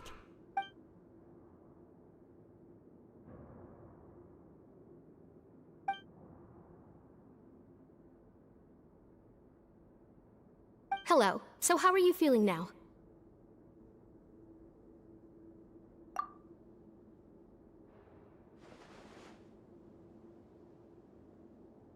His stomach ache's really bad. He was stumbling about the whole way here, so Paimon's really worried. If Miss Sijuin says it's not a serious problem, then there's no need to worry. She's the best medic we've got down here. It also looks like she's the only medic you've got down here. Well, that's true. What do you mean, that's true? That's really misrepresenting the situation. Of course I can't speak for the whole fortress, but it's not like everyone imprisoned here is useless, you know? Though they may have committed crimes and gotten locked up here as a result, they know a thing or two about medicine, and they help Miss Sishuin take care of the sick and injured. Yeah, you're right. But did you have to lecture me about it in front of another patient? Aren't you a patient too? Where did all your energy come from? That's correct. Sorry, I got a bit ahead of myself. Are you two also sick? We've been sick a while. I come back every once in a while for checkups, and to pick up the medicines Miss Sijween prescribes for us. That's just the nature of chronic illnesses. As for her, you could say she fancies herself as Miss Sijween's capable helper because she learned a bit of medical knowledge ages ago. Please watch your mouth, Mr. Jurier. Don't forget that you are the primary reason I have frequent heart palpitations. Hey, don't start arguing now! Please, keep it civil at least.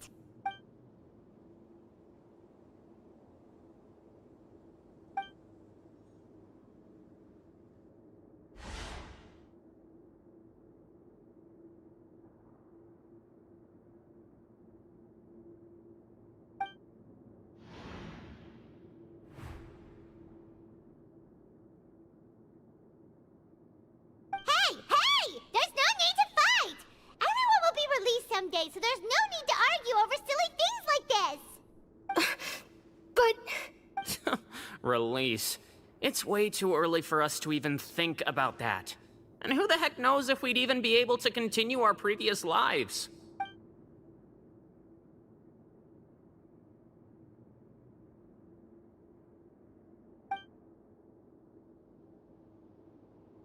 Please allow me to end this boring and useless conversation. Oh, and Mr. Jurier, I don't want to see your face here again anytime soon. And same to you, Miss Lorvine. Anyway, that was more than enough rest for me, so I'm going to get out of this excessively noisy place. See you later, everyone. He just slowly walked off? What? That's just what he's like. I'm sorry you had to see all of that. I'm Lorvine, and that's... His name is Jurier. But I hope you'll never have cause to remember his name. You really can't stand him, huh? I mean, can you blame me? Who would like someone who's as arrogant and obsessed with weird research topics as he is? But there's no need to keep dwelling on him. I'll accompany you two for a while. Miss Sishween should be back soon, and I'm sure you'll feel better as soon as you've had some of her medicine. No, it's nothing. I'm back! Did you rest like you promised? Thank you for getting our medicine, Miss Sishween. Did you all cooperate with your bed rest? I trust that nobody got up to walk around. Good. Here, this should be 2 days' worth of medicine for you. Take 1 pill now, and then continue your bed rest.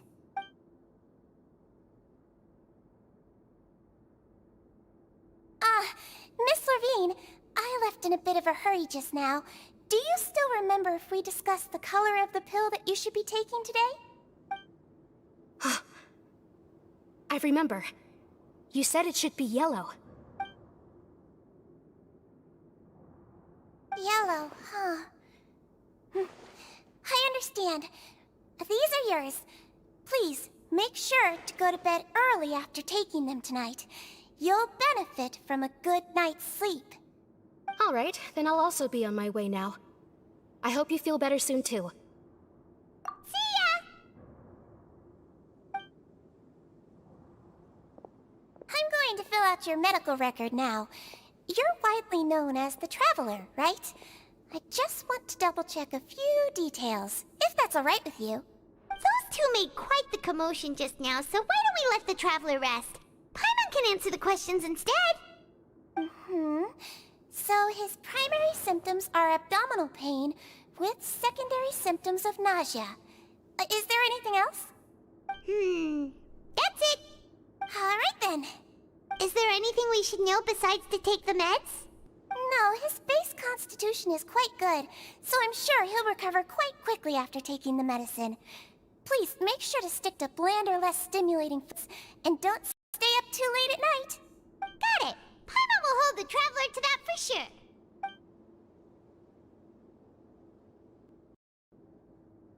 Oh, you're going to take a nap already? Okay then, you get some rest.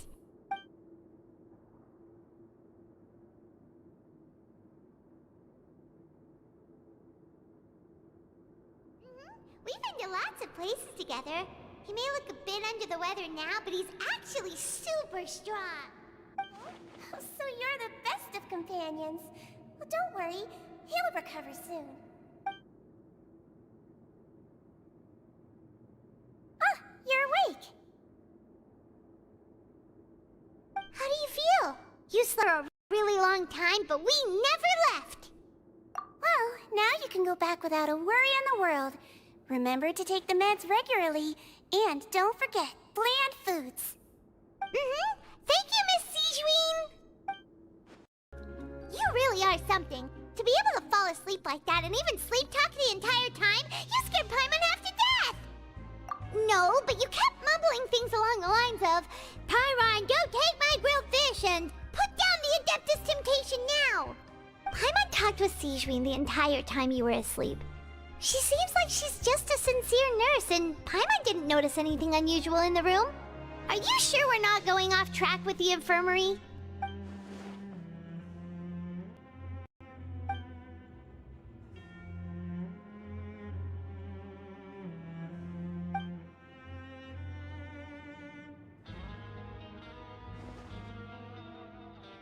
Whoa! You really are super thorough! All those tiny little suspicious things that Paimon didn't even pick up on! We've gotta give the info to Linny!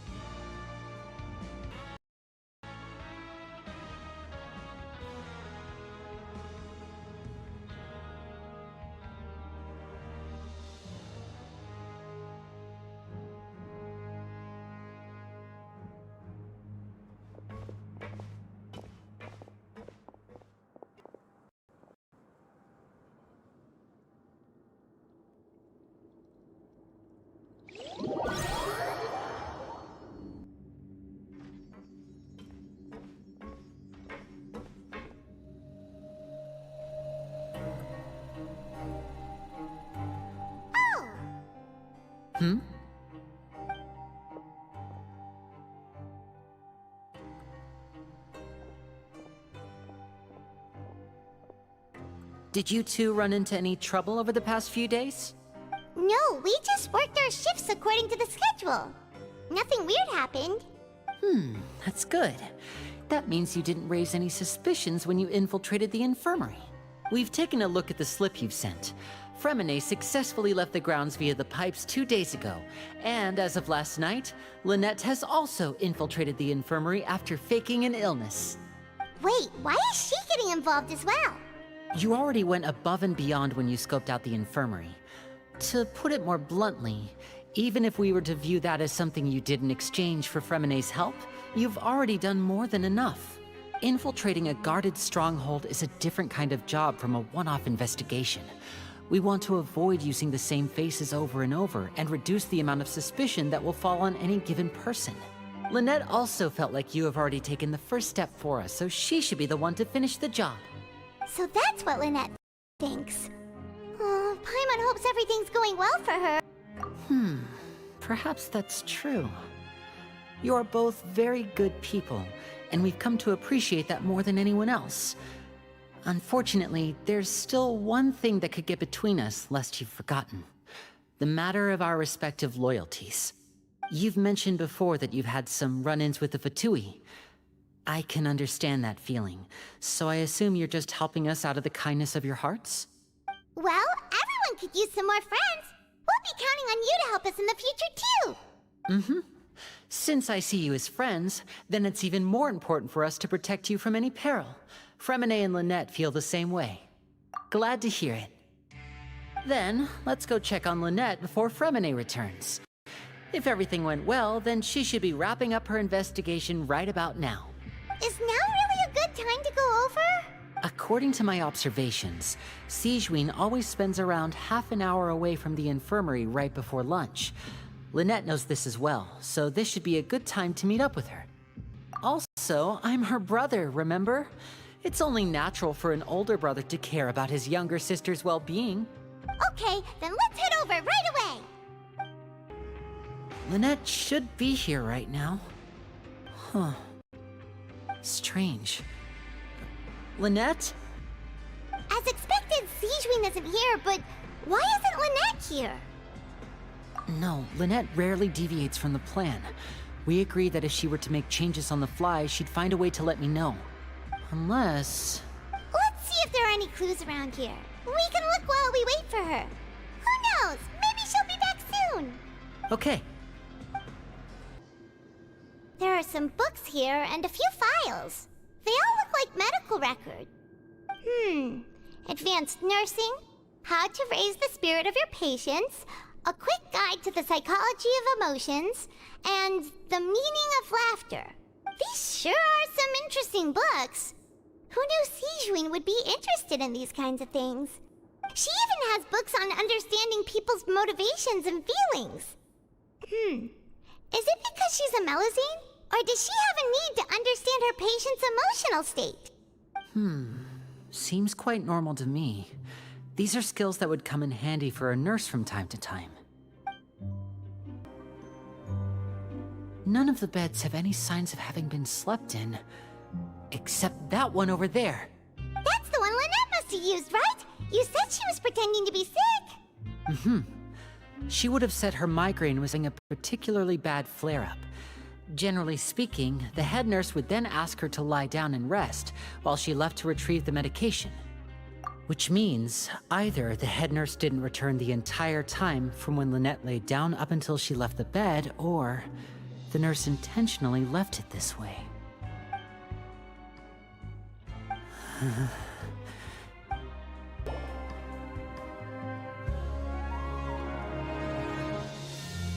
This is it! We saw it before! Wait, this thing? It doesn't look like it's been disguised that well. The space behind it is empty.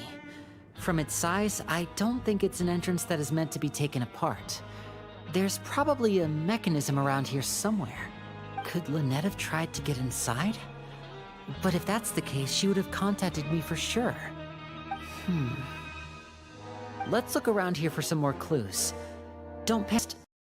Take another look.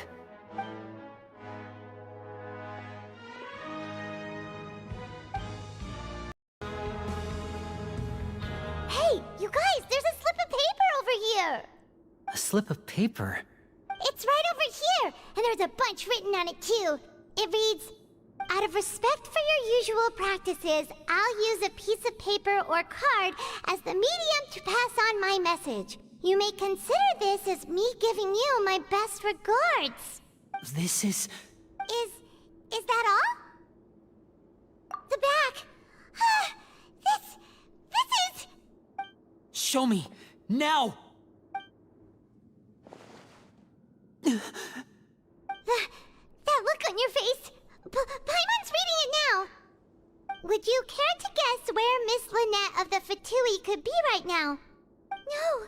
Could she have... Is she already... Wriothesley. Did he deliberately leave the infirmary unguarded to use it as bait? Wait, you mean he was aware of our goals from the very beginning? But why? We didn't run into any trouble last time, and he also never reached out to us since. Yes, that is a crucial question. Wriothesley, he doesn't do anything without a clear goal or reason. So this means he had no concerns about your activities from the very beginning. You're not from the same camp as us. You were sent down here by Nervulet, so you have no conflict of interest with Wriothesley. We're a completely different story, though. I'd like to know that, too. Why did he only go after her? Don't panic, just think everything over. I have to stay calm. This is not like what happened last time. The situation's different now.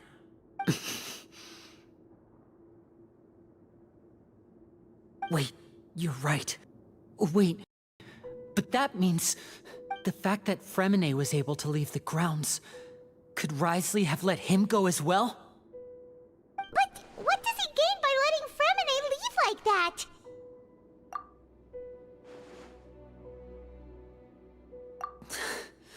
So he's challenging me and trying to provoke me, I'm sure of it. Ah, we never should have sent out Fremine. We had to go through all that trouble to find an opening to sneak him around the guards and into the pipe, and we even thought luck was on our side. If Wriothesley let him leave on purpose, then he's probably in a terrible spot now as well. Lenny's getting more and more panicked. We have to calm him down. Don't be like this, Lenny. Fremine wouldn't have left if we hadn't told you about Child. That was our fault. I'm the leader of this operation, and I'm the one responsible for this team. I was the one who failed to protect them. I'll go talk to Wriothesley. Hey, don't be reckless! Traveler, please, talk some sense into him! I simply cannot allow Lynette to be abducted again. I have to go. I'll find a way to get them back!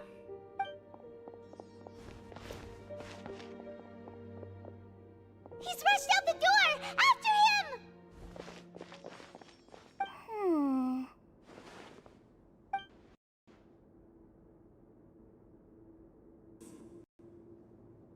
It's not impossible, but it'll require extensive testing.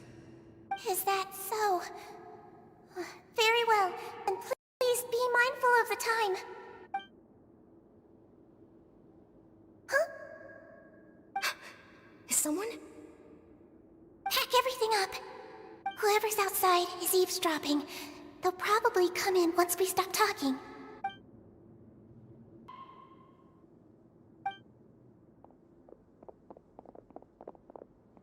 Whoa, are you okay? These two. As expected, they've already found this place. Oh, they are quite sharp. What a delightful turn of events. I like smart people, but I also like playing dumb. I like the feeling of being trusted. Oh my! What's wrong, little one? There's no need to panic. Take a deep breath before you begin. Being able to read human expressions is quite the useful skill.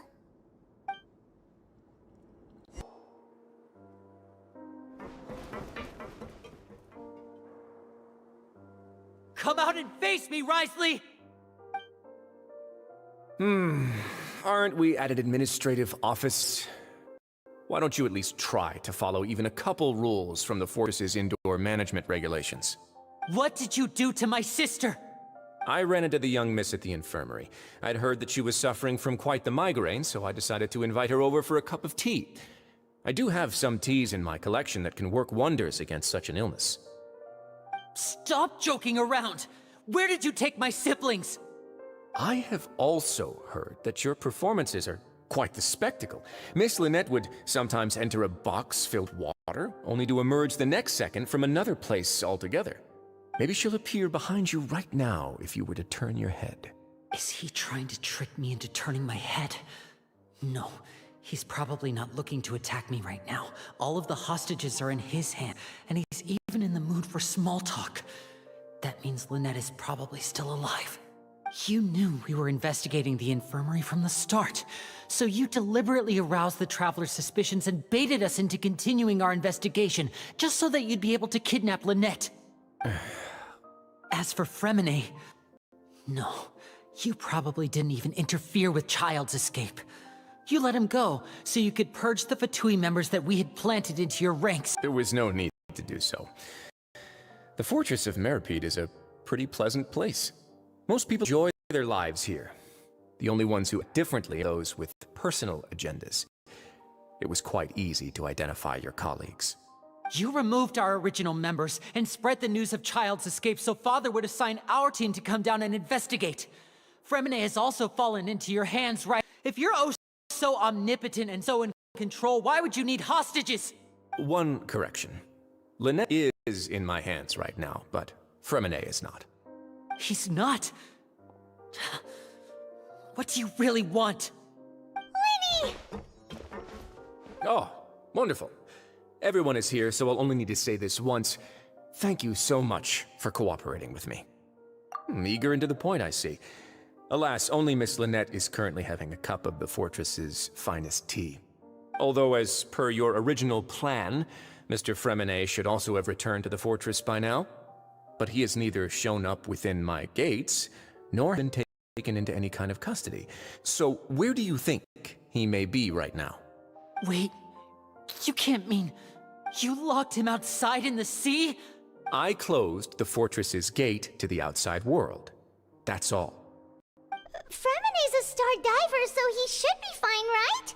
No, we're still here, so he definitely tried to find a way to come back for us. So we can't assume he might have made a break for the surface. But why would I do this, you may be asking? To have an audience with you, of course. My intel tells me that Mr. Linney is a great magician, so it's only natural for me to want to have some cards of my own when it comes to negotiating. Besides, I do recall you mentioning to Miss Lynette that you've always wanted to have a face-to-face meeting with the Lord of the Fortress of Meripede, regardless of whether it's in a personal or a professional capacity. Well, you got your wish. So, you've been keeping tabs on us before we even set foot in the fortress. Some of my folks just happened to hear a thing or two, that's all. In any case, I will be straight with you. I was willing to play dumb and turn a blind eye, so we had a pleasant few days playing games together here. But once you started focusing on the Forbidden Zone, all of that changed. Mr. Linney, the cards are stacked against you right now. Miss Lynette is in my hands, and Mr. Fremenet is still slowly being pickled out there in the brine. You know just as well as I that he cannot last out there forever. You need do but one thing to guarantee their safety. I would like you to contact your superior, and ideally invite her over for a cup of tea with me. You want to see Father? But why should she bother giving you an audience? Well, if she cares for the well-being of her dearest children, she should have patience to join me for a parents' evening. I've heard that the bonds between the members of the House of the Hearth are like the bonds of family. I don't see why she would refuse. Why did you think Father sent us to handle the Fortress of Meripede? This place is basically a no-man's land. It wouldn't be fitting for anyone as important as a harbinger like Father to come here in person. Oh, I see. So it's because she doesn't care for my place here. That's such a shame. After all, I've amassed quite the tea collection. I was looking forward to sharing it with her. Both Monsieur Neuvillette and Lady Farina have already received many samples as gifts. Was this the extent of your master plan to get to Father? No matter how much pressure you may put on me, I won't allow you to use us to blackmail her. You people really are difficult to get along with. All I'm asking for is a face-to-face conversation. Does she truly have no interest in the fortress's secret? Mr. Linney, you have one last chance to invite your father here. If you refuse... Linny!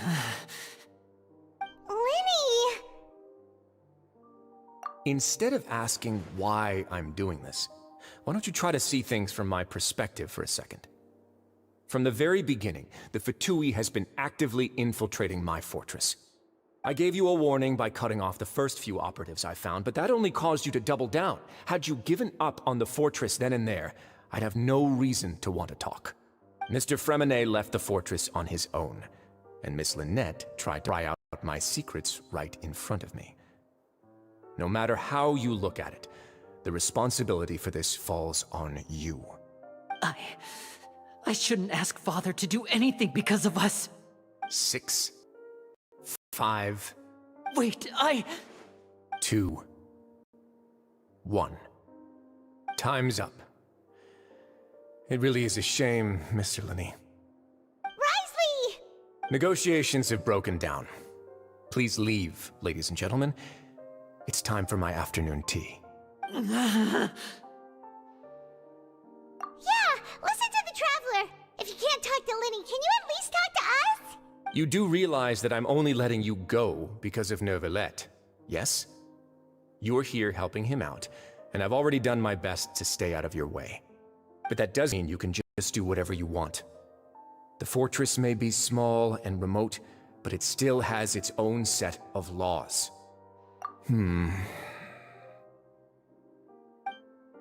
Then how about this? Those who are capable deserve respect. You've spent quite some time investigating my home turf by now, so why don't you tell me a thing or two about what you found, hmm? I'll ask you 3 questions. Answer all of them correctly, and I'll agree to your request.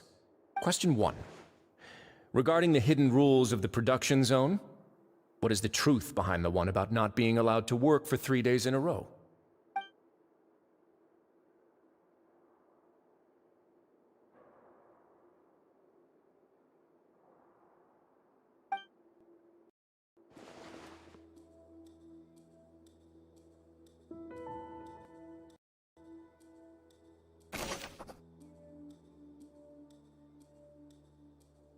So that's what's going on. Paimon understands it now. Who would have guessed? The hidden rule of the production zone. They're not supposed to work 3 days in a row, and if they do, they'll get strange meat in their welfare meal. At first we thought this strange meat must have something to do with the people who disappeared, but in reality, they were all prepared by Sijween, the head nurse. She often visits the production zone to observe the workers' health and makes a note of anyone who has worn themselves out after 3 full days of work. Out of her sense of duty as the head nurse, as well as her genuine concern for the workers' health, Sijween visits the cafeteria right before lunch and cooks an extra dish for those who can use the stamina boost. Sijween has only the best intentions with her surprise gift and doesn't want anyone to find out about what she does.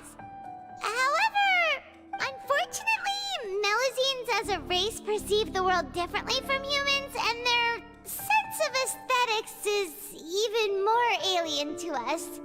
The recipients of her lovingly prepared special cannot taste the care within and usually just freak out. Are we on the right track?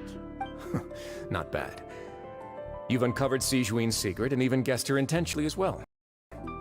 It's nice to know that her efforts have not gone unacknowledged. All right, now for my next question. The one that you're not allowed to support both sides of a fight. Why it?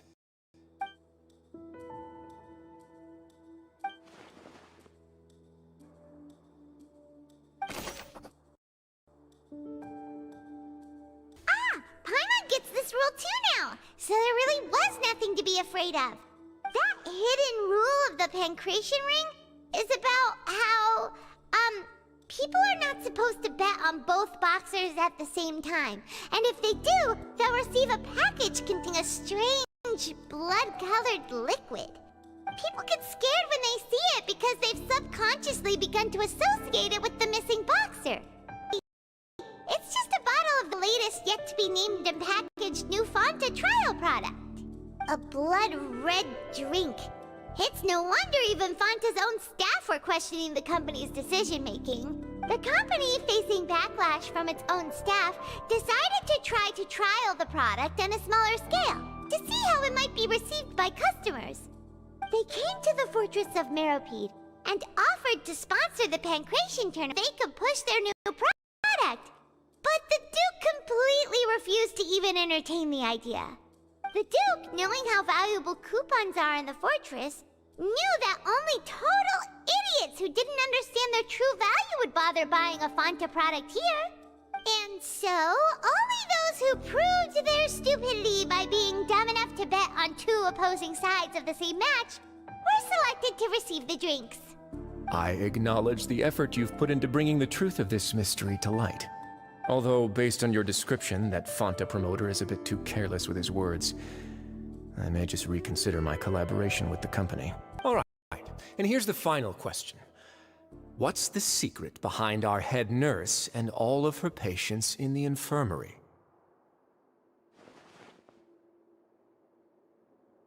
Stop your cruel and pointless games, Risley! You know that we haven't finished our investigation, so there's no way we can answer the last question. The thought of sparing Lynette and Fremine never even crossed your mind! You'll pay for this! Ah! Lenny, are you alright? Oh, close one. I owe you, Sijween. That was a fantastic shot. It was nothing, Your Grace. Sijween? Though this gun may look like a toy, it's actually fully functional. as I just demonstrated. Siegeween... You... Not at all. I am merely a resident of the fortress, and thus protecting it is my duty. When Nervulet asked me to come here, he told me that my job would be to take care of the well-being of everyone here. I am merely discharging my duties. But if you mean what you just said, then isn't Linny someone you should be looking after as well? Isn't he a resident here just like the rest of us? But I really am just doing what Monsieur Nervulet told me to do. Everything I did, I've done to protect them. Had I not, they would be in far more dire straits right now. His Grace knows it too, right? Your Grace? Mind proving my innocence to them? My dear Siegeween, whatever with you, would it have killed you to just wait another minute? Well, it's nearly time after all. The way you do things can be truly frustrating sometimes, Your Grace. I figured I should try to talk some sense into you. What are you talking about? What time? Take me if you want. But let them go. How touching. Can you just give me one more minute? Don't be like that, Your Grace. All right, everyone, calm down. 2 more visitors will be arriving any time now. I'll go get a cup of tea. Miss Siegeween, I leave Miss Lynette in your care. You... What are you doing? I believe I hear footsteps.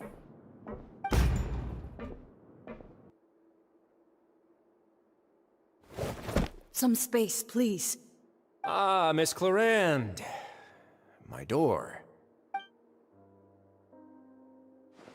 Fremine...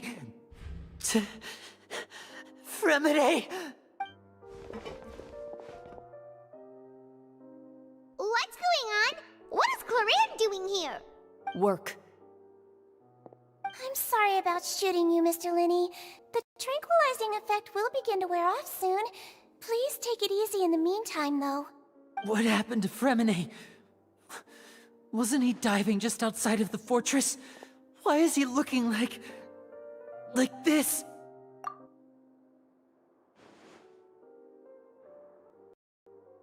A flushed face, an accelerated pulse.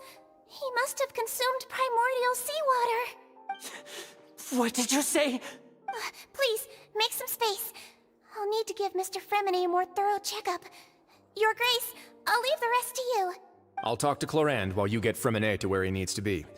Everything else can wait. Oh, I'm just admiring your punctuality. Had you arrived just a few minutes later, Siegeween may have been forced to shoot Mr. Linny again. How's the situation out there? The water has changed. It's pretty much as expected. The concentration of primordial seawater has increased significantly. I was only out there a short time, so it wasn't too bad. But if one were to stay for any significant amount of time... well, you can see how that boy's doing. Where was he when you found him? The abandoned zone at the end of the pipes. A good distance into the water. Closer than I thought. He must have recognized it early on and tried desperately to swim back. Locking the door was necessary. I don't think we could have saved 2. Well, I did try to convince him that I had my reasons. Never seems to work, though. It would probably work on Nervulet. He has a knack for picking out who had good intentions, even when the outcomes were all terrible. That's a bad sign if you're having to plead your case to Nervulet. Want some tea? Not particularly. If you want to drink some that badly, just say so. Fine, I'd like to get some tea. Want me to get you a cup too, since I've already made it? Might as well then, I suppose. Actually, do you have a towel? I would like to dry my hair.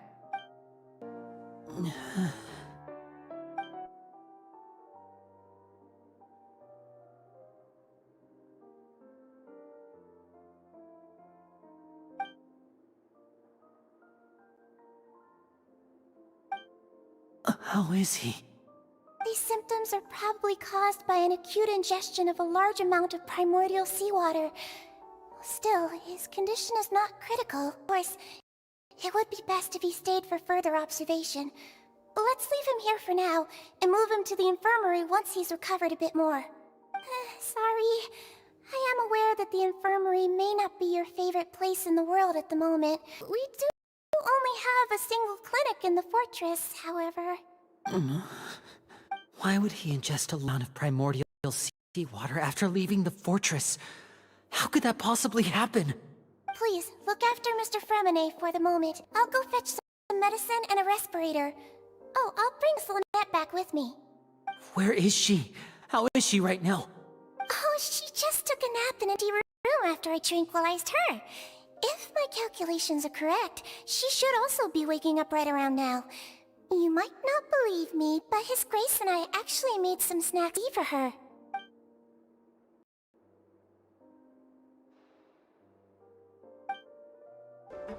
Linny, are you okay? I'll be fine. They're all here now. Don't worry about me. Are you sure? You don't look alright. My hands and feet are still a bit weak, but that's probably just the residual effects of the tranquilizer shot.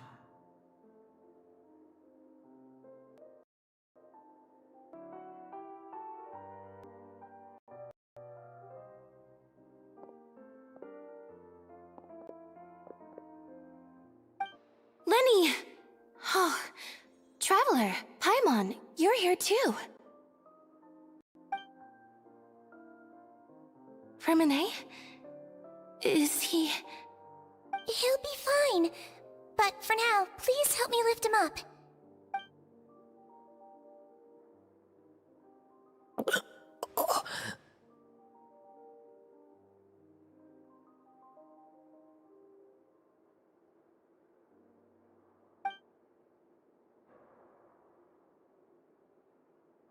His breathing's beginning to slow down. Give me a hand and help me get him to the infirmary. Yeah, I'll take him from this side. Lynette, together? On it. Traveler, you seem pretty about him. Want to come with us?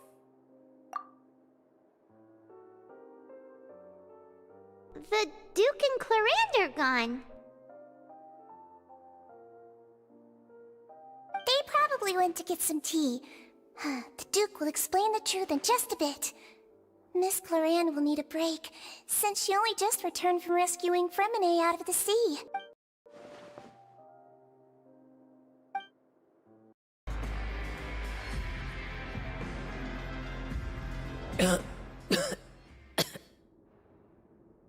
He's awake! Fremine, how do you feel? Lynette. We're all here. Where am I? The infirmary, at the Fortress of Meripede, Mr. Fremine, and you are no longer in any danger. How do you feel? Don't push yourself if you're not feeling up to it. Traveler, Paimon, it's been so long.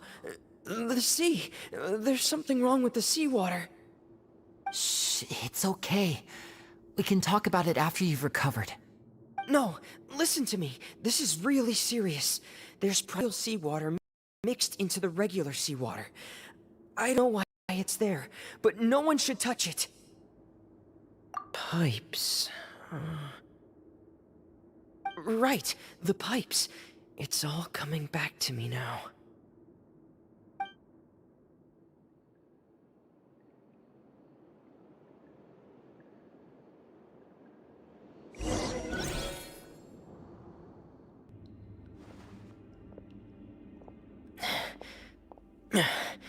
I'm in.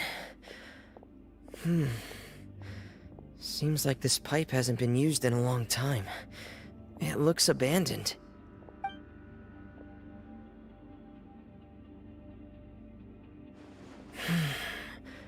Where could Master Child be?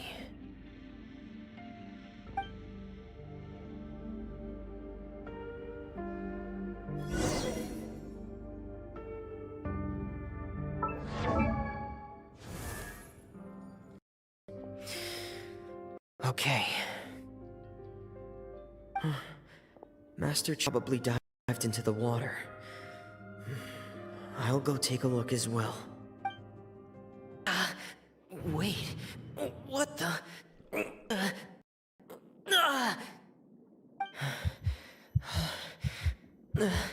My heart is racing, and it's getting harder and harder to breathe. What's going on? No good. I have to get back. They still don't know anything about what's going on. If I turn back right now, I should still be able to make it.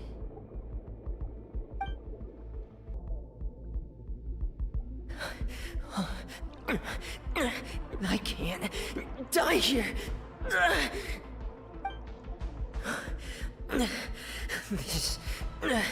This is bad. I'm feeling worse and worse, and I'm still underwater. I have to push on.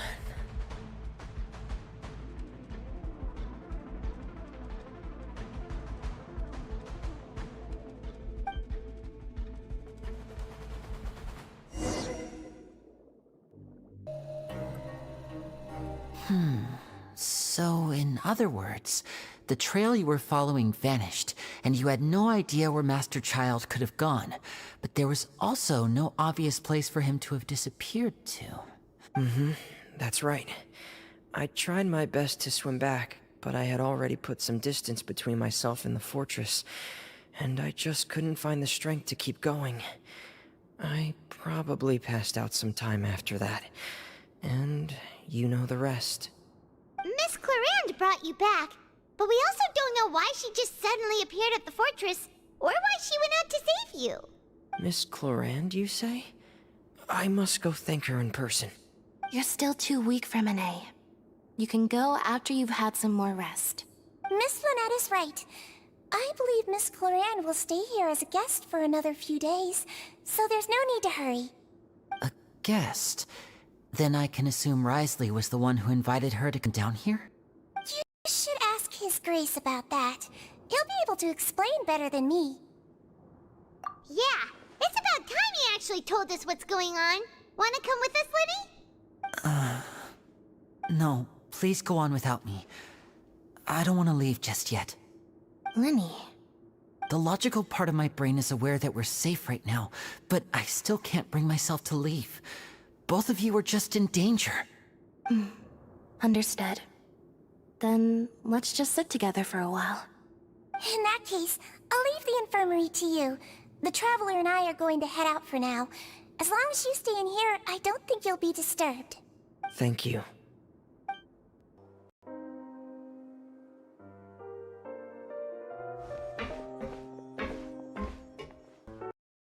Excuse me! I take it Mr. Fremine's condition has stabilized? Of course! I wouldn't have left the infirmary otherwise.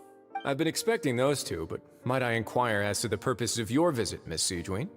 I wanted to check up on Miss Clarande. How are you feeling? Mostly fine, I think. If you don't mind, I'd like to perform another quick physical exam. It'll just take a few minutes. All right. Thank you for looking out for me. I'll take my leave for now, then. Well, want to explain yourself, Wriothesley? Of course, but I'm not partial to the word choice of explain. How about enlighten? Where should I begin? How about you start by asking me any questions you have? You can start with whichever one you'd like to get answered the most. Then Paimon will begin. Did you know about Lenny's goals from the very beginning? No. I just knew they were Fatui operatives sent to the fortress by the Knave. As for their specific goals, I only figured those out as you made progress on your investigation. You managed to monitor and stay ahead of them even though you didn't know what they were trying to do? They came here with ulterior motives. I'm quite adept at discerning what that kind of behavior signals. Initially, I thought their goal was just to investigate Child's disappearance. Lyney suggested that I had deliberately let him escape, but in truth, I didn't really do anything special to help or hinder him while he was here. Everything he did, from finding helpers to leaving this place, he did on his own. Of course, it's inevitable that the Knave would make a big deal out of her fellow Harbinger's unexplained disappearance. I'm also quite curious about where that Harbinger went, so I figured I might as well let the Fatui do their own investigative work. All I care about is the answer. So you were hoping Lenny's group would just do your work for you? You make it sound like that's a bad thing. Unfortunately, things didn't go as planned. I assume that Fremine has told you already, the ratio of primordial seawater around the Fortress of Meripede is on the rise. The Forbidden Zone has always been Linny's target, and you got roped into that investigation after running into him. I began to intervene out of concern for your safety, and also to prevent the fortress from becoming entangled in more irksome matters. Are the rumors true that you're also a former criminal? Now, why would you put it like that? Isn't staying here all day and serving as the manager of the fortress a kind of sentence unto itself? Another form of prison? I just happen to have some support from the rest of the inmates. That's all. Oh, right. Paimon wanted to ask, who invited Cloran down here? Me, of course. I paid her good mora to come down to the fortress for some field work. As a champion duelist, Miss Cloran could be considered to be an independent party. I needed to find an exceptionally capable person to help me get through the impending crisis. And saving Fremine was part of that crisis? You can think of it like that, yes. Credit where credit is due, that boy is quite adept at diving. Had conditions not been as hostile as they were, he probably would have found the missing Harbinger already. That's not something you should be asking after. Neuvillette only asked you to investigate Child's whereabouts. All I need to prove to you is that the Forbidden Zone had nothing to do with the Harbinger's disappearance. That should be clear now that you've spoken to Fremine. But we've already uncovered that there's something wrong with the infirmary, and we've answered a bunch of questions that you threw at us. Isn't it about time that you answer our last question in return? You make a compelling case. Do you really want to know the answer that badly? Yeah, Paimon really wants to know. Even if the truth may not be pleasant? Follow me.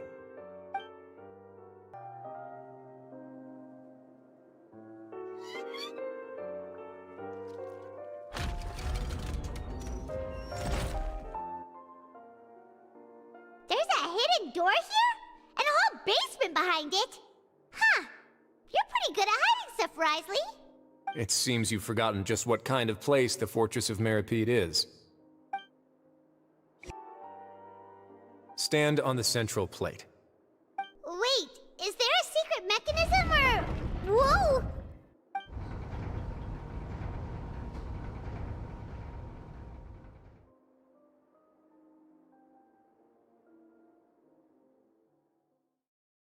So, this is the Forbidden Zone? Honestly, for a place so well hidden, Paimon sure doesn't see anything special. What a huge door! There are 3 such isolation gates in total. Generally speaking, I'm the only one who's allowed to go inside. Hence the name Forbidden Zone. Am I correct to assume you're going to run on back and tell your little Fatui friends everything? Well, Paimon wasn't thinking of keeping anything from them. Well, I'd advise you wait until you've seen the whole truth of this place for yourself before deciding whether or not to tell them. Huh. So there's a switch on the side. Stand back.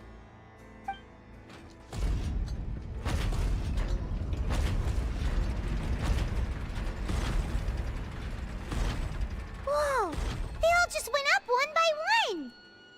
Go on, have a look.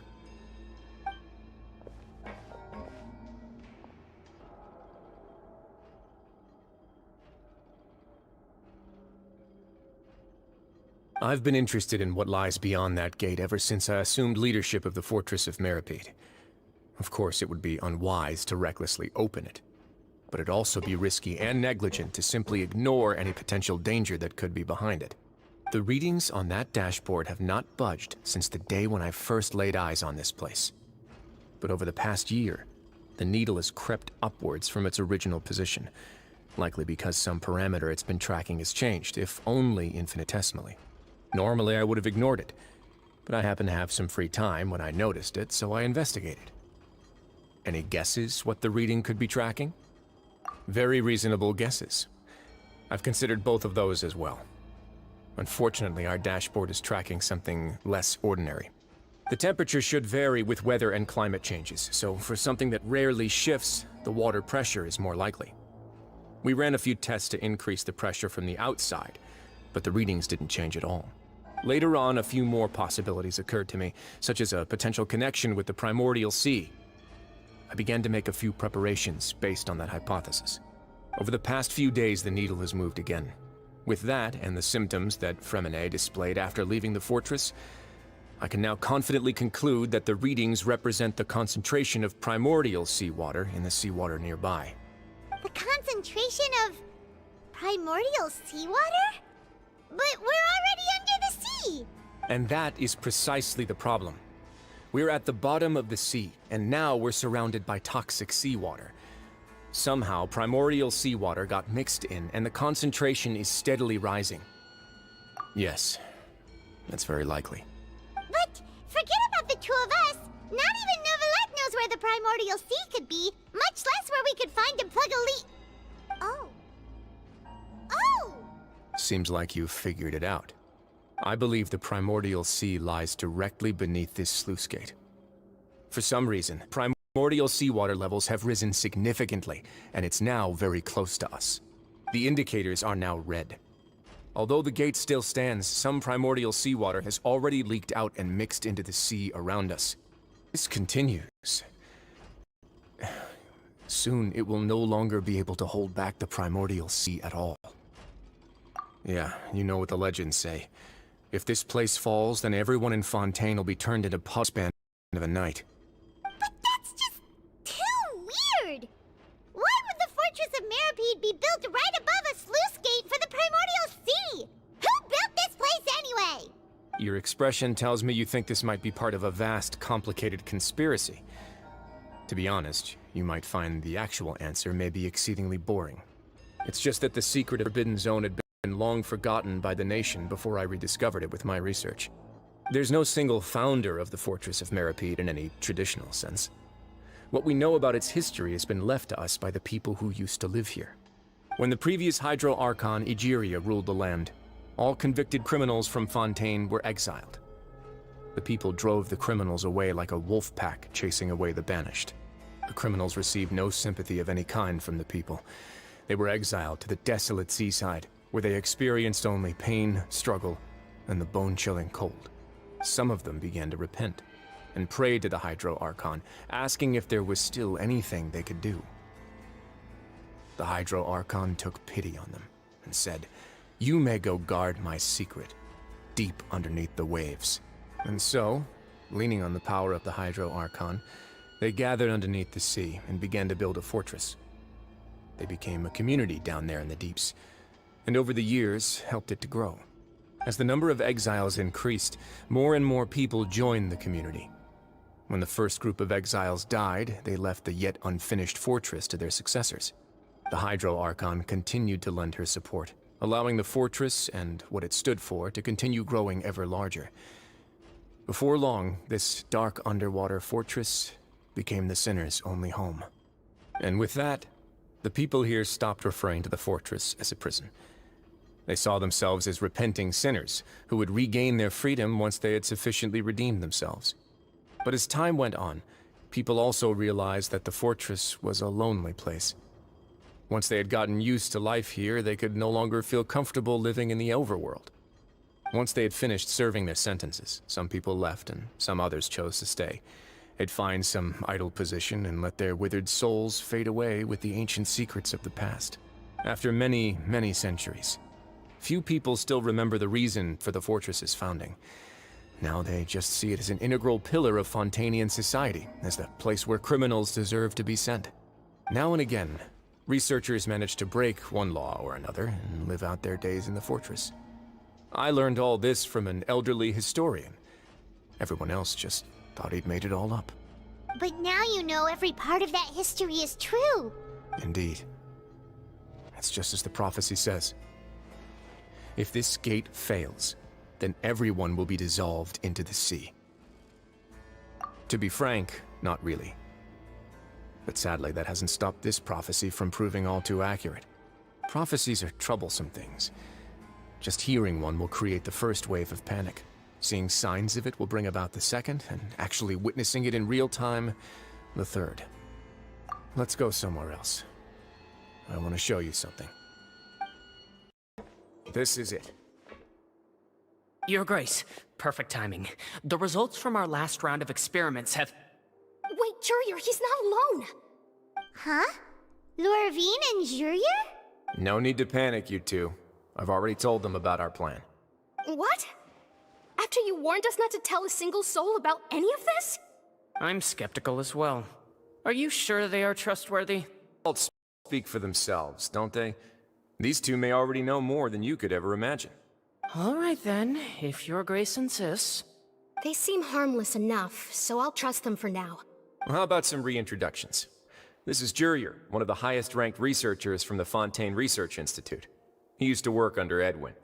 I trust that you've heard of Edwin? Good. Saves me a bit of time explaining. Edwin's main areas of research were archaeum and gravimeters. As his assistant, Jurier is quite familiar with them as well. I hired him to be my technical consultant. You're still here on Chan TV's Genshin tonight, and to our Chan mates as well as to our fellow travelers and trailblazers who are watching from Sydney, Melbourne, and southeastern part section of Australia, as they have their daylight saving time. We would like to wish you a happy new year and welcome to 2025. Please do not forget as well the special live stream program here on Chan TV's YouTube and Twitch channels on Welcome 2025 starting from 11:30 p.m. Okay, 11:30 p.m. So please sit back, continue, and enjoy our marathon for Genshin tonight. Once again, for Sydney, Melbourne, and southeastern Australia who are having their daylight saving times, Happy New Year once again, and welcome 2025. Whoa, there's another door that goes right up. Your constant amazement makes it seem like the fortress can do anything.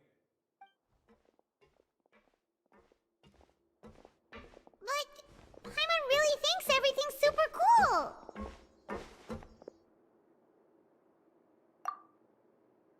Well, let's spice it up a bit. And here you go.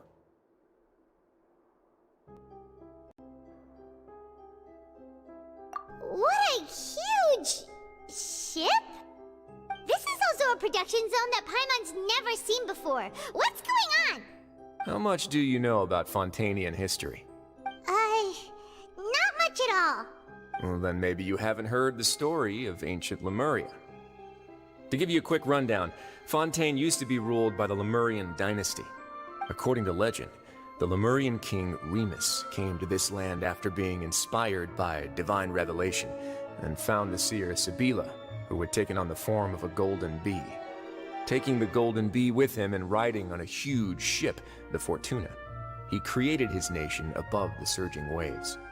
He called his nation Lemuria, and used the Fortuna to incessantly search for new tribes and islands, calling on them to join his empire. There's a ship in this story too? Where there's water, there'll be ships. People believe that hope can always be found at the end of a voyage. Do you believe that too? To a point, I think. As you've already seen, I have a whole factory's worth of labor, materials, and technology at my disposal. Certainly can't hurt to give it a try. So the moment I began to speculate that the Primordial Sea might lie underneath the gate, I also began this project. Were you inspired by the legendary Fortuna? Maybe. Fontainians need something to hold on to cope with the impending disaster. Were the workers to find out the truth behind this ship, riots would destroy the fortress faster than any catastrophe. As the fortress's administrator, I'd never make such a reckless call. Alright, that's enough talking for now. I'll need another 3 cups of tea to soothe my throat. Do you have any other questions? Seems like you're good. Come on, back.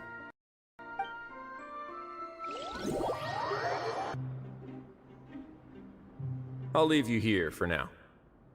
Oh, thank you so much. No worries. But don't forget, it's up to you whether or not you want to share what you just saw. What you do from here on out will likely affect those 3 as well.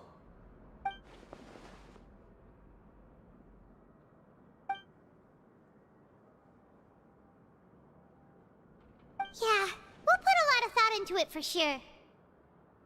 Great. I look forward to what happens next. We're back! Welcome back.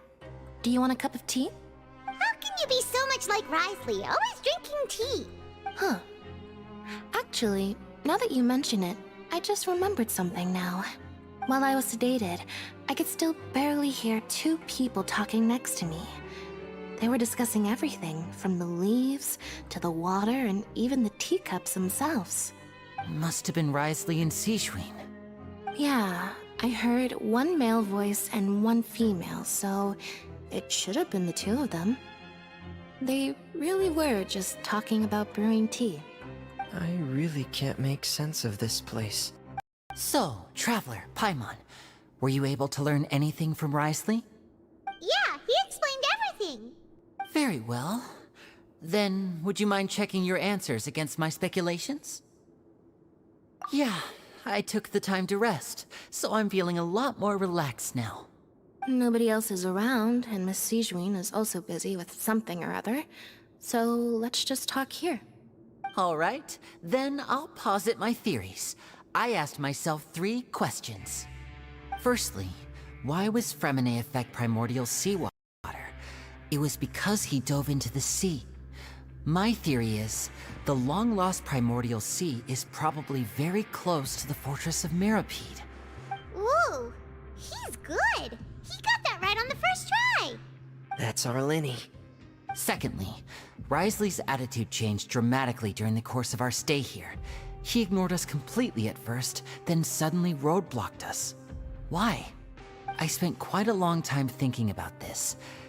If he has been monitoring the Fatui since the very beginning, he probably ignored us at first because he was hoping we could find Master Child for him. What's more, the Fortress of Mirapede is not part of Fontaine's court system, nor does it report to Udex Nervulet. Wriothesley is basically the king of a no-man's land. As long as the fortress doesn't do anything about Master Child's disappearance, Father can use it to pressure the Fontaine authorities. And while the two factions are pitted against each other, Wriothesley will be free to move between the parties of interest. If I had to guess, he probably has something that he's working on himself. It's likely related to the secret of the infirmary, but I just can't think of what it could be. You're super smart. Thanks so much. Then finally, there's the last question. If Wriothesley does have a plan, what could it be? All I know for now is that his plan probably has something to do with the changing nature of the seawater. He's even gotten Cloran to help him out. That can't be the full extent of what he's doing. There's probably a secret passageway behind the block in the infirmary, and there's something big in the fortress that most people here never get to see. He has a bargaining chip, and it could be important enough for Father to deal with him directly. I don't have enough information, so I have no idea what his chip might be. But let me guess. You have the last of the puzzle.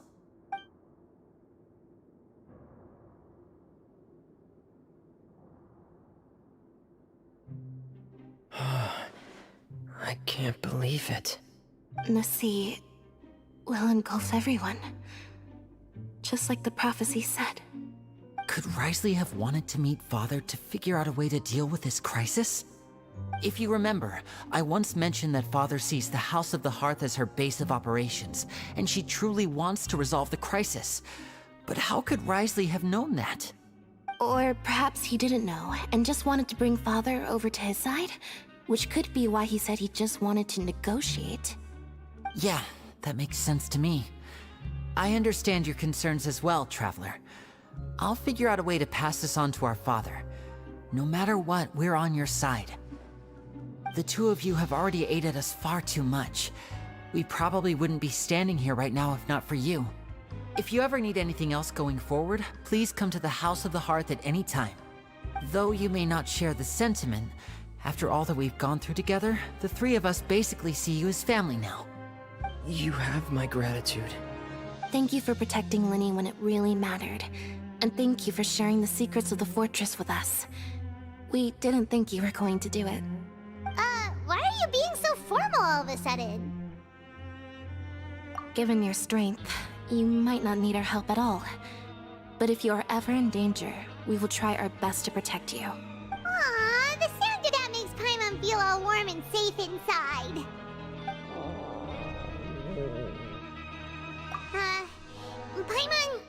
Paimon's hungry. Oh, you've done so much already. Go get some food. Alright, then we'll catch you guys another time. It's time for dinner. Welfare meals now being served in the coupon cafeteria. Come on, let's go pick up ours as well. Traveler and Paimon, over here. Are you here for dinner too, Miss Sijween?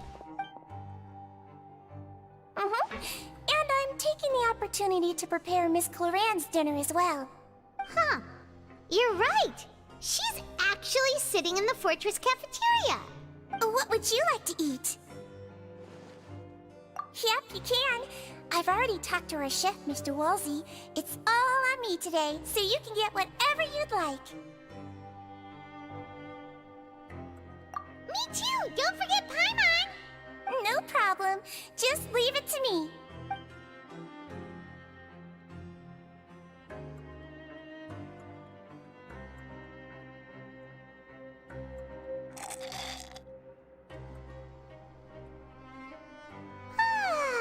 So delicious. Is this how it feels to be freeloaders? Wait a second, we did do plenty of work after all. Feeling full yet? How's the food? Delicious. I'm so glad to see you all so happy. Oh, see, the expression on your face just now? The muscle here just moved, which suggests that you're feeling quite relaxed at the moment. Sijween, do you do this to help your patients or to better understand human beings? A bit of both, I suppose. I'm a Melazine, which means I'm very different from human beings. I must know what you're thinking if I want to take good care of you. You're really good at taking care of people. Even though you're so short, you still talk and act like an older sister. Really? You're reminded of an older sister? That's great to hear. Oh, and what did you mean back in Risley's office? When you were protecting Linny and his siblings as well. Oh, that. I just asked His Grace to look out for those children, especially that diver boy. I was getting a bit worried after hearing that something was wrong with the water. Thankfully, Clorand is very strong and managed to save him in the nick of time. His Grace also sealed the pipes after Clorand left, to make sure that Linny wouldn't impulsively chase after his brother. Although the path was blocked, we still stationed some guards there to stop anyone from approaching. They were instructed to only open the door once Miss Clorand had returned. Oh, and I was keeping an eye on Mr. Linny as well. We had to press him, but we couldn't allow him to be in any real danger. You were all super considerate and really thought everything through. It's just what we do down here at the fortress. At least this has been His Grace's style for as long as he's been the leader. Oh, I really wish Monsieur Nervula would come down here more often too. I feel like he'd like it here, with all the darkness and chaos. Get a good night's rest, you two. You both worked very hard. Oh, so much has happened. Paimon just feels absolutely exhausted now that she's finally relaxed. Paimon's super sleepy. Are you sleepy too?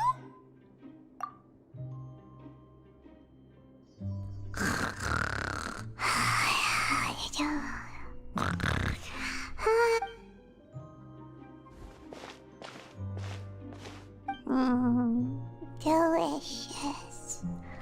Paimon wants seconds for free. Get out of my way! What happened? Why is everyone running?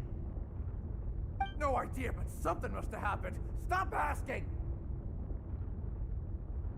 Who's yelling? Paimon still wants to sleep.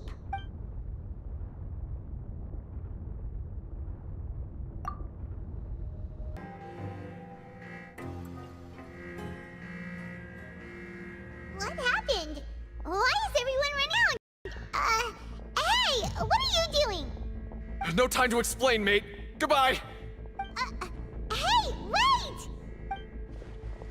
What's wrong with these people? They won't even talk to us. They're here! There you are! Oh, thank goodness!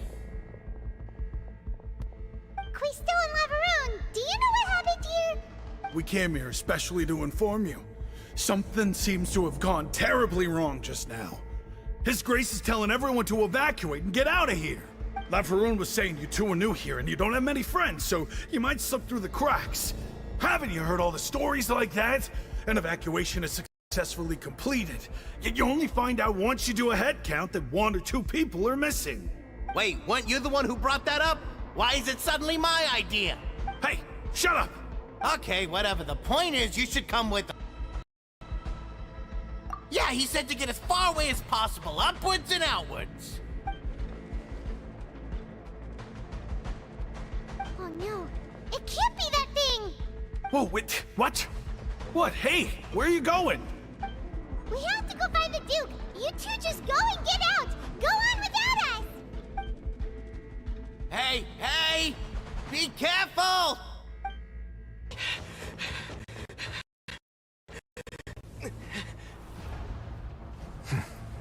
They're here. Just like I said. What happened?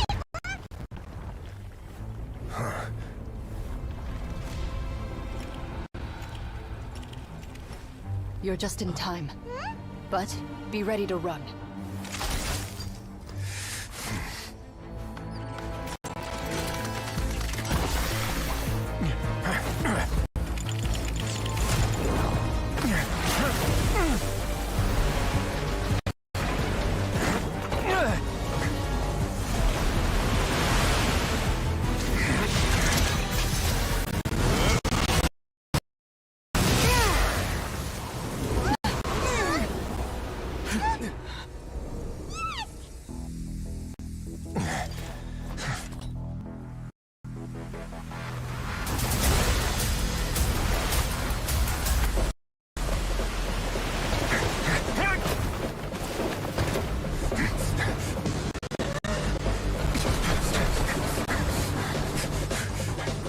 Three, 2, 1.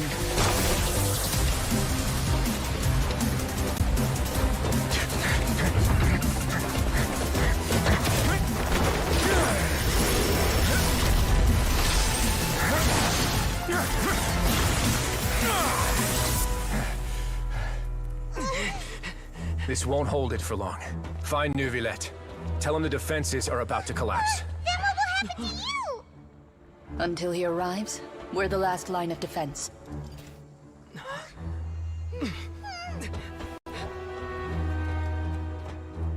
The gate. How long do you think it'll hold? That depends on us.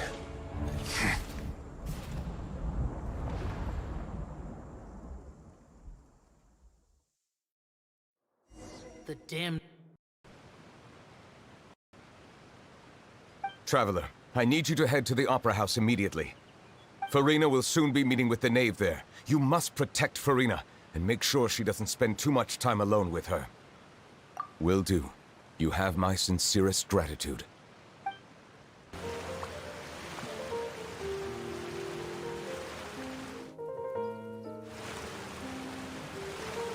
Look!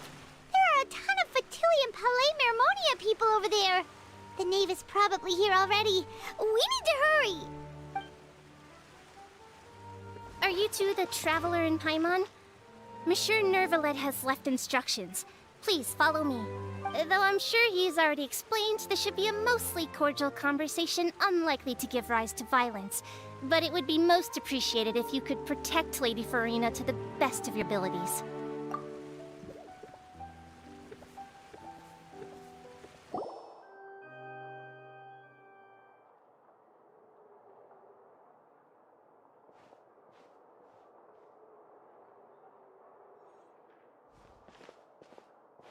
Oh, so you two are the honored guests Miss Farina mentioned.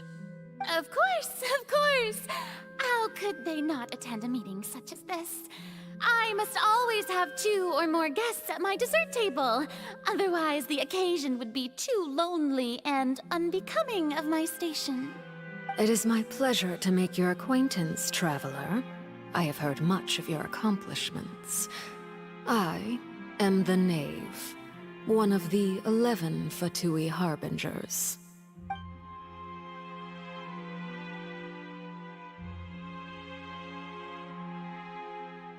I've already prepared seats for you. Come, sit beside me. Perhaps you two are unaware of how Miss Farina and I do things. You see, we actually recently agreed to get together for tea when we had the time. See this? This is a limited type of confectionery that Miss Farina simply adores. There are only 16 slices sold every day. Here, why don't you and Paimon have a taste?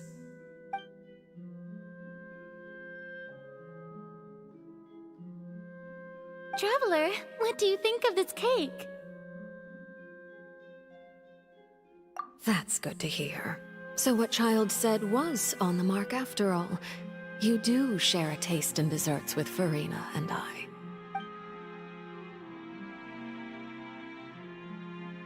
I wonder how he's doing nowadays. You must have heard, right? He's suddenly gone missing. I'm really worried about his safety, you know. Here's to hoping that he's an excellent swimmer.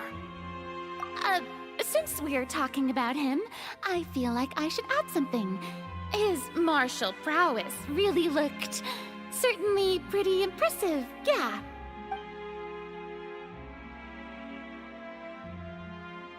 Oh, so you're also familiar with his aptitude for fighting, Miss Farina. Oh, right. I almost forgot. Child was subdued by Udex Nuvillette right in front of you. Against ordinary people, my colleague would never be on the back foot. But alas, he just never imagined he'd run into such a person. I must express my admiration for Monsieur Nuvillette. Coming from you, that's not surprising at all. But I thought you would be happier to hear the news. Of course, but it's still a bit of a shame. You see, I would have been far happier had I received this news somewhat earlier. As you well know, a long time has passed since Child disappeared. Well, in any case, there's no need to worry. We know for sure that Child is still alive. Oh, and just how do you know that? Because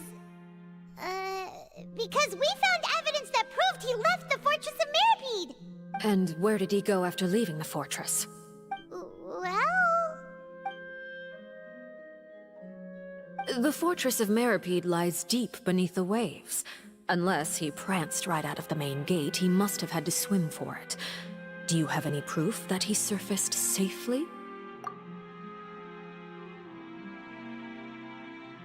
Ah, that is good news at least. His sister Tonya sent a letter to Fontaine not too long ago. Since he was unfortunately unavailable, it up on his behalf. Do you have any idea how he usually writes back to his family? Dear Tonya, your letter made me feel like we were still enjoying our time in Snezhnaya together. I'm currently admiring the scenery on the streets in front of the Opera House. Is it something like that?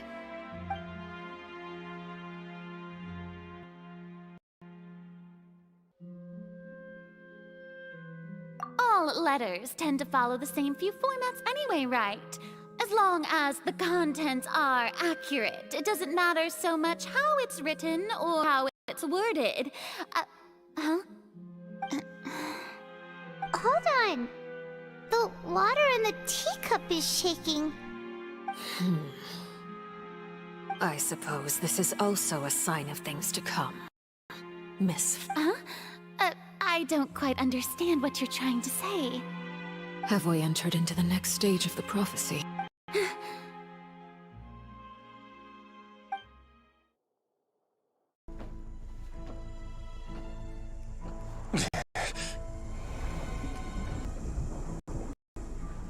My thanks to you both.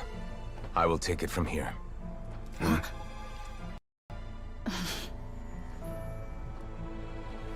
Sure you don't need a hand? Quite sure. Wow. So, what's your secret, huh? Let me guess. Nah, who knows? It's just your your sense of responsibility. Sounds about right.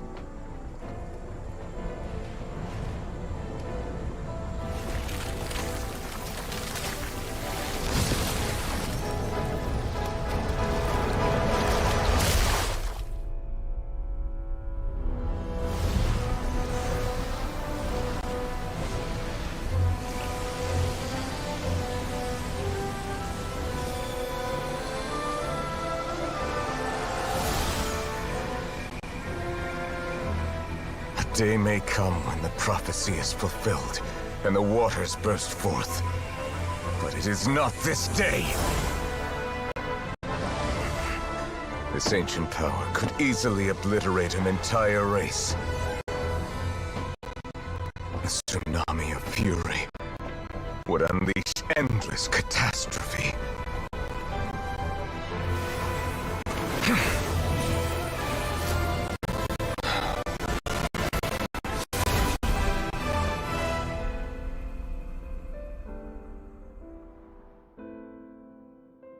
This sentence is too severe. Forgive me for overruling it. Problem inside has been suppressed. Let me guess, we're safe for now. Indeed. But only for now. I win this bet. You owe me a present. Very well. It was indeed just as you said. You made a bet? We made a bet on the size of your entourage. Cloran thought you wouldn't come down by yourself. I figured you would have at least brought a few people along for appearance's sake. It appears I underestimated just how confidential the mission was. Shouldn't you have gotten used to confidential missions by now? That's just how the courts operate. So what gift must the loser give? Tea? He already has tons of tea in his office. I'm thinking about a set of legal codices. That wouldn't happen to be a dig at my lack of legal awareness, would it? Well, I'm sure His Grace doesn't consider the fortress to be outside the law. I was under the impression the residents of a place like this would be uninterested in the legal codices. That was obviously a joke. Anyway, you've still got some unfinished business to attend to in the open, correct? No need to stay here if you have a pressing matter. We all know you can't leave Palais Marmonia for long. Thank you. I hope everything went smoothly with the Fatui Harbinger.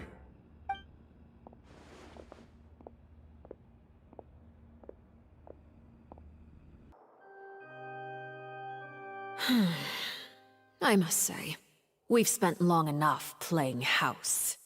Miss Farina, as the Hydro Archon, I am sure you understand the exact meaning of the phenomenon we just witnessed. Or should I say, that's what I originally thought. But looking at your expression, was I wrong? And you haven't a clue? What are you trying to say? At this point, I don't think there's any more need because diplomatic representatives. Allow me to speak to you now as just a Fontainian. You know the prophecy by heart, and also that every part of it is being proven true. Yet, here you are relaxing, drinking tea, and eating desserts as if it's all nothing more than a few stray bugs in your garden. Do you really think that's acceptable? The prophecy's hanging above our necks like a guillotine. Every faction is looking for a way to either avert the disaster or save their own.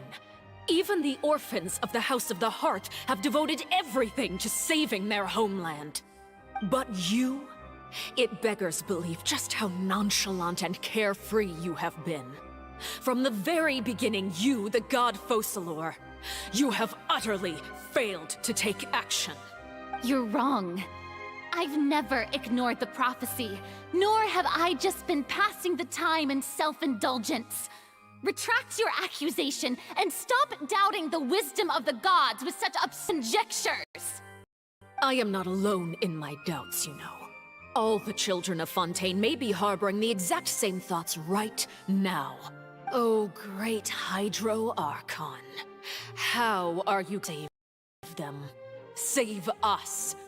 How are the people you've sworn to protect supposed to survive in a land that will soon disappear beneath the waves?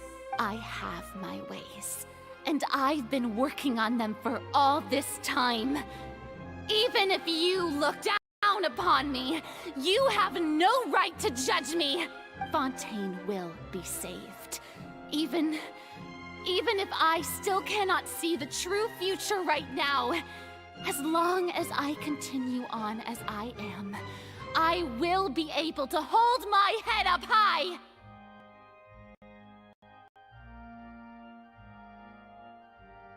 Then I ask you, Farina, just what have you been working on? Where can we see it, and what is it doing to help?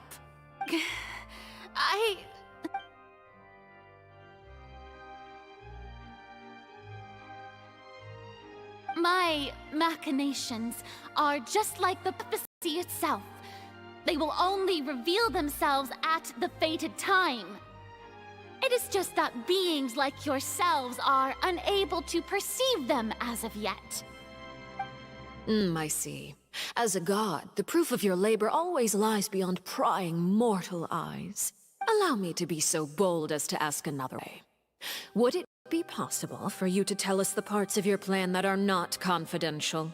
Such as your emergency response plan for the impending disaster? An emergency response plan? Oh, that look in your eyes. Have you not even prepared one of those? The emergency response plan is also strictly confidential. Then allow me to jog your memory. Miss Farina, what is the purpose of your Oratrice Mécanique d'Analyse Cardinal? What do you plan to do with the massive amounts of indemnitium that has accumulated over the years? The Oratrice? It's just like it appears to be. So you also have no idea. If I'm not mistaken, someone's using it to prepare for something. But unfortunately, it would seem that someone is not you, Miss Farina. I first caught wind of this when Linny tried to investigate the Oratrice in the Opera House. You see, even just to the core contaminated him with an extremely large amount of indemnitium.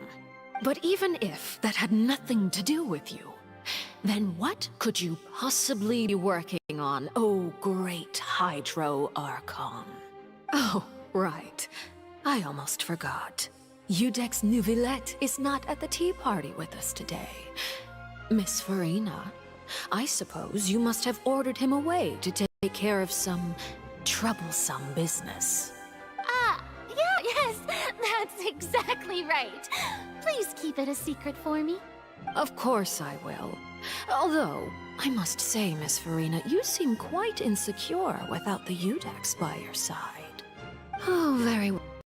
Let's stop that conversation here. There are still a few slices of cake left, so please, help yourselves, everyone.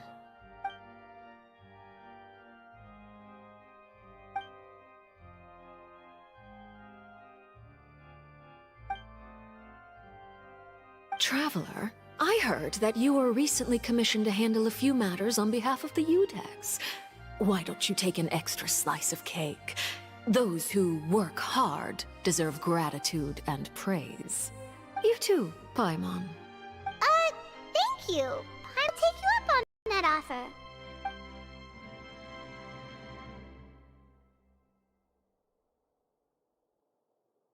Oh, Paimon's super full. That cake was great. If it's on my tea table, it must be of the highest quality.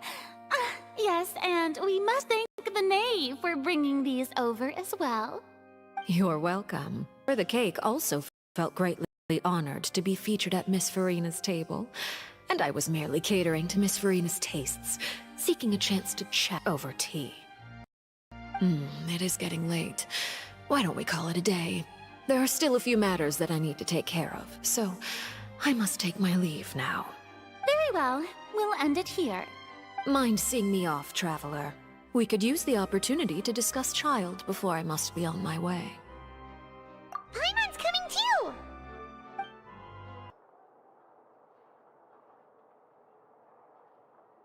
I'm glad that you were willing to come with me. Of course, child was just an excuse. I have no interest in your dealings with... That's what Paimon thought. You lent your aid to the children of the House of the Hearth. As their father, I would like to express my gratitude. Do I look like an irresponsible father to you? The House of the Hearth is very important to me. You should know that I care deeply about my children. That was all. Formal topics should be discussed in formal settings, and informal topics in informal settings.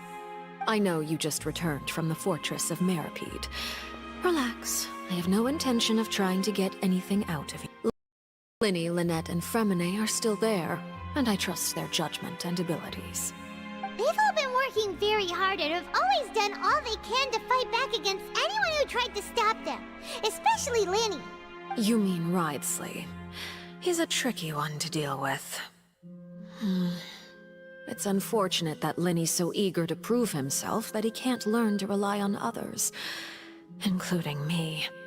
By the way, and you can just consider this a bit of idle gossip, but what's your impression of Furina? You are outside of our disputes, and the freest person in all of Fontaine, able to move around most easily. Allow me to share my perspective with you. And that's everything that happened during the trial. Master Child was declared guilty and immediately transported to the Fortress of Meripede. Didn't he say he was coming here on vacation? Does he not feel an ounce of shame for all the trouble he has caused? Forget it. He did give us an opportunity. I will be meeting someone shortly. Do you require help with any preparations? No need. I will take care of it myself. I need to meet with Furina, the Hydro Archon. She is at the heart of Fontaine.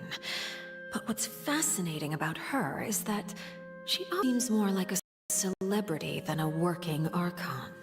Oh? Come over here, you little critter, you! You dare to run from me? Stop right this instant! My goal is just to discover the location of the Gnosis. But I didn't expect the chance to approach Furina to be handed to me on a silver platter. This is so easy, it's actually making me a bit suspicious. Anything left unguarded is usually just bait. But no one will blame someone for taking the bait. After all, from the moment it was attached to the hook, the bait is meant to be sacrificed. It's just as I guessed in the second before I struck. The Hydrognosis is not currently held by the Archon. In fact, this Archon doesn't seem like a god at all. And I sense that she's under some kind of curse. Who are you? And what are you trying to do? Please don't kill me! I'm begging you, please! The fear in her pupils is genuine, so perhaps she's not bait after all. Either way, targeting her has lost all meaning. I left the scene with ease. Nobody came looking for me, and nobody could serve as a witness to my near assassination of Focalor. I suspect even Furina dares not mention this incident to anyone. Not long after, my informants confirmed what I had guessed. After returning to her quarters, Furina quietly cried alone. She was so scared that she could not sleep that night, nor could she even bring herself to eat her cake. There's no doubt that there's something wrong with her. I began to entertain the possibility that she is not the true Hydro Archon. Perhaps Eudex Neuvillette is actually the genuine article. I have to find the Gnosis. If the Neuvillette hypothesis is correct, he is probably in possession of it. Alternatively, it might have been hidden in a place that's hard for ordinary people to access. Yes, Father. My dear children, please speak. News from the Fortress of Meripede. Master Child has gone missing.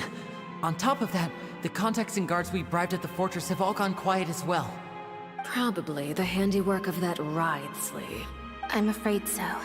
This is a good opportunity. The value of a harbinger is much higher than most would imagine. We now have an excuse to exert diplomatic pressure on the Fontaine authorities. Set up a meeting for me. I would like to meet the Hydro Archon and Iudex Neuvillette. Oh, and I have an additional mission for you three. Yes, Father. Tartaglia's disappearance was not a part of my plan, but I can use it to make a breakthrough. With this as my excuse, I can ask for an official audience and continue my investigation of Farina and Iudex Neuvillette. The initiative belongs to the House of the Hearth. My wish to investigate the fortress of Meripede will be a front. Linny and his group will be responsible for the actual intelligence gathering.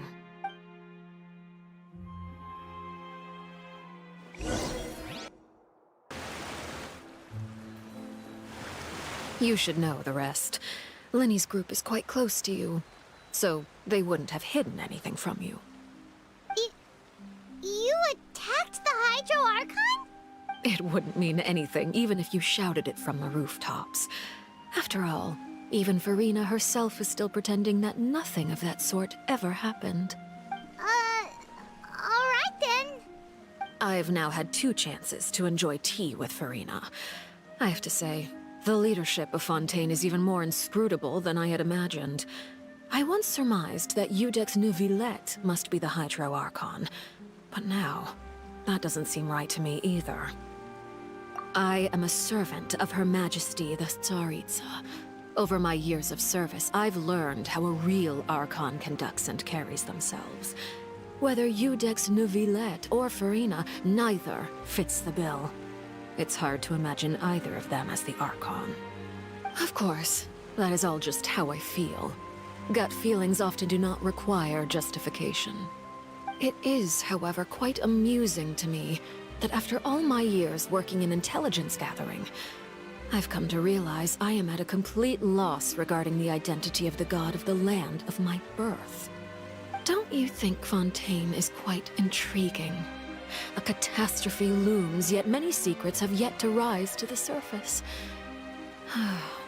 It looks like Fontainians will have no choice but to save themselves. Ultimately, though, one must survive in order to do anything else. Should the need arise, I would be happy to cooperate with you. You don't need to commit to anything right now, of course. I have a feeling that the situation will continue to evolve, and as your name is often connected with noble deeds, I'm sure we will work together someday. He certainly returned quickly. You must want to catch up with each other, so I'll leave you to him.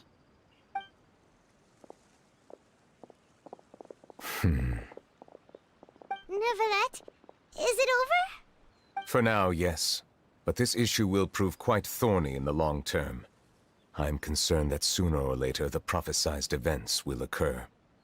Thank you for protecting Farina. To put it simply, I used my power to force back the Primordial Sea and reseal the sluice gate.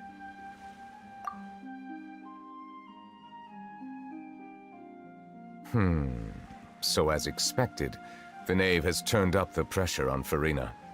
She's trying to feel her out, though I'm still unsure as to her motives. Permission granted.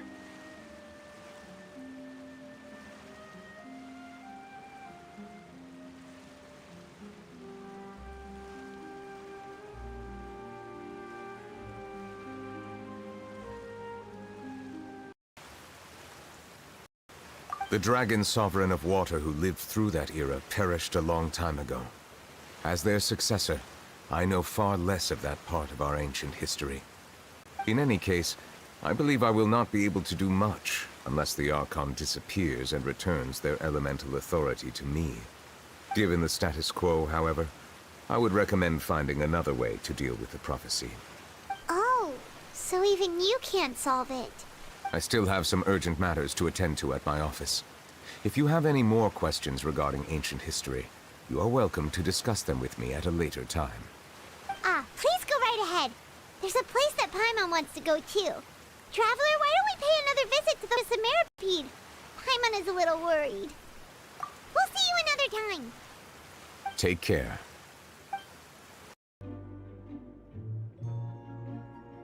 Now guess, what suit will this next card be? A bare teeth cat? Well, well, look who it is. Traveler, Paimon. Hello, everyone. Looks like you're recovering nicely from it, eh? Mm-hmm. Thanks to everyone's support. Oh, right. I managed to work up the courage to thank Miss Clorand in person. Whoa, how did she react? She told me that it was nothing. It was as if saving a life wasn't a big deal to her at all. She also told me not to worry about it. She didn't want to stress you out, that's all. She's right, and it's best not to dwell on it. Yeah. Okay, but check this out. We went back to the Opera House and we met the Knave. You met Father? Did she say anything to you? She said a few things that were, a bit hard to understand. And also that she's looking forward to working with us in the future. Her attitude towards you is even better than what we'd imagined. That's fantastic. You should believe her. She has her own way of doing things, and she'll do everything in her power to help those she considers close, which now might also include you. Mm-hmm. Father is very capable, and also trustworthy. Oh, Paimon just remembered that she thought he was a bit too proud as well. She said that you should learn how to rely on others sometimes. Got it. Huh. That does sound like something that Father would say. Hey! Are you going to stay here for the next few days? Looks like it, yeah. Excellent. I will host a tea party. For real? Then Paimon wants another serving of cake. Another implies that you were already served some delicious cake while you were up there. How lovely. Well, next time, you're going to have tea and snacks with us.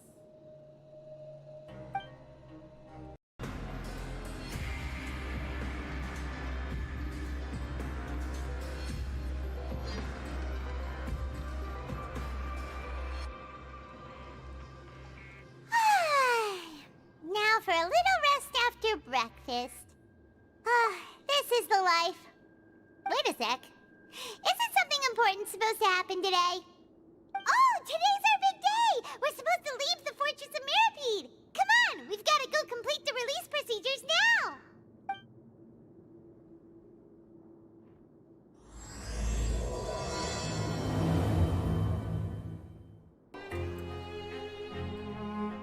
Please, sign here. This document will be effective immediately upon signing, and you two may exit the Fortress of Mirapede via the regular channels. It's been so long since we've been to the surface. Let's hurry up and... Huh? What's happening?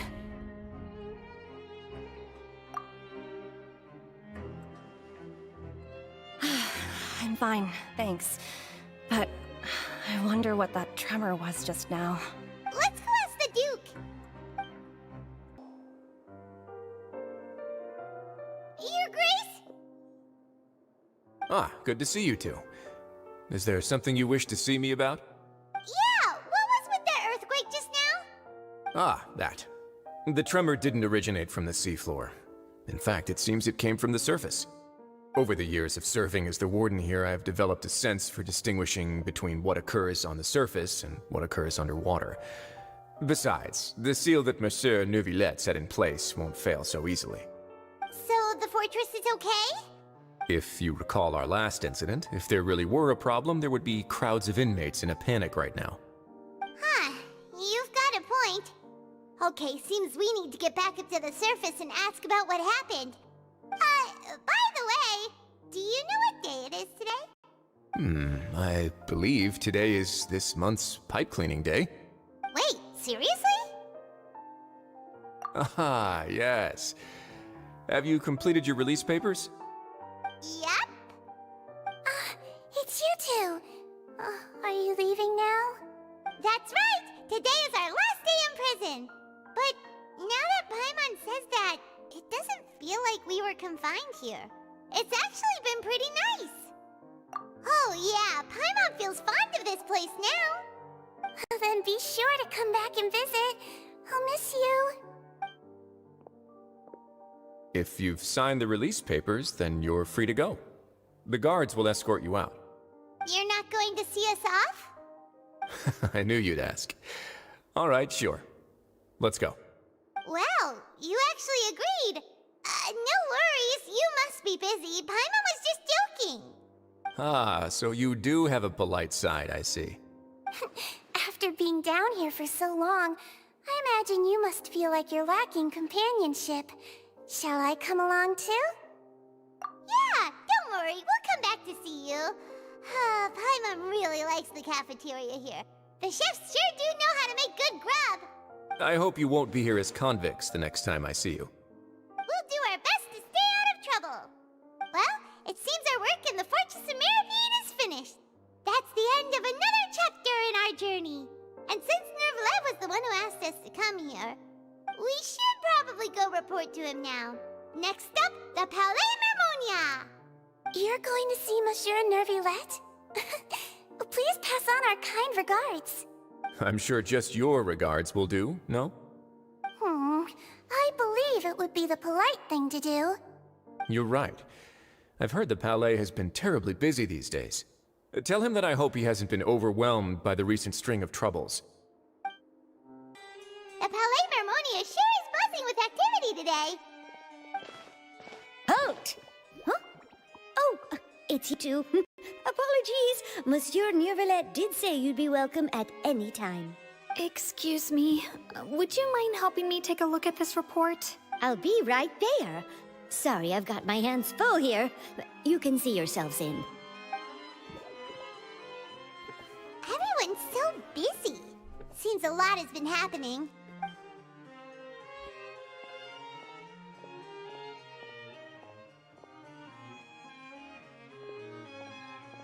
Nervalet! Hello. You've come at the right time, but you'll have to wait for just a moment, as there are some urgent matters I must tend to first. In the meantime, please, have a seat. If you'd like to have something to drink, let the Melusine outside know. That's all right. We just ate. Very well, then. Let's take a break over there while we wait for him to finish his work.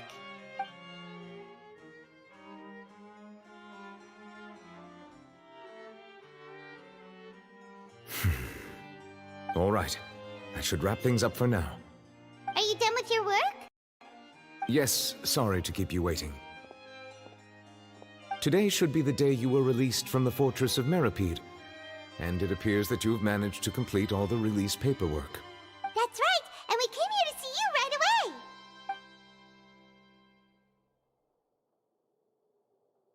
away. A massive whale. Do you have any idea what that might be? Judging from your description, that cannot have occurred in any ordinary waters, but rather something like the primordial sea. A whale of that size and shape cannot usually be found in the waters of Teyvat. Therefore, we can only assume that Child is presently immersed in primordial seawater. Immersed in primordial seawater? But how? And is he okay? Most people wouldn't be capable of entering in the first place. I'm not completely sure how he could have gotten there myself. Yes, what is it? Ah, right! Paimon felt it too! We asked the Duke and he said it wasn't from underwater, so we figured you might know something about it. It turns out that I have just received a report about this particular matter. In fact, that's exactly what I was busy with a moment ago. The source of the tremor was here on the surface near Poisson. After the shaking stopped, the water levels in the Poisson area rose at an alarming rate. The water levels rose? Oh no!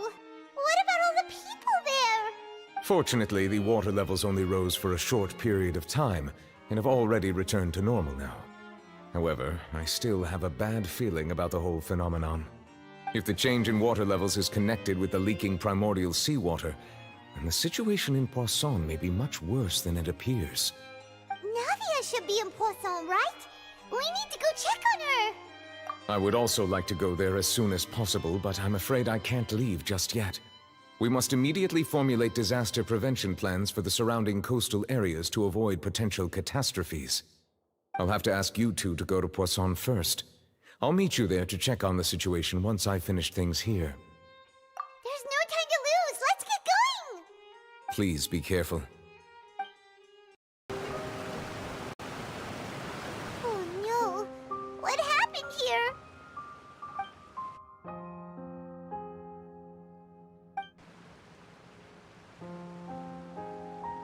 Navia should be around here, right? We need to make sure she's still... Paimon means we need to check on her.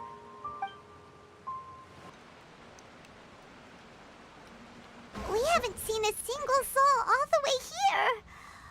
Oh, this is getting scary. What will I ever do now? Look! There's someone on the roof over there! Just stay put! We're coming up! Watch your balance! All right! Just hurry!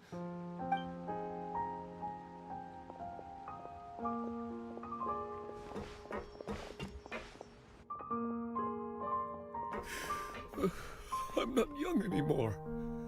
How will I survive on my own? My Desiree! Oh, he looks pretty sad. My leg! My leg! How could this have happened? It hurts! Just hang in there. Help is on the way. You can hold my hand if it makes you feel better.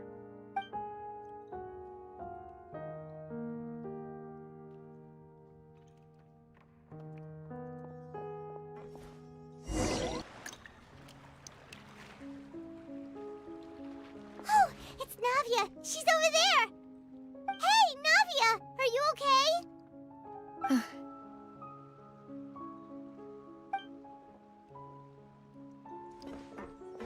You're here. We heard there was a situation in Poisson, so we came as quickly as we could. Yes. As you can see, the water level suddenly rose. It caused quite the disturbance, in fact.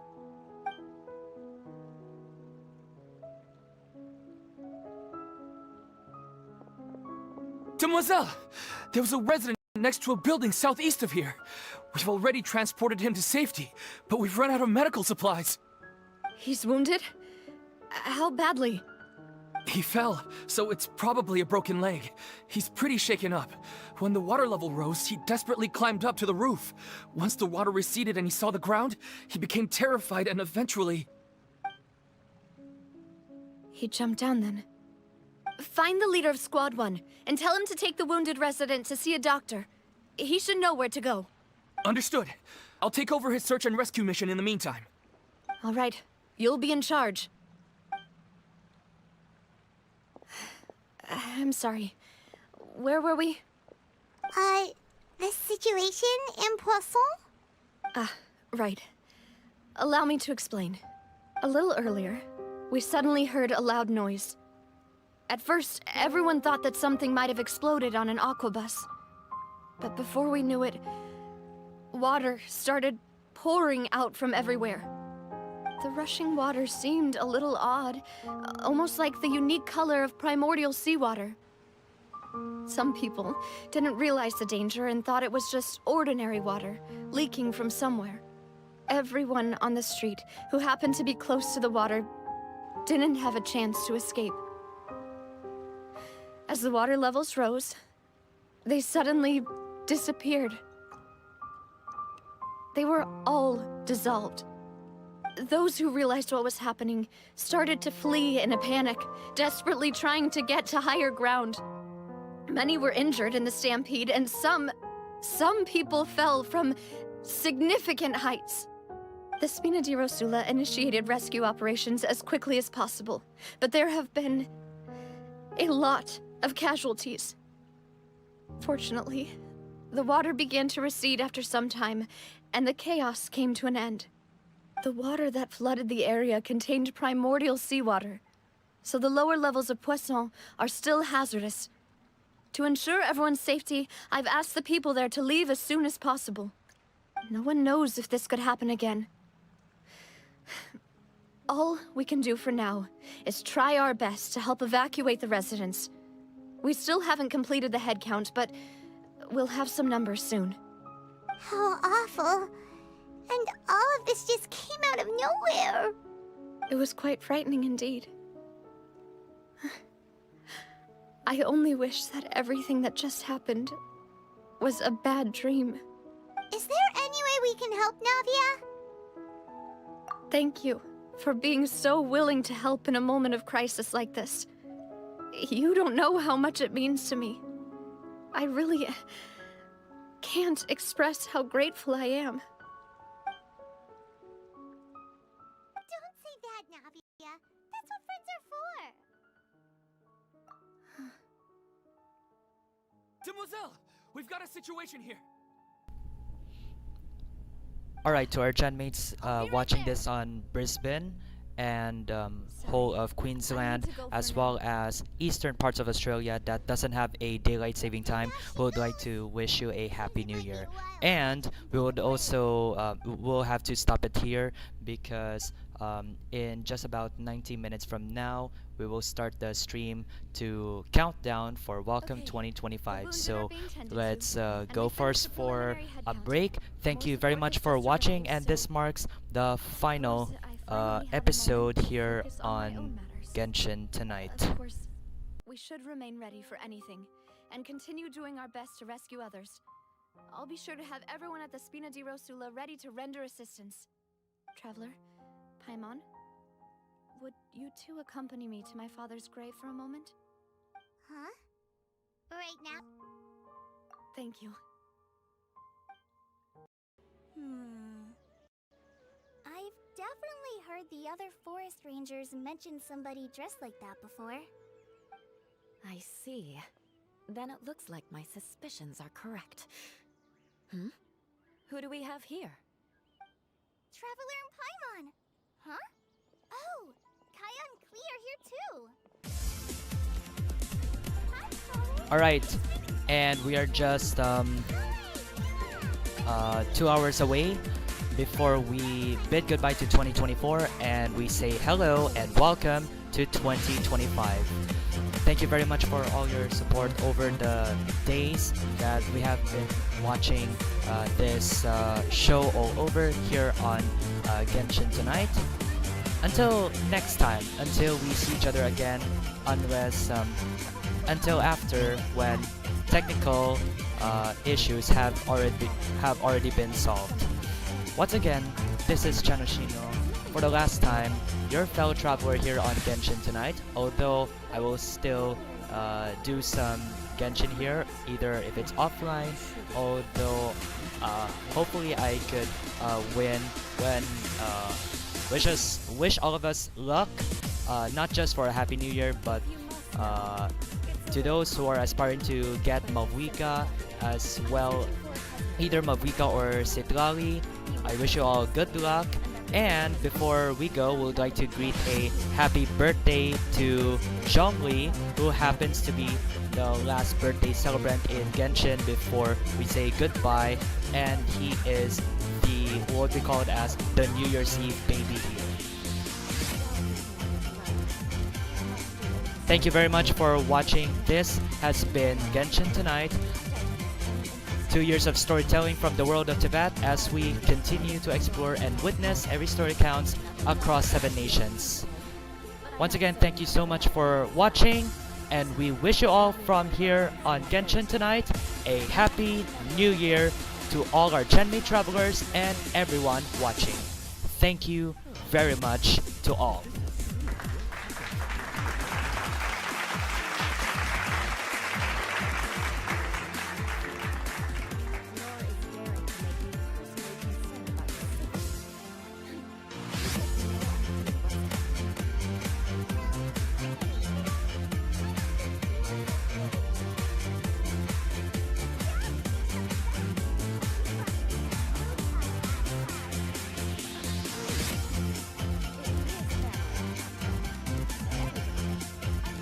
One more thing before I forget.